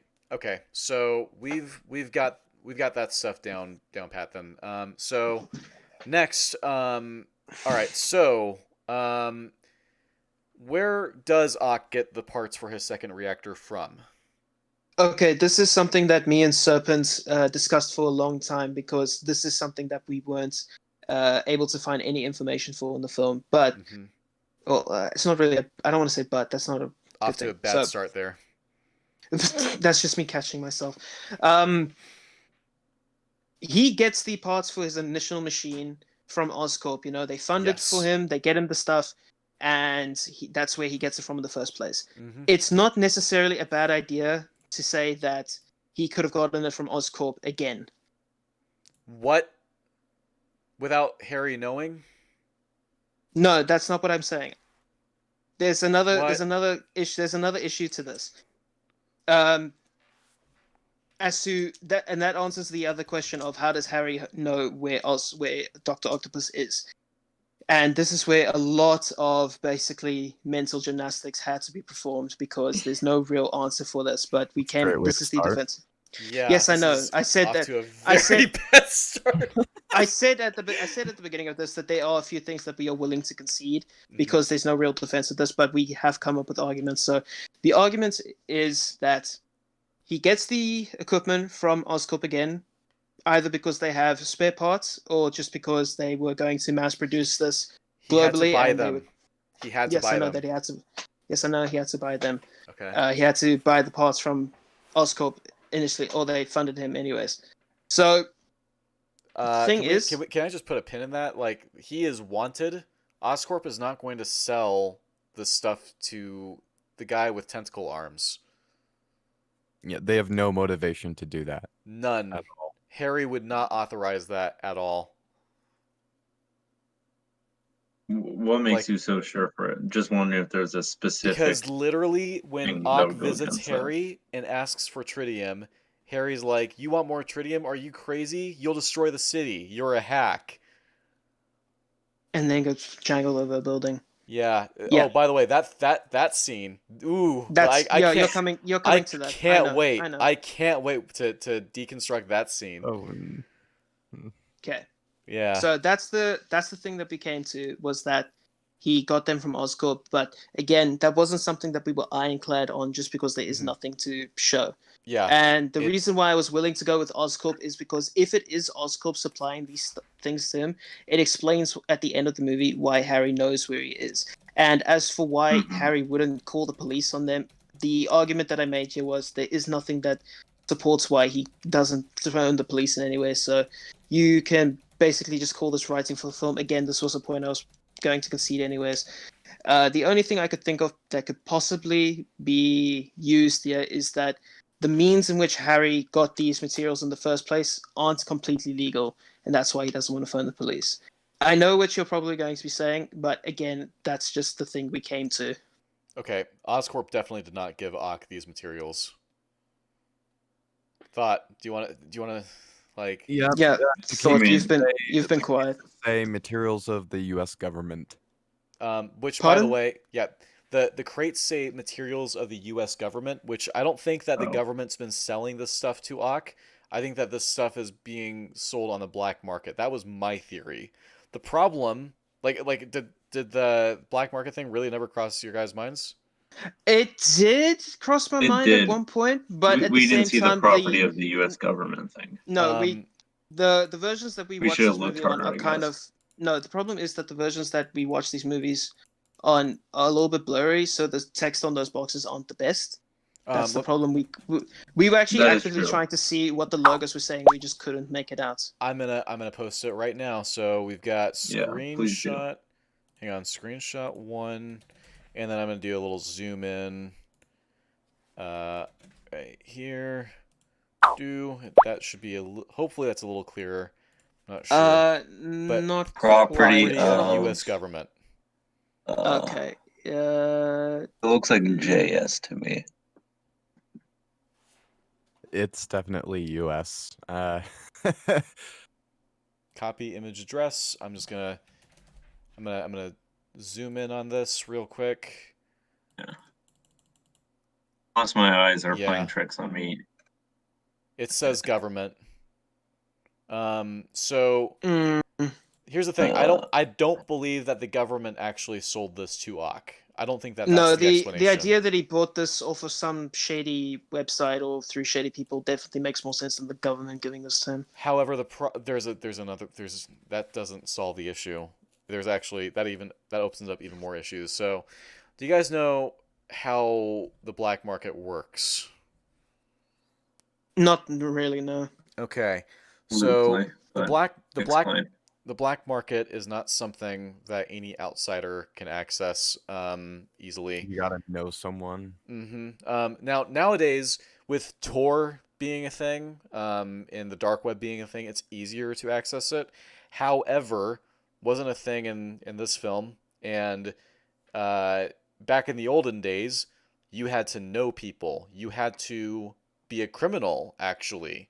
And what's funny is in the scene in Ock's hideout, the first one, I was like, oh, we'll build another reactor, but we need money. Steal it? I can't do that. I'm not a criminal. So, And then Mhm.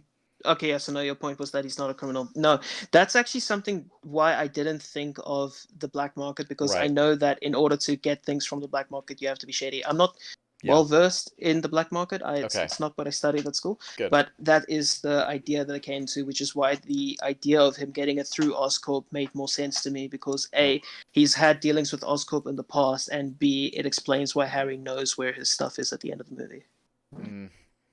No, it Like doesn't. It if doesn't they help. no if there was a line during the thing where Spidey asks Harry, where is he, and he says, I don't know, but I've been hearing word of large shipments of materials being delivered to this warehouse, materials matching the machine that was built. Try checking there. Would that have helped you? Large shipments of these materials being delivered to the specific place with no one questioning anything or law enforcement wondering what's going on. Yeah, It there's can the be done Yes, yes. sneakily, but yeah. Yes. That's why, again, that's why I'm saying that the idea of Oscorp doing shady dealings is the thing that crossed my mind. Because if Harry knows the location of these things, but frames from telling the police, it kind of gives me the idea that why he's would not. they agree to selling the stuff to Ock? That mean, is a good question. What They still motivation get the do they money, have? but yeah, it doesn't really The- work. It That's the why only we're th- more the only willing thing to concede this. the only I thing think. that really answers that question is Shady Corporation wants money. That's it. I know that's not the most strong of things. Again, I've been willing to concede this point from the start. Yeah, he is a wanted fugitive. Like it really the only way for someone like Ock to like be able to buy these materials is through like a criminal network, and It's just it's a paradox, really. I don't think that there is an explanation for how he got this stuff. There Yeah. He isn't. just That's gets why it, you There's have. an explicit one for sure. which is why There I isn't. go ahead. Yeah, no, there isn't an explanation as to how this type of thing happens, which is why I used that logic that I did. I had to use what the movie had Hmm. on And hand for me to try and think of ways that this worked. and this is why I also brought up the thing with the First Order having all those Star Destroyers in The Rise of Skywalker. Like, holy shit! Like these materials are coming from out of fucking nowhere. So Yeah. okay, we have gone through that. So uh, first off, I'm just gonna recap this. Ock shouldn't be moving as freely as he does in the movie. Pretty much every fucking let's say that for every like 3 or 5 city blocks that he travels without the police stopping him, that's another plot hole. Um, like seriously, I it's mean, if you absurd. want to number it like that, sure. But Hmm. overall, it is an issue. Yeah. Yeah. Okay. Then he shouldn't even have the money, as they show in the film, because he supposedly drops it. He just doesn't have it anymore, and then he has it again. Then he shouldn't even be able to acquire the parts in the first place. So already, this plot not functioning. Like we have yet to get to a decent part of this plot. I feel like already it's based on a broken premise. It gets even worse. Can you believe it? It gets even worse. So, let's see. Well, like, listen. So he robbed a bank specifically so he could steal the money he could then use to buy the parts. Why would he have done that if he could steal the stuff that he needed anyway? So he didn't just steal it; he bought it. How would he evade the police after stealing the parts? How would he steal so much stuff and bring it to his hideout without anyone, especially the police, being able to notice or trace him back to his hideout? How are these parts being delivered without calling attention to the abandoned and half destroyed building in New York to the police? This ties back to the Ock evading the police thing. Does FedEx just not question these sorts of things when delivering to a distinctive wanted fugitive, or did Ock bring all these materials here himself, which again raises the issue of how he managed to do all of that without anyone noticing? There is Again, no. it just comes down to the thing of he acquired these things by shady means, and that's why they don't mention anything. That's the problem. I was questioning this entire thing to myself for a long time because I was asking myself the exact same questions you were asking yourself, but coming into this thing and immediately like dropping my pants and letting you go at me, it's probably not the best of ideas. So that's why I had to come up. That's why I had to come up with defenses for this. Right. If you understand what I'm saying. Yeah, of Like, course.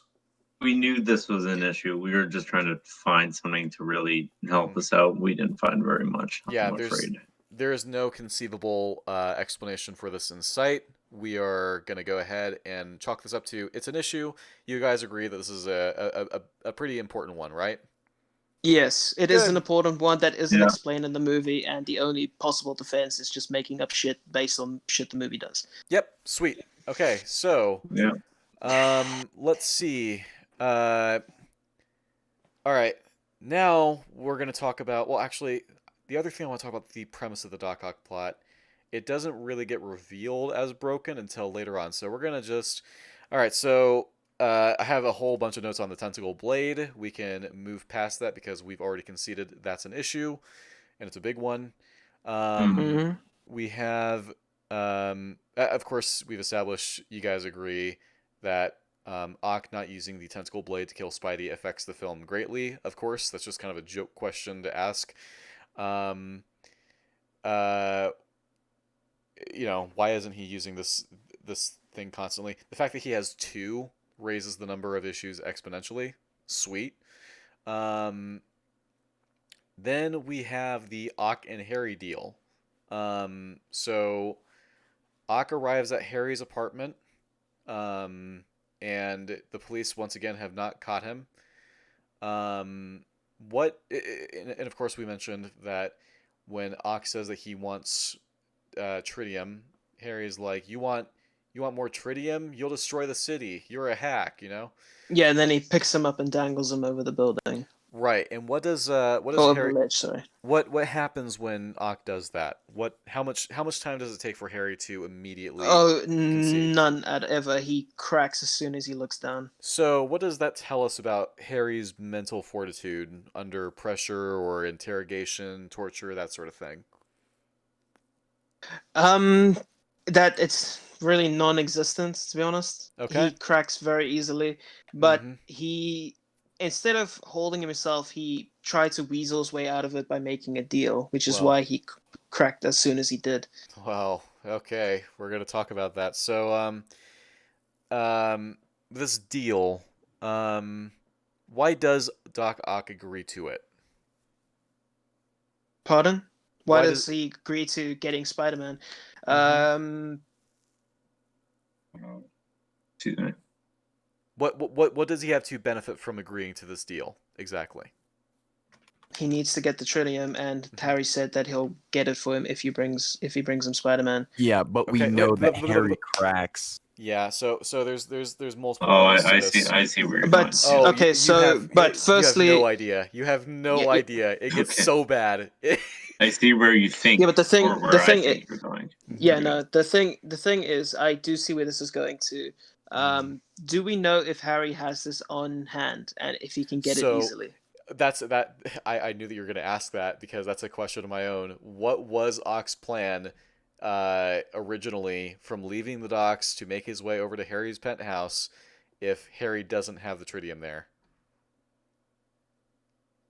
What was Doc's plan? I can't answer that. I don't know, my dude.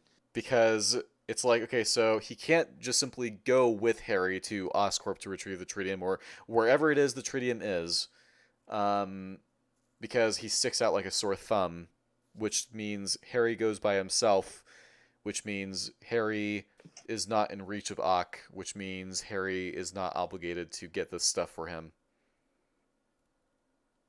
So it's a Yeah, bad no, plan.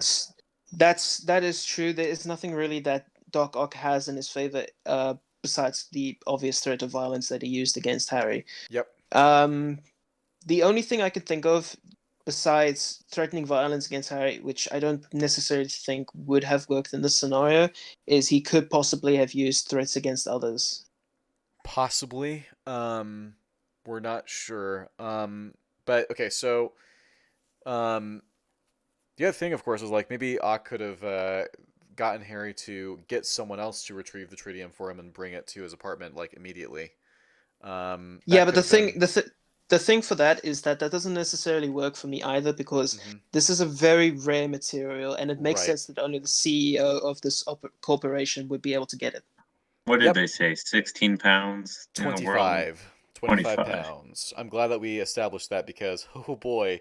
All right, Not a so lot. Not a lot of material. so I have a question 20, about this. 25 pounds, how much is that in kgs again? It's like 15, isn't it? I guess. Sorry, I'm a filthy Easterner.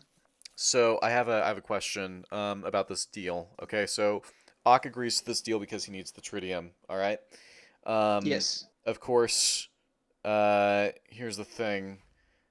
Um, I mean, again, you guys can already kind of tell he could just continue dangling Harry off the building or beating him up or doing anything really to get Harry to basically concede and get the tritium for him now. Um, so that already seems pretty practical. So, but you That guys, runs a lot of risks because Harry could say, "Yeah, I'll get you the tritium." At the same time, he could also just secretly dial his security and then ask for them to come to the thing. he could do that There, there, either there way. are there are ways. Not to mention that there is the possibility of a panic button being in his room, So and then, I think this would be something that if someone as intelligent as Doc Ock mhm. is as they are, this is something they would have considered. So then, well, Harry could just call the police on Ock, like could set up a sting operation on Ock too, like Ock is opening up a huge risk that like he is depending on Harry not selling him out. Yeah, no, he is depending on Harry not selling him out. As Hmm. for okay, the whole Harry sting operation thing, are you putting that on Harry or on Doc Ock? I because would we know that Harry definitely wants to kill Spider-Man, which is why he makes the deal in the first place. say it's more of a thing on Doc Ock. It's just Yeah, like no, his plan is very flimsy. that Um, is understandable. But the only thing I could think of to say that is, if the sting operation were to occur, he would have a hostage. mhm. True. Um, uh, but it's like, hmm. You're wondering if more planning could have been done by Harry's side. I'm assuming Well, that Doctor Octopus is considering Harry not to be the brightest of sparks, and that he is smart enough to think of a way to get himself out of that scenario. It's why he doesn't. Um, well, it, it's it's why he doesn't like threaten Harry in the first place much more after he makes the yeah. deal, And again, because this is all assuming that the tritium isn't already there when they don't actually say that the tritium isn't there. it doesn't make sense as to why he would keep that much tritium on him in the first place. Um, It makes more sense for it to be securely located in like a vault or in a laboratory or something. It doesn't make sense for why he would have it on him personally. Thought, do It you have makes more anything? sense. It Do you have, makes more sense for it to be at a more secure location, and that only the CEO of such a corporation can access it. so only the CEO can access this thing at this location, and Either the CEO or someone slightly underneath this level. Like, I assume that because of the rarity of such a material, you would have to have a high level of authority in order to access this. okay. Thought, do you have anything to say about this? Not really, no. Okay. Um, I don't well, got too much to add.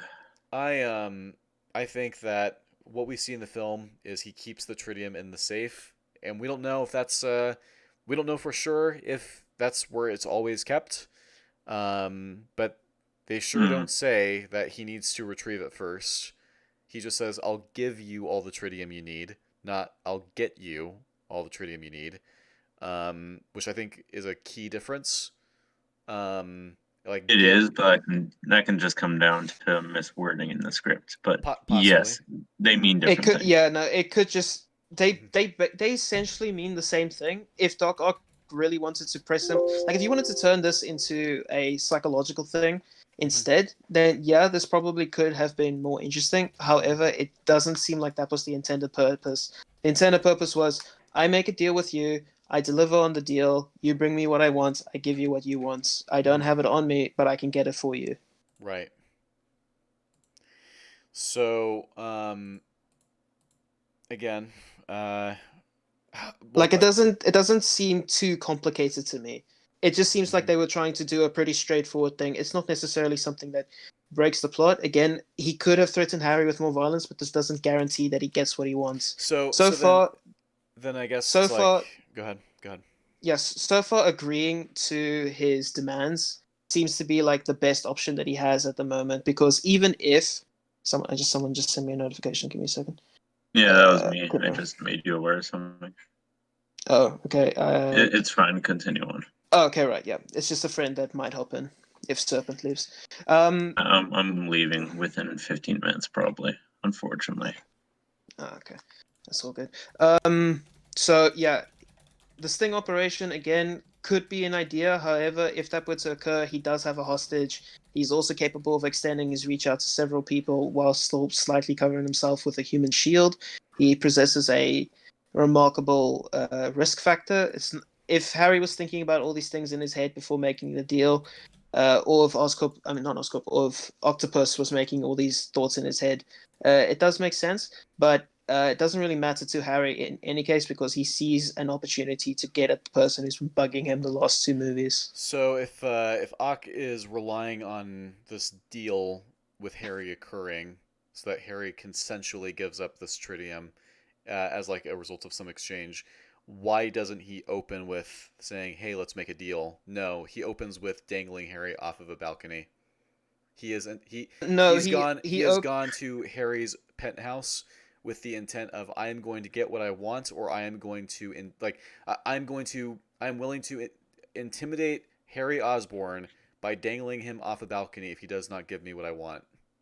yeah, but that Hmm. makes sense because what was the thing that Harry called him I before he started getting dangled over the edge? A hack. Yeah, I get that Yes. makes sense. Like the idea of course he's going to come over and be willing to dangle him off a balcony.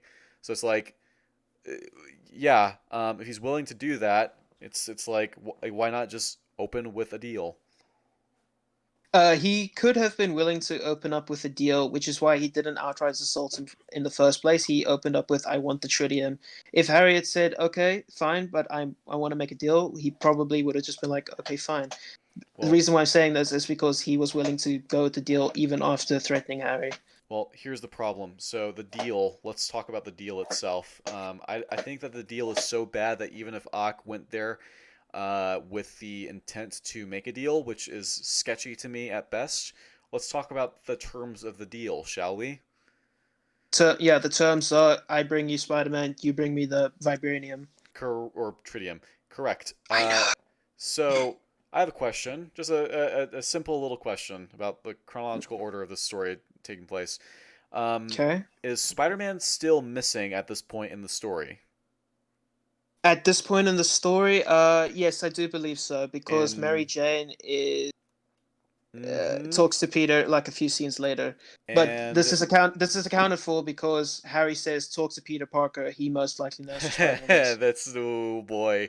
Okay, we'll get to that. That So was something that rubbed me the wrong way. yeah, Yeah, no, Well, it does, but like I'll they, stick no, around it for does that part not. for It sure. it does not account for that. So let's okay. So Ox.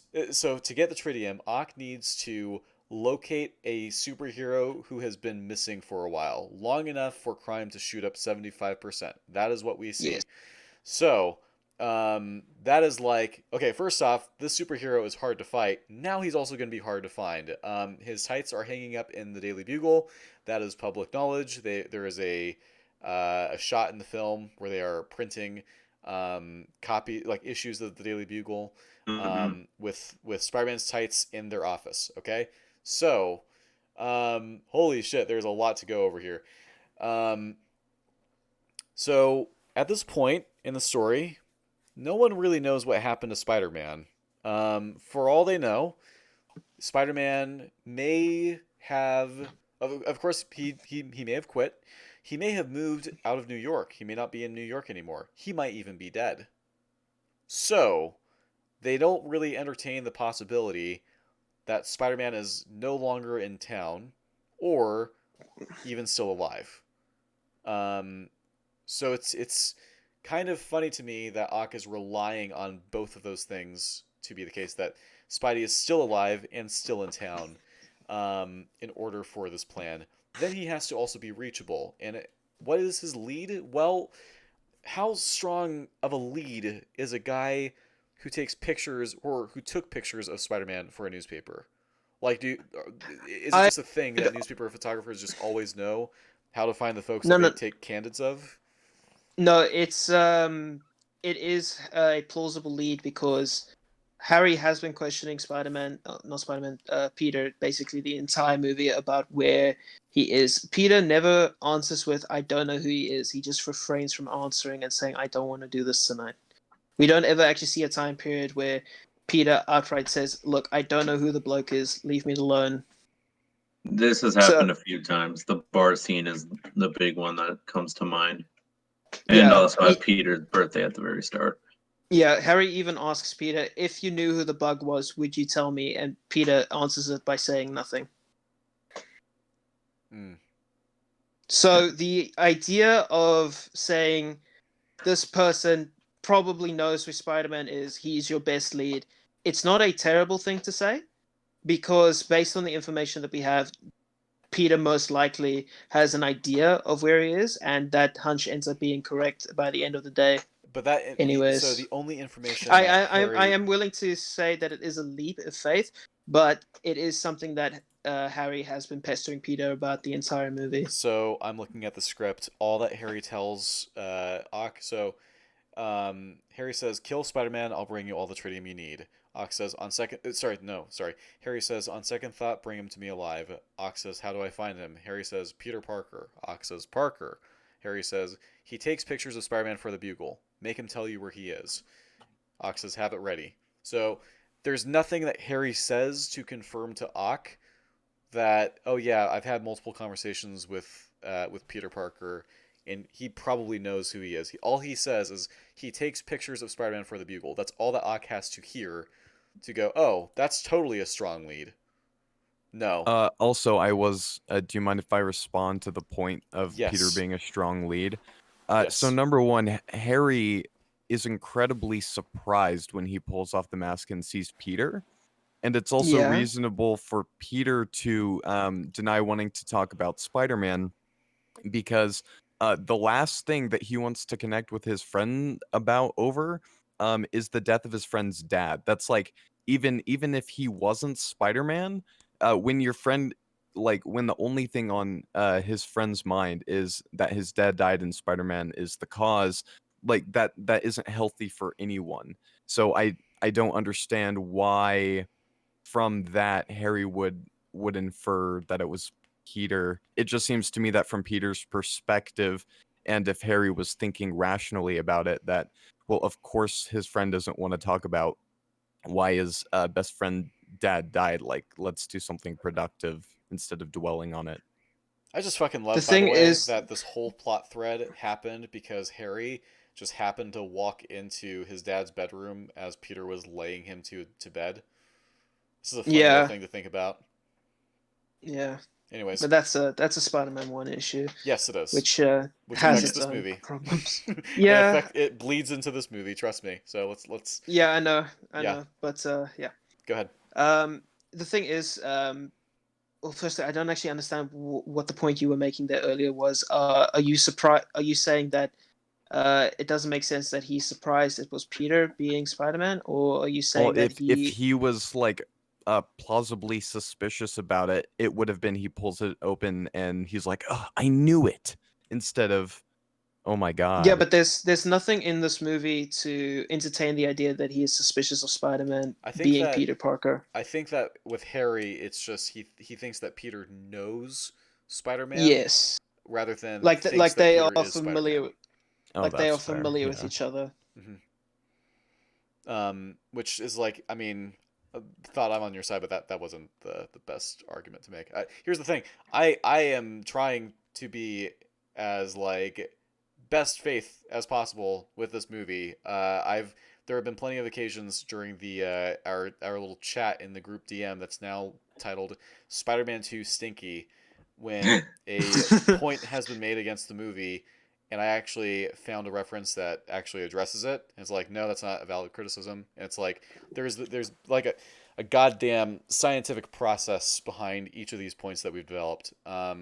So like trust me, I'm not looking for criticisms. I'm not looking for things to complain about. I'm also trying to You just found them naturally, yes. basically.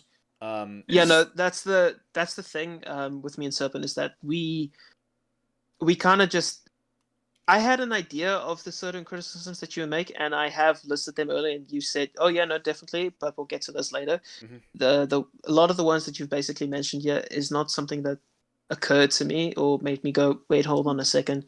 But yeah, no, it is something that I am aware of now, and I'm assuming that you are going to give more later on Mhm. that make me go, "Wait, hold on a second." So, worst case scenario, I look at the movie again and try my absolute best to think of something to say, but I don't know if that's going to happen because, like I said, I've seen the movie and there isn't really much to go on in terms of a defense for, well, a few of these things. Right.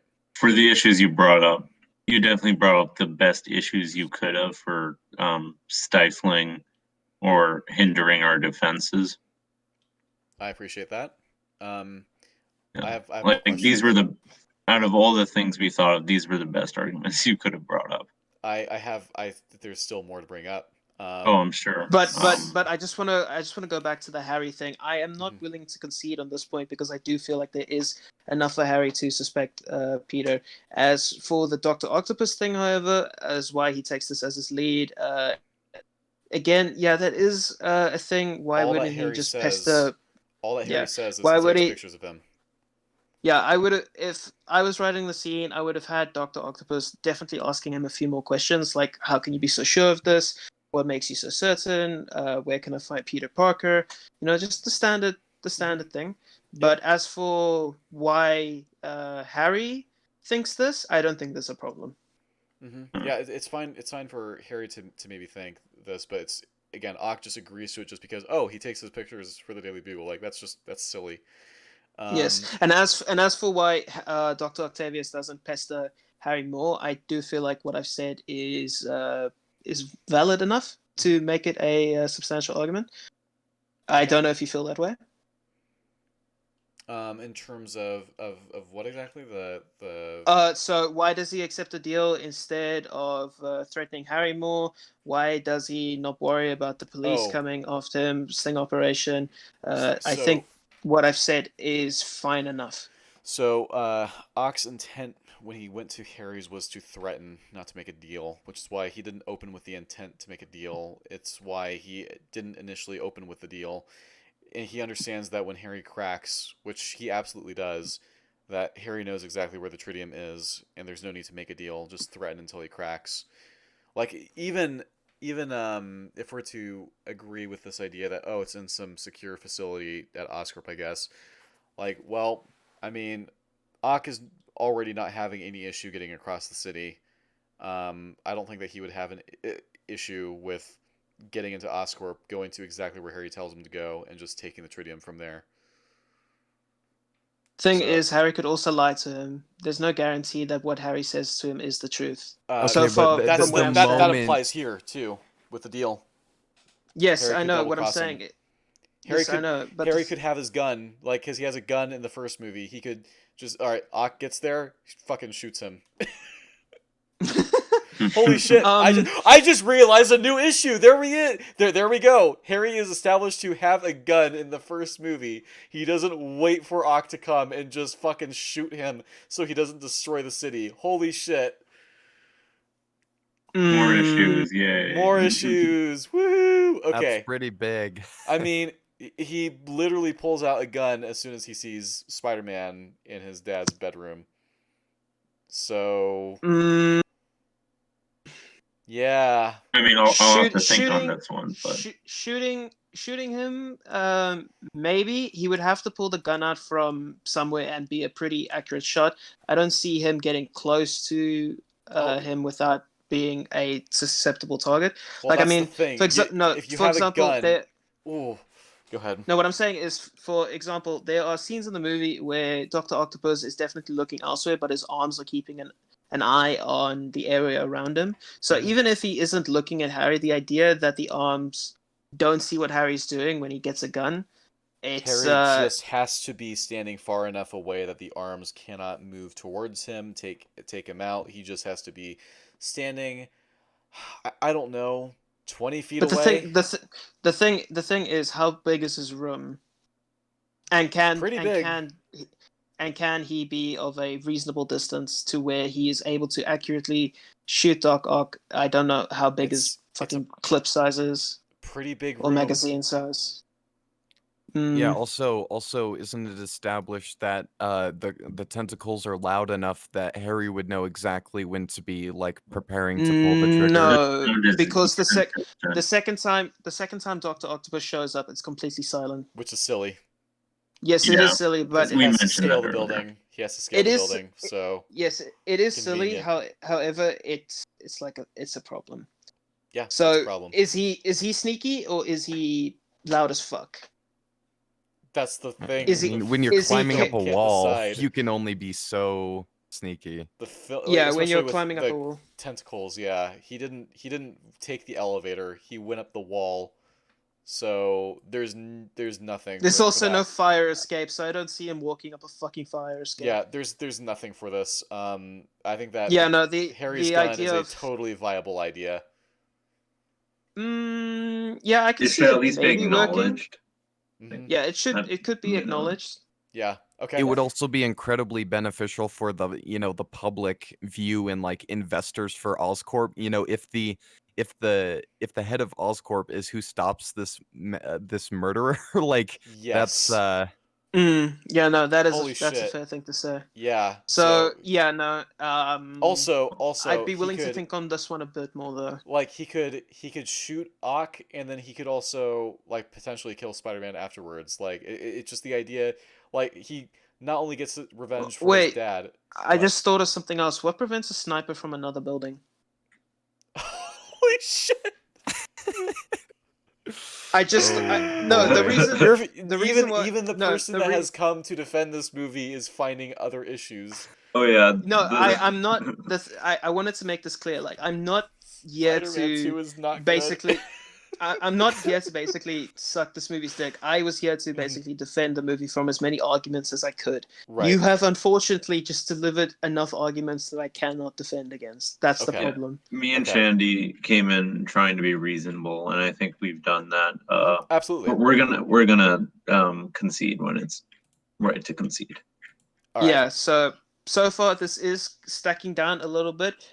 If we're being fair, I was hoping to do the same thing with Amazing Spider-Man 2 with you, but there's no real point with that because you guys already conceded at that point Right. that the movie's as good as you thought it was. Um, So Which that was was a little my disappointing to me, Sure. to be perfectly honest. But to be fair, I don't think we would have been believe able. me, it was disappointing for me as well. Like Yeah. I don't. having led the charge. I don't think we would have had Well- enough time to watch all these movies in any case because we had other things to do. So Unless we just organized for a different time period. So just how bad is this deal for Ock exactly? How bad is the deal now that we bring up the idea that there could be a sniper on another rooftop? We could- Potentially not even to multiple mention snipers? How flimsy this lead is as far as Ock knows, not to mention that Spider-Man is missing, possibly dead. As far as as far as he knows, as far as anyone knows, he could be dead. He has to rely on Spider-Man being alive, still being in New York. His only lead is the guy that used to take pictures of him for the Daily Bugle. The deal is pretty bad for him, just based on the circumstances that he has. However, it is the best thing I think he has at this point. No.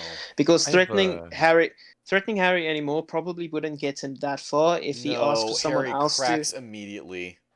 No, the reason why I'm saying is that he can easily just pretend like he's getting what he needs and then secretly do something else. It's been done in several other like movies and stuff where a person who agrees on a deal backstabs them in the first place. Harry, Like it's Harry a cracks trope. It's I know. I'm just trying to think if there's like another movie or property that where the person who makes the deal cracks and then backstabs them anyways. And again, this is assuming that the tritium isn't already at Harry's penthouse, which it also could be. And if that's the case, there's even more problems. Like the fact that like if it's not at Harry's penthouse, it just creates the issue of like what was Ock's plan when he left the docks to go over to the penthouse, and then Yeah, no, it definitely would have benefited from a bit more time spent on Doc Ock forming his plan, maybe discussing it with his tentacles beforehand. I would definitely have preferred something like that.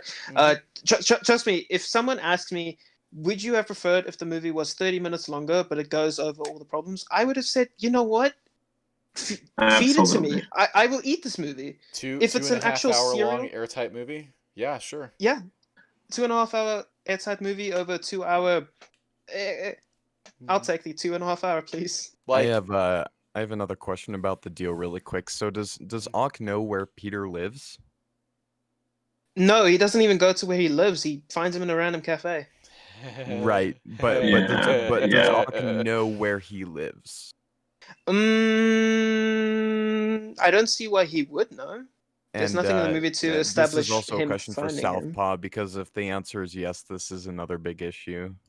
Go ahead. Well, I'm willing to believe I'd be able to answer this question too. I'm not a Goomba, guys. Come on. Don't let the rainy... What's the question?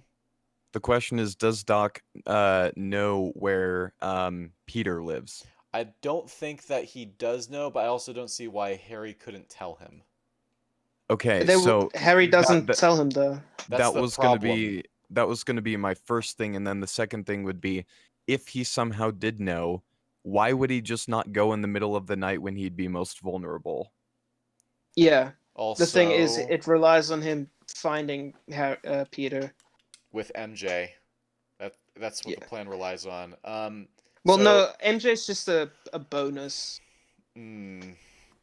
So Like, what I don't would- think he what- was going out of his way to find MJ too. He was just looking for Peter. Okay, so I guess we'll move on to the I guess we move on to the car scene. Like, look, the deal scene is bad. Wait, okay? wait. Before we carry on, Serpent, are you going to hang around for much longer? No, I was about to say, I think I'm going to drop out now. Okay. Or good? Thanks a lot for having me on the channel. It was a no fun problem. discussion. Yeah. Yeah. Yeah, Thanks it was really fun. Thanks for being my wingman as much as that helped with these problems. So Well, I at did least what I could. at least you took a screenshot of a point that he definitely did Yes. not make. We So- won the point that we didn't have to fight. But we got Oh. that defense Yeah. fucking rock tight, damn it. yeah. Oh yeah. So Yeah. TT and Southpaw, great arguments. thank you very much. I'm very excited to see your video and your EFAP appearance on this. Oh, Yeah, no, it's I gonna be am great. interested to see the EFAP on Spider-Man and Amazing Spider-Man. That'll be I am. that's gonna be a fun one too. Yeah. So all right. So, but basically, we agreed this deal sucks, right? This whole scene. With Yes, the deal sucks. the more and more you think about it, the more factors you add, it just sucks more and more. So like, ooh. I have a question. How significant is how important is the scene? It's pretty important. He gets the tritium, which will build his device, which leads to the climax of the movie, and it's important to Harry because he's meeting the person who he blames for the death of his father. Oh, it's So- it's even more important than that. This leads to Mary Jane finding out that Peter is Spider-Man for sure.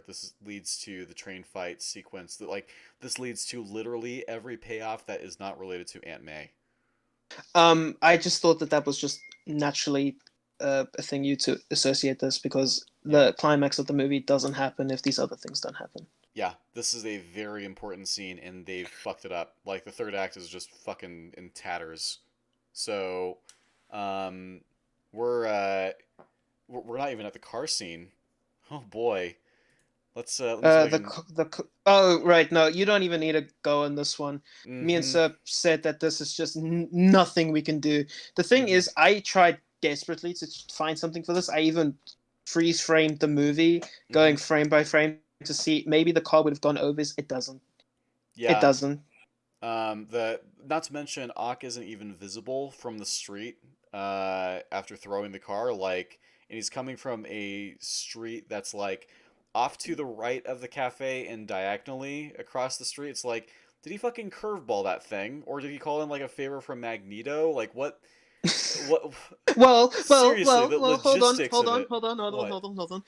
The Magneto thing might have a bit of substance because apparently at one point they wanted to get Hugh Jackman's Wolverine in as like a cameo in one of these movies. Oh, really? So you might be onto Well, something there. You actually, Thomas Jane actually appears in this movie supposedly as the Punisher.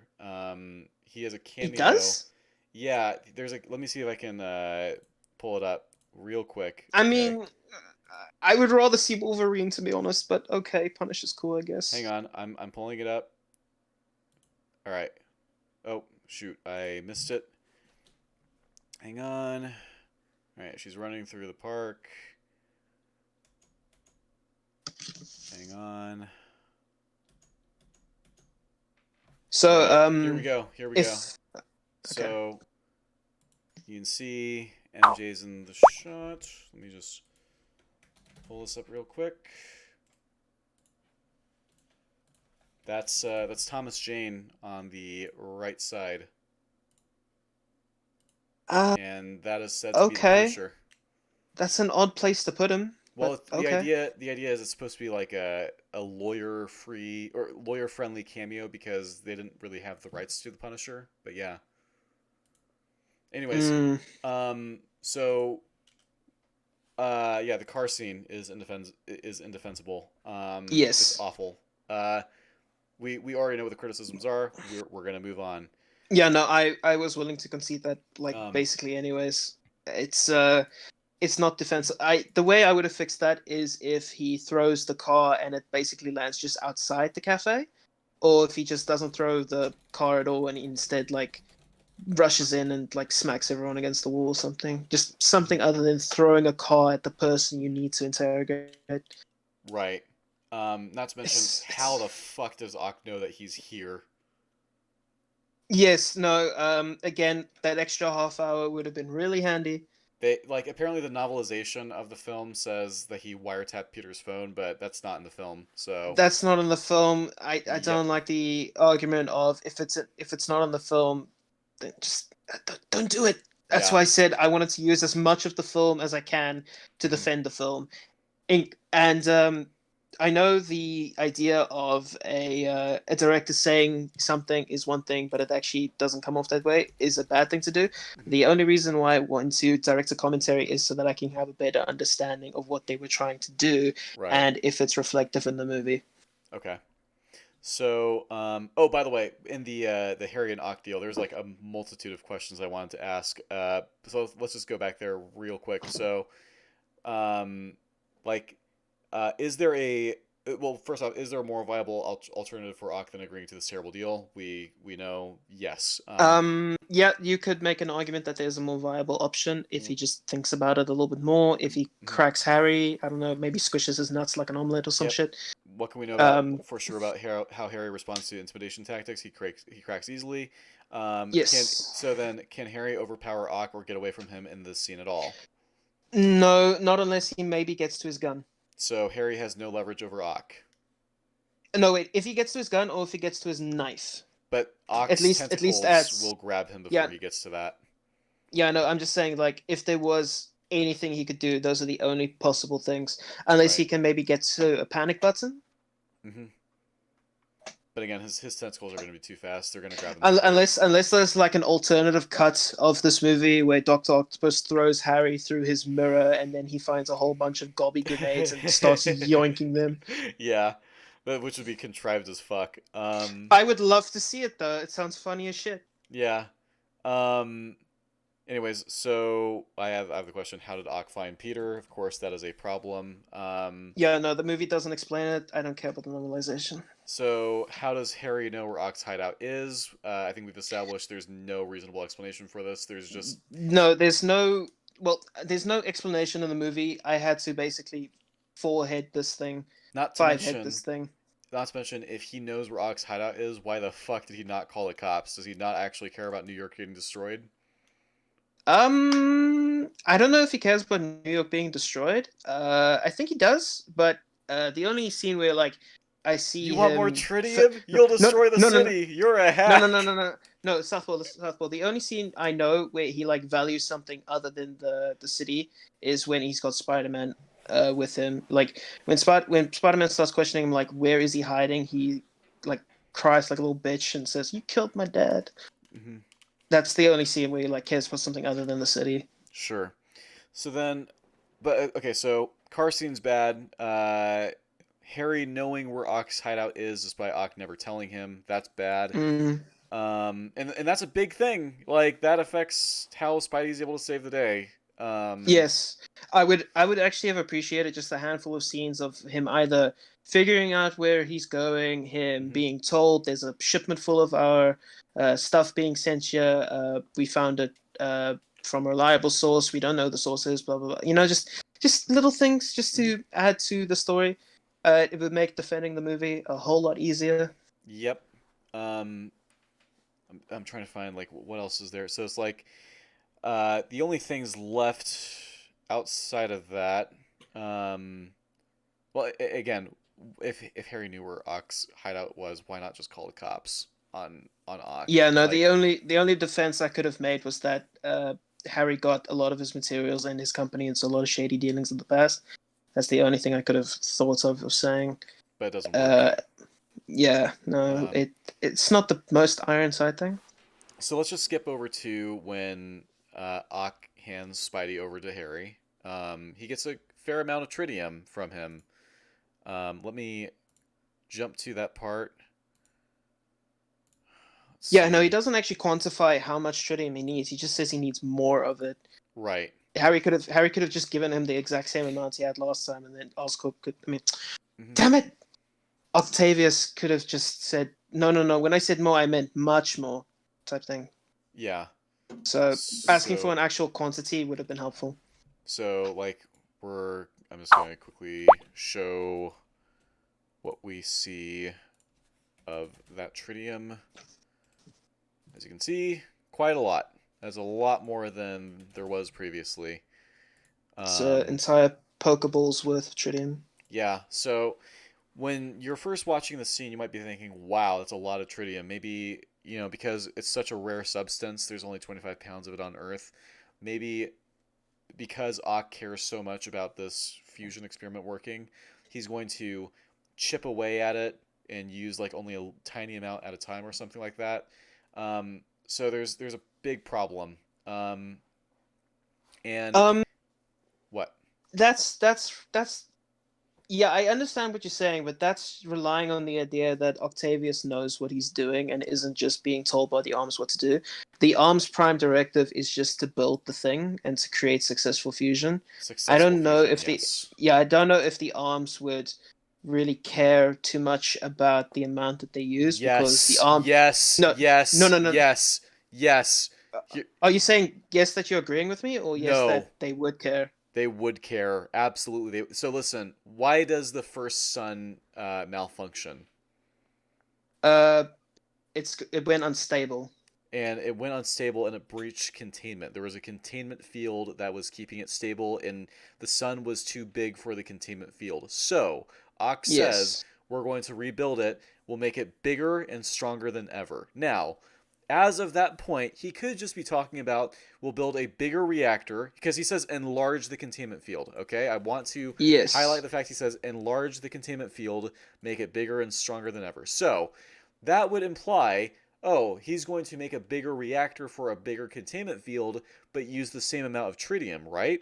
That No. would make more sense. Right. So, because the idea is if he's a scientist, a brilliant scientist, um, Yeah. he's going to have a bigger containment field for the same size sun. It's not going to breach containment. It will actually work. What does he do instead? He Instead decides to use all of it and make a bigger sun. he increases the size of the containment field for fucking nothing.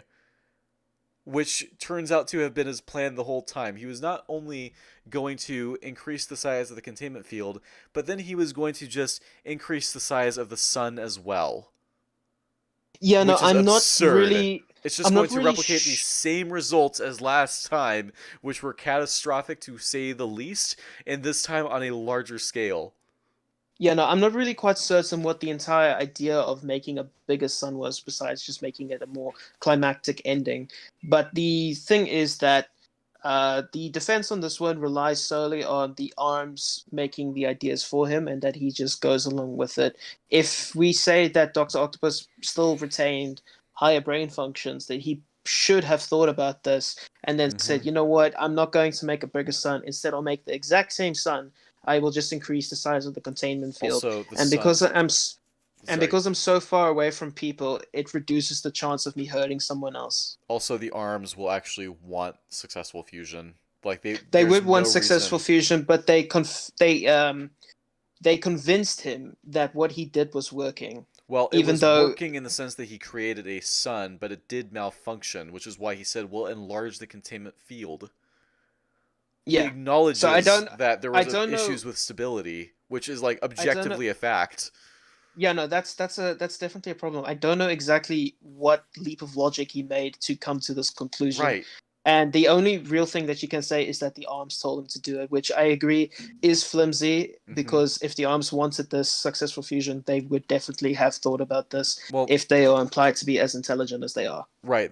So it's like if someone were to say, "Well, Ock is just crazy," you see, so it's fine. It's like here's the thing. This is what I have written down, and I've yet to record it, but because I just found out this issue, which like retroactively decapitates the plot. Like this goes back to the first scene in Ock's hideout. It's just like it fucking obliterates it. So we've gone from several neck cuttings to just getting rid of the whole head now. Yes. So Infinity War is far from airtight as far as storytelling goes. But one thing it does Yeah. have going for it is that while Thanos has clearly earned his title as the Mad Titan, it is easy to understand why at least He thinks his plan will work. He has seen his planet and his people perish because his idea of culling half the population wasn't tried. And then when he did just that to other planets, he claims that it achieved the results he was looking for. There's an internal logic to Thanos' madness. But the same just cannot be said for Doc Ock in Spider-Man 2, where he just utterly fails to consider the ramifications of making his next artificial sun large enough to be capable of breaching his larger containment field. And it gets even worse when you realize that this isn't just out of character for Otto, but also for his artificially intelligent tentacles. Yeah, I can agree to this. Okay. Because if it's explicitly stated in the film that their primary function is that they need to create successful fusion. Mm-hmm. The fusion did. So the only way I can see this working is if you basically twist their function and say they created successful fusion, but they don't need to handle it anymore else. That's not their primary function, and it relies entirely on Dr. Octopus at that point. That's the only way I can see you spinning this. And that if they were to create a bigger sun, it doesn't necessarily go against their primary directive. Yep. Also, actually, no. I'm thinking about this now. Them creating a bigger star or bigger sun, and then it basically being self-sustainable, technically meets their requirements. It's just unstable. The problem is, like, it could be self-sustainable if they use a little amount of tritium. It could be, but we don't know that for certain because the sun went out as soon as he disconnected the power. So using the logic here, if the arm's primary function is to create the fusion, successful fusion in the first place, and they deemed the first attempt to have been successful, the idea of it destabilizing doesn't necessarily meet their primary properties, their primary function. They've at that point already met their function. They've succeeded in their tasks. Okay, so then Ock simply has to lack any higher cognitive thinking about. Yes. He basically needs to lack any sort of higher functioning brain power, and the movie does say that he is being basically controlled by these things the entire time. Yep. Because he says things like, "I'm not a criminal." They convince him to be a criminal. He says that Peter was right. I failed in my mission. Damn it. The arms say, "No. You did okay. You did okay. Do it again, please. Do it now." He even contemplates throwing himself in the ocean to drown himself, and they tell him not to do that. Right. So that little scene shows that he might be thinking about a whole lot of these things, but the arms have taken control of his mind at that point, and so it's more about what they can do and not what he can do. Right. So I think that this conversation is winding down because at this point I think that it's safe to say that we've rendered the entire plot of Spider-Man 2 non-functional. Like yes, at this point I am incapable of defending a lot of the plot points. If I wanted to give it a try, I would need to do some more homework. The Doc Ock plotline doesn't work on almost any level. The Mary Jane romance sucks, and it's a huge driving force for Peter's arc in this film, which the middle part of the arc is overall done well. It's like one of the better things that the film does. The problem is then you have the issue of the final payoff is affected by this shitty deal and this shitty plot, and the setup for this Spider-Man No More arc isn't doing well either. The only plot line or subplot that's remotely functional is, like, all the way through, is Peter and May. Peter telling May the truth and making up with her after that is great. Yeah, if we're ignoring Mary Jane's point, then the personal things that affect Peter's lives, I think Peter's life has actually been done pretty solidly. Sure. You know, you've got Mr. Dickovich and his daughter. I think the scene of her asking him, "Do you want some chocolate cake?" is really sweet. I like it. Yeah. Pun intended. I like Ursula. Yeah, I actually have a meme where because I was discussing this in Moore's Discord quite a while ago. A lot of us actually consider her to be like prime waifu material, totally. Significantly better than Gwen or Absolutely. MJ. Absolutely. I'm actually thinking of making her my profile picture for Valentine's Day. I actually have it saved. Give me a second. Yeah, no. but yeah, like here's the thing: there's good things that this movie has going for it, but holy shit, in terms of writing, I can't give it more than 3 out of 10. She's cute. In terms of writing, I would be willing to settle on a 3 out of 10 for the moment. Hmm. I would need to go back over and see if there is maybe any arguments that I can make. I'm not exactly going to take this lying down, if you know what I mean. Of But course, of course. But yeah, no, the things you have raised are quite problematic. Hmm. I did not expect this at all, to be honest, because from where I was going, I was trying to find as many of the problems that I could see that I know are common. The common ones that are definitely problematic are, again, the car, the Harry knowing where Otto's base is, and I think what was the other one that I raised? Was it the tentacle blade or Yeah, no, I think I did, but not to the extent that you did. maybe the deal with Like, Harry? no, not the deal with Harry. I actually didn't really mind that until you brought it up now. Okay. Uh, Well, for a long time, I was actually trying to think of what the practical application of the blades and the arms were for. Like, I yeah. was wondering. I was actually asking a few of my friends, like taking screenshots and sending pictures. Like, what is the point of these things? Like, Maybe what are they used for? maybe he could stab the sun and that'll pop it like a balloon if it gets too big. I don't I know. don't know. The conclusion that we came to is that it could just be used for more precise things on the machine. Like if he's using the tentacles for repair work, he can just use the sharp pointy stick to do some stuff. Yeah, I don't know. We didn't actually know. We just Oh, had and to guess it. it's worth pointing out that the tentacle blade is what leads to Ock getting electrocuted and redeemed afterwards, which is like, oof. It's actually a pretty important thing in the movie. The thing that is an oof is he survives that. Yeah, that's also pretty bad. Ock's durability is really weird overall in the film. At some point we could go over the fight scenes. You Um, know, I have mentioned this to Serpent and to the other people that we're watching that there are scenes where he appears to be very durable, and like for example, in the bank scene, he gets hit with a bag of cash, and he gets basically almost thrown into a wall. And mhm. then when he goes away from the wall, there's like a massive dent in it. I'm like, holy shit, Yeah. that's a big dent.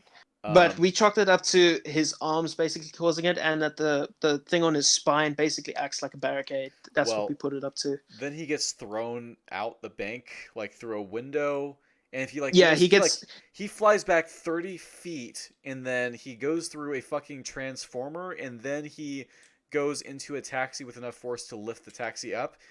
He's the dead after taxi. that. Yeah, no, the taxi part isn't actually the part that I was going to point out. It's the fact that he gets thrown in the face with a table by Spider-Man. Well, I think that it's the fact that he flies through the transformer like it's a junction box or something, and he rips that off the ground, which is like, No, it's irrelevant at that point because he should be fucking paralyzed from the yep, initial attack. yep.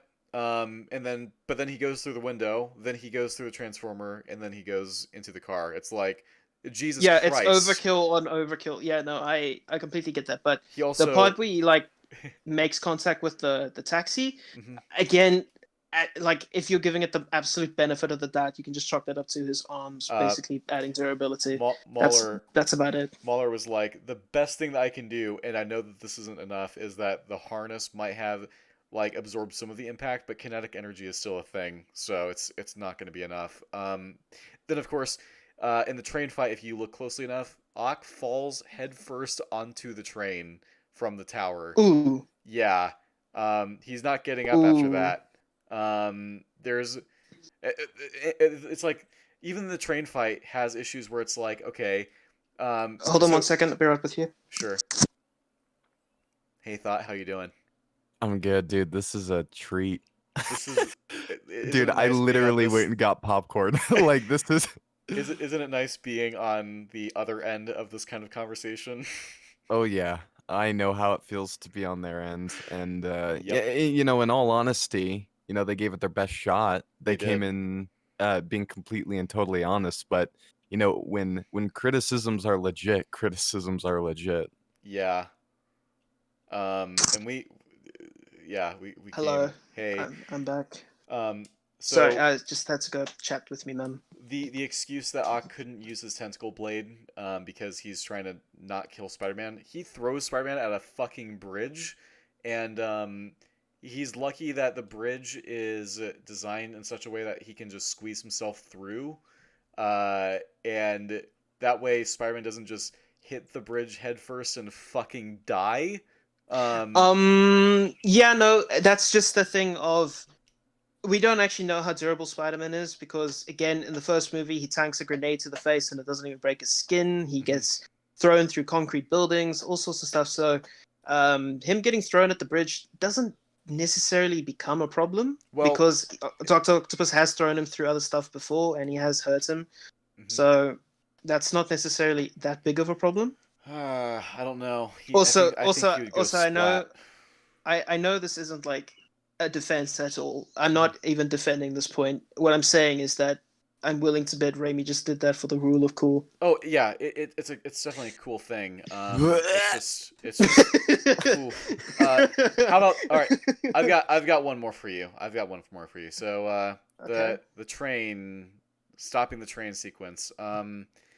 That relies on emergency brakes not being a thing. First of all, Doesn't he break the emergency brakes in the movie? so Okay. First Here we off, go. Oh wait, no, I just had a. Ignore me. first of I just all, realized. as soon as Ock and Spidey are fighting on top of the train, I don't believe for a second that neither the conductor nor the many other passengers on board would not have been wanting to stop the train. Stop the train. Yeah. On top of that, Ock decides he's going to make the train go at top speed and then pull the speed control lever out. And that he knows, for some reason, somehow, he knows that is going to result in the train's brakes not working, which passenger trains in New York City especially will have fail-safe emergency brakes that automatically kick in when a failure like that occurs, and the scene relies on A, that not existing. happening, and B, Ock knowing that it won't work. Yeah, no, I do apologize about my earlier brain fart. I immediately realized the problem. I was like, wait, no, hold on, that's not what they actually mean. Yeah. So, I mean, there is a cord for passengers to pull that they could have pulled and they just didn't. But yeah, even on buses, there's like emergency windows and shit that you can just go through and buttons that you can push to just tell the taxi driver to stop. Even the door, at least over here, the door on the side has got like an emergency exit thing that you can pull. So I do imagine trains would have that in New York. And I think if you have Spider-Man and Doc Ock fighting on your train, like the likelihood of some malfunction occurring because of the fight while the train is in motion would call for the train to be stopped. Yes, they could. I definitely see that some more if it's in motion than if it's like still. So then, of course, then the automatic brakes they aren't a thing, or they break, which is like ugh. I want to ask, what was the destination of that train? I don't honestly know. That's a good question itself, but I don't actually think they come across a train station. They just they do straight onto. They do. Oh, do they? They pass 2 train stations. Yeah. Oh, okay. There's a lot that we could go over if we were to. Southpaw, I think I need to take off. That's totally okay. We're finishing this up anyways. So thank you for having me on. It was definitely a treat. Good to be on the winning side for once. Yeah. I will say the firm taste of defeat stings a bit, but I will take this L on the chin. I will not. I'll not go pouting. I will not go pouting quietly into the night. Yeah. Well, good to meet you, Shandy, and thanks for having me on again, Southpaw. Thank you. Thanks for being here. Yeah. All right. Thanks for being guys. willing to listen to my tism. Yeah. No. Good night. Yeah. Gotcha. Okay. Now it's just one-on-one. So. At this point, I don't really know what else I can say. I can actually show you a list of the arguments and defenses that we were making. Like this is the stuff that we were catching on first glance. I just wanted to make sure, by the way, that this is a thing where external consistency is totally necessary, because we should be able to assume, we should be allowed to assume that trains are going to operate exactly the same way as they do in real life. Yes, I don't see why trains in a fictional universe would work differently. It doesn't make any sense. Like Yeah. the entire premise of this movie is that you're supposed to you suspend your disbelief at things like a man sticking to a building or another man being thrown at a car, but you have to like then go, wait, this is supposed to be a fictional superior person set in my real world. Yeah. So no, I don't know if you're reading through those at the moment, but these were the I things am. that Serpent and me did discover, and things that we did write up. I don't know if he's put in any cheeky jabs at you. I haven't read it in a while. Oh, it's totally fine. Let me see if he is there. Oh, please tell me there's. I'm trying to find the one for the kid in the burning building. I think it's done. Doc Ock gets another round of Maybe that's in a supplies. second. Peter's life was terrible. Spider-Man now wants a long life. I think it's on the next page, actually. How the kids have the mask? He threw it in the train? No, he didn't throw it in the train. Yeah, no. We were wondering because I did like see that, and I was just like, how did he get the mask inside the train? And I Yeah. just came to the conclusion that he just threw it inside. We don't see him doing it. We don't see him dropping the mask. We don't see him put it in his back pocket. But based on the information that the kids pick it up from the front of the train, we just said he probably just threw it inside. He takes the mask off and just appears to drop it. Like, that's all that we see in the film. So it's just like... It basically becomes a knife from TLJ at that point. It enters the void. Yep. Which isn't even a thing that I bring up. Well, actually, it might be a thing that I bring up in my review. But can you understand why we went through all of these points? Because Sure. we had no idea for the most part what kind of points you were going to make, so we tried to go through as much as we could. And these arguments are just something that didn't pop into our mind for the most part. Yeah, like when I was asking earlier, so do you guys think that the Doc Ock plot is good? It was this kind of stuff that I had in mind, like the cops in particular is like a big problem. How he gets the parts, the fact that the money disappears and then it reappears is like ugh, and then the deal is terrible, and then the fact that he uses up all the tritium, which is a waste of a very rare resource, also kind of nullifies the point of wanting to make more of them. No, of making a bigger reactor. So it's like, yeah. Now that I think about it, even if he was able to create successful fusion, and even if this entire thing was capable of being a success, how the fuck do you move that? I mean, I don't know what his endgame was, and it's not something that I really think about in general. It's like, it's barely even the crux of my argument. I've gone over my key criticisms of the movie, basically. It's a mess. Do you still have more, or is that basically the whole of it?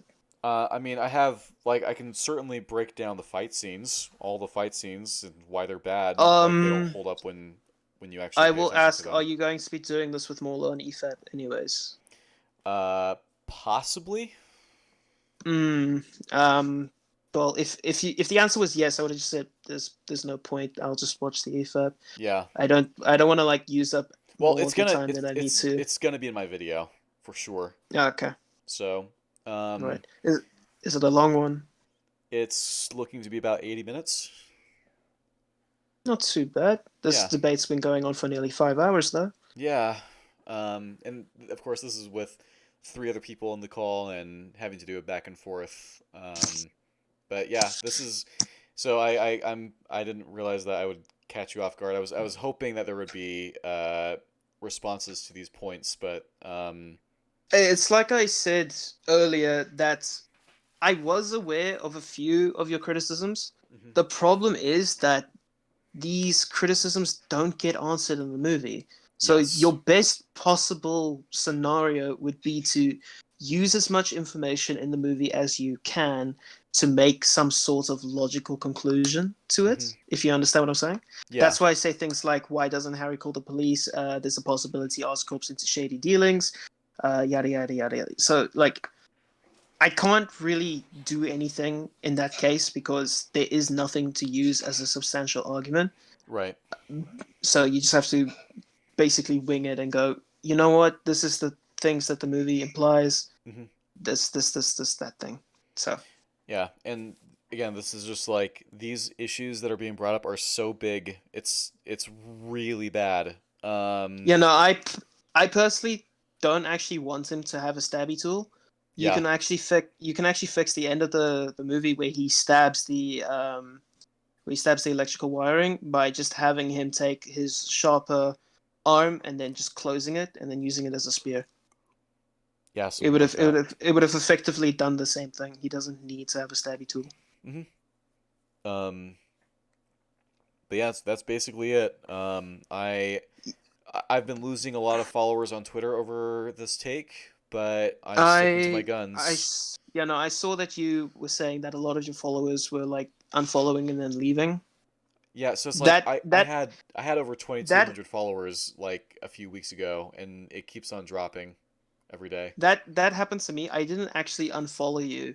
It just happened. Oh, I don't know why. So Twitter is removing. Okay, that's another possibility. I took it as people can't handle the spicy Raimi 2 takes.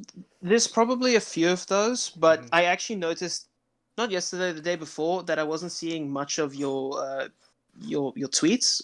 Okay. But my mutuals were like, they were retweeting you or responding to you, and I'm like, why don't I see any of these? So I click your page, and I'm like, oh, I'm not followed to him anymore. What's going on here? I've seen that sometimes too. Yeah. So maybe it's just Twitter cleaning up things, possibly thinking I'm a bot account or something. I don't know. So final thoughts on Spider-Man 2 now? You've definitely rattled my cage. I still really like the movie. Me too. But I will be a little bit more upset in some of the scenes now that I have this idea in my head. I probably from like a subjective thing, I still think this is my favorite out of all of them. I really love this movie. Second is Spider-Man to Spider-Verse. Like, I really like that movie like a lot. Yep. But from an objective standpoint, I'm definitely going to have to take it down a few notches. Yeah, Into the Spider-Verse is far and away better than this movie. I haven't seen I haven't seen Homecoming, and I haven't seen Into the Spider-Verse in a while. I need to watch those movies again just to decide between those two movies which one is better written. But from a subjective point of view, Into the Spider-Verse is lovely. Oh, it's amazing. It's so good. Man. I actually actively listen to that movie soundtrack often. You're gonna want to watch the South podcast number 15 where we cover SK's video on it. It's like, did you watch the EFAP on Cinematic Venom? Oh no! Please don't tell me it's one of those. Please. So everyone that was in the call, especially the ones that previewed the video before we actually covered it, were like, "This is worse than Cinematic Venom. It's so bad. It's amazing." I need to quote what Buzzak said at the end, like once the video was finally over. He said, "There are no words in the tongues of men, elves, orcs, dwarves, or any xenospecies that could describe what a horrific experience this was." like he said, it's the worst video that he's seen in the field of review. I mean, dude, like, I'm not even gonna spoil anything. You just need to experience it for yourself. It's it's so funny. Like, it's one of my favorite South podcasts. Because like when I watched EFAP 93, I had actual bile in my mouth at one point. Like, I was ready to puke at a few of the things that he was saying, and you're telling me that's worse? Dude, Evan and I are gonna cover it again on EFAP too. Stinky. Oh, it's gonna be so good. Anyways, All right. Well, that kind of concludes our discussion on Spider-Man Yeah, 2. no, I don't think I have anything else to add. You You, didn't go over any of the points I thought you would have made. mm, Uh, Most of my arguments kind of null and void at this point, just mm, because I didn't think of these. A lot of the problems that you have can't actually be explained in the movie using the movie, mhm. unless you like find a secret version of the movie that adds a half an hour onto it and explains all these things. Yeah. Until that day happens, unlucky, I guess. All right. Well, So now you know why I've been so smug on Twitter about this when people keep on giving me TLJ level defenses for I these I kinds of will arguments. I w- I'm hoping you don't think me and Serpent did that for the most No, part. no, no, no, no, no, no, no, not at all. Okay. I Okay, because we did try our absolute best not to oh make those kinds of arguments. no, Like, you guys y- did a wonderful job at avoiding that. And okay, I definitely wanted to steer the conversation in a way where we would agree on a set of standards and principles about this is bad in this thing, which means it's going to be bad in this thing too if we spot it, right? It's like, yeah, no, that's fair. Just agreeing on a set of standards definitely helps the conversation like this. It gives you a good groundwork to start off on. yeah. And So that that's prevents completely fair. it prevents people from going, that's just a nitpick. Oh, this doesn't matter. Oh, this scene is not very significant. It's like, no, no, no, no. We need to agree. This is an important scene. We need to agree. This is this flaw is a big deal. It affects the plot in a drastic way, and then we can just move on from there. I'm Um, just really disappointed in myself that I did not think about that. Like, fuck. oh, Like, trust me, oh man. so many people for 16 years have failed to catch this stuff. I failed to catch this stuff until recently, and now we're here. Would you like to get added But to like, the? but Well, go hmm? ahead. Nothing, nothing. Go ahead. um, the thing is for me is that I don't know. Are these flaws obvious to you?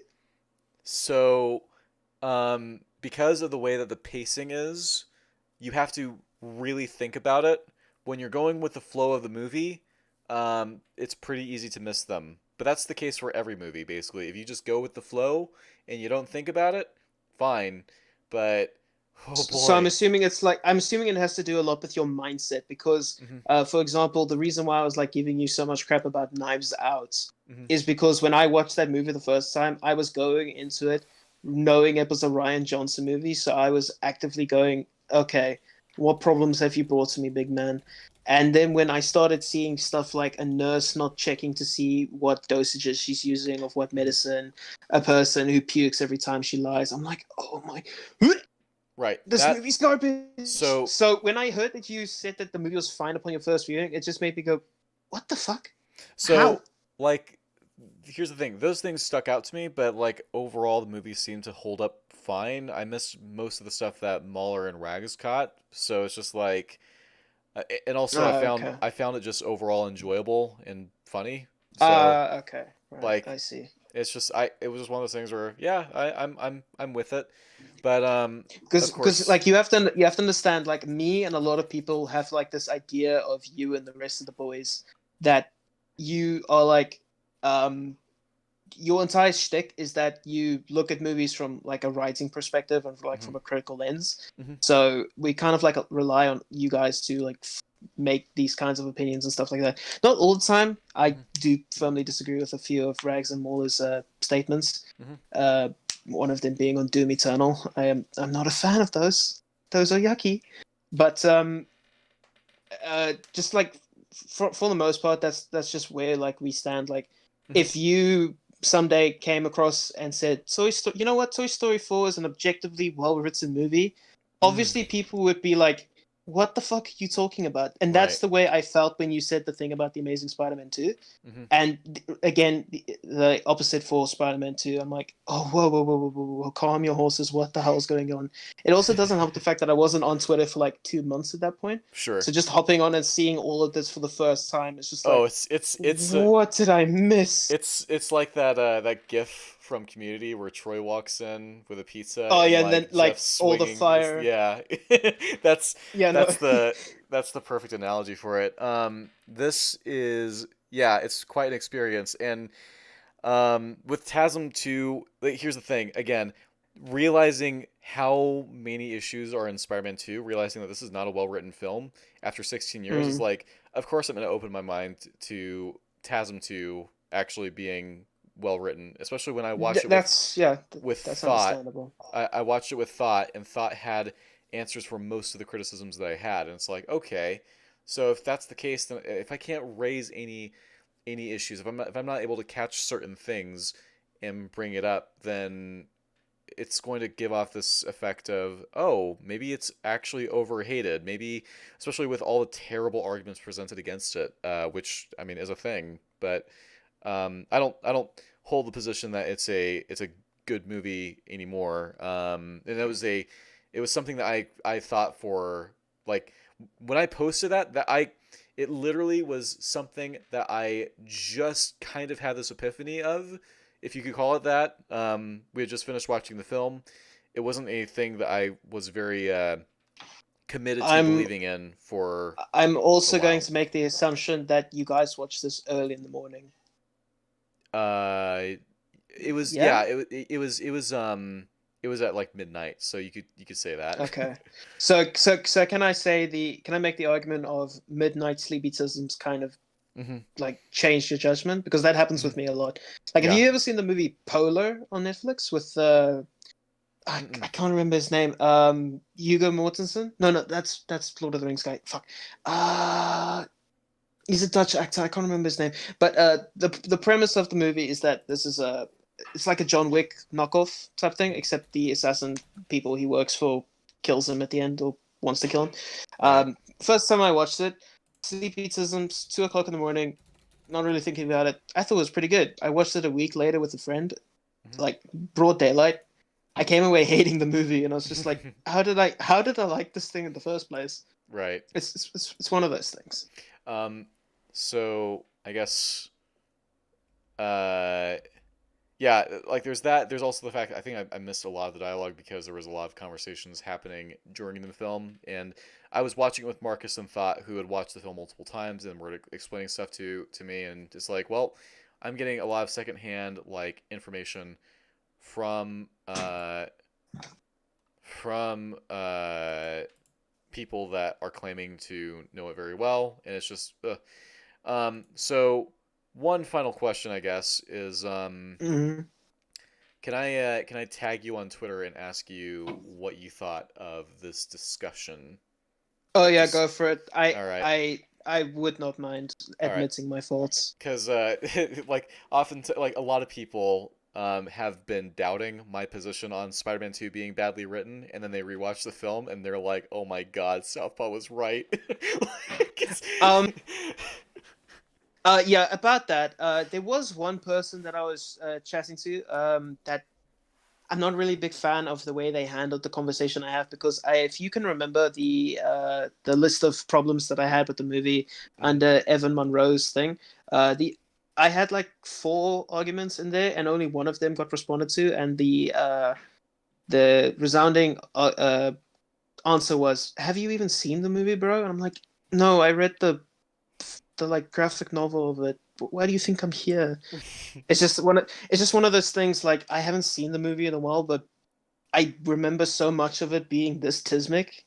hmm I would need to watch it again. That's why I said to you and Thought Theater that, like, I might not remember everything, but I'm more than willing to go through this movie and list the problems that I have because I know they are there.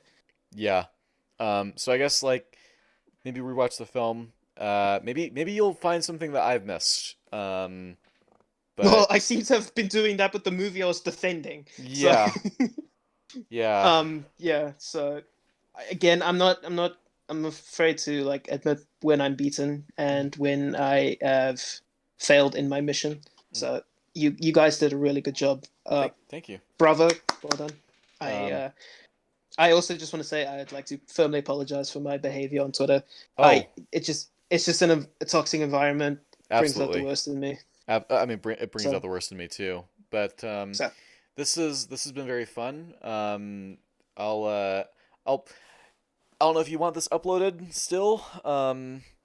If you again, can veto it, I don't mind you can veto it at any veto. time. Yeah, like as What in does that mean? Oh, like it means like you can say no, please don't upload it, and I'll honor that deal. Um, if I end up like doing anything on YouTube and Mhm. people ask me things like this, I would want some sort of proof out there that I am willing to have a debate and that I am capable of accepting defeat. Okay. So Well, I feel like this is a good place for me to be. yeah. I think Serpent would say the same thing. Like Mhm. he doesn't mind what you do with it personally on your channel, but if you don't want to upload it, that's perfectly fine. Mhm. Even if you like give it to one of us, I'm pretty certain we would upload it anyways. I'll likely upload it privately, and then I'm going to like I'll probably make it public after sometime after my video has been dropped, just to show. See, You I've know, because you said that it would badly affect your viewing. mm-hmm.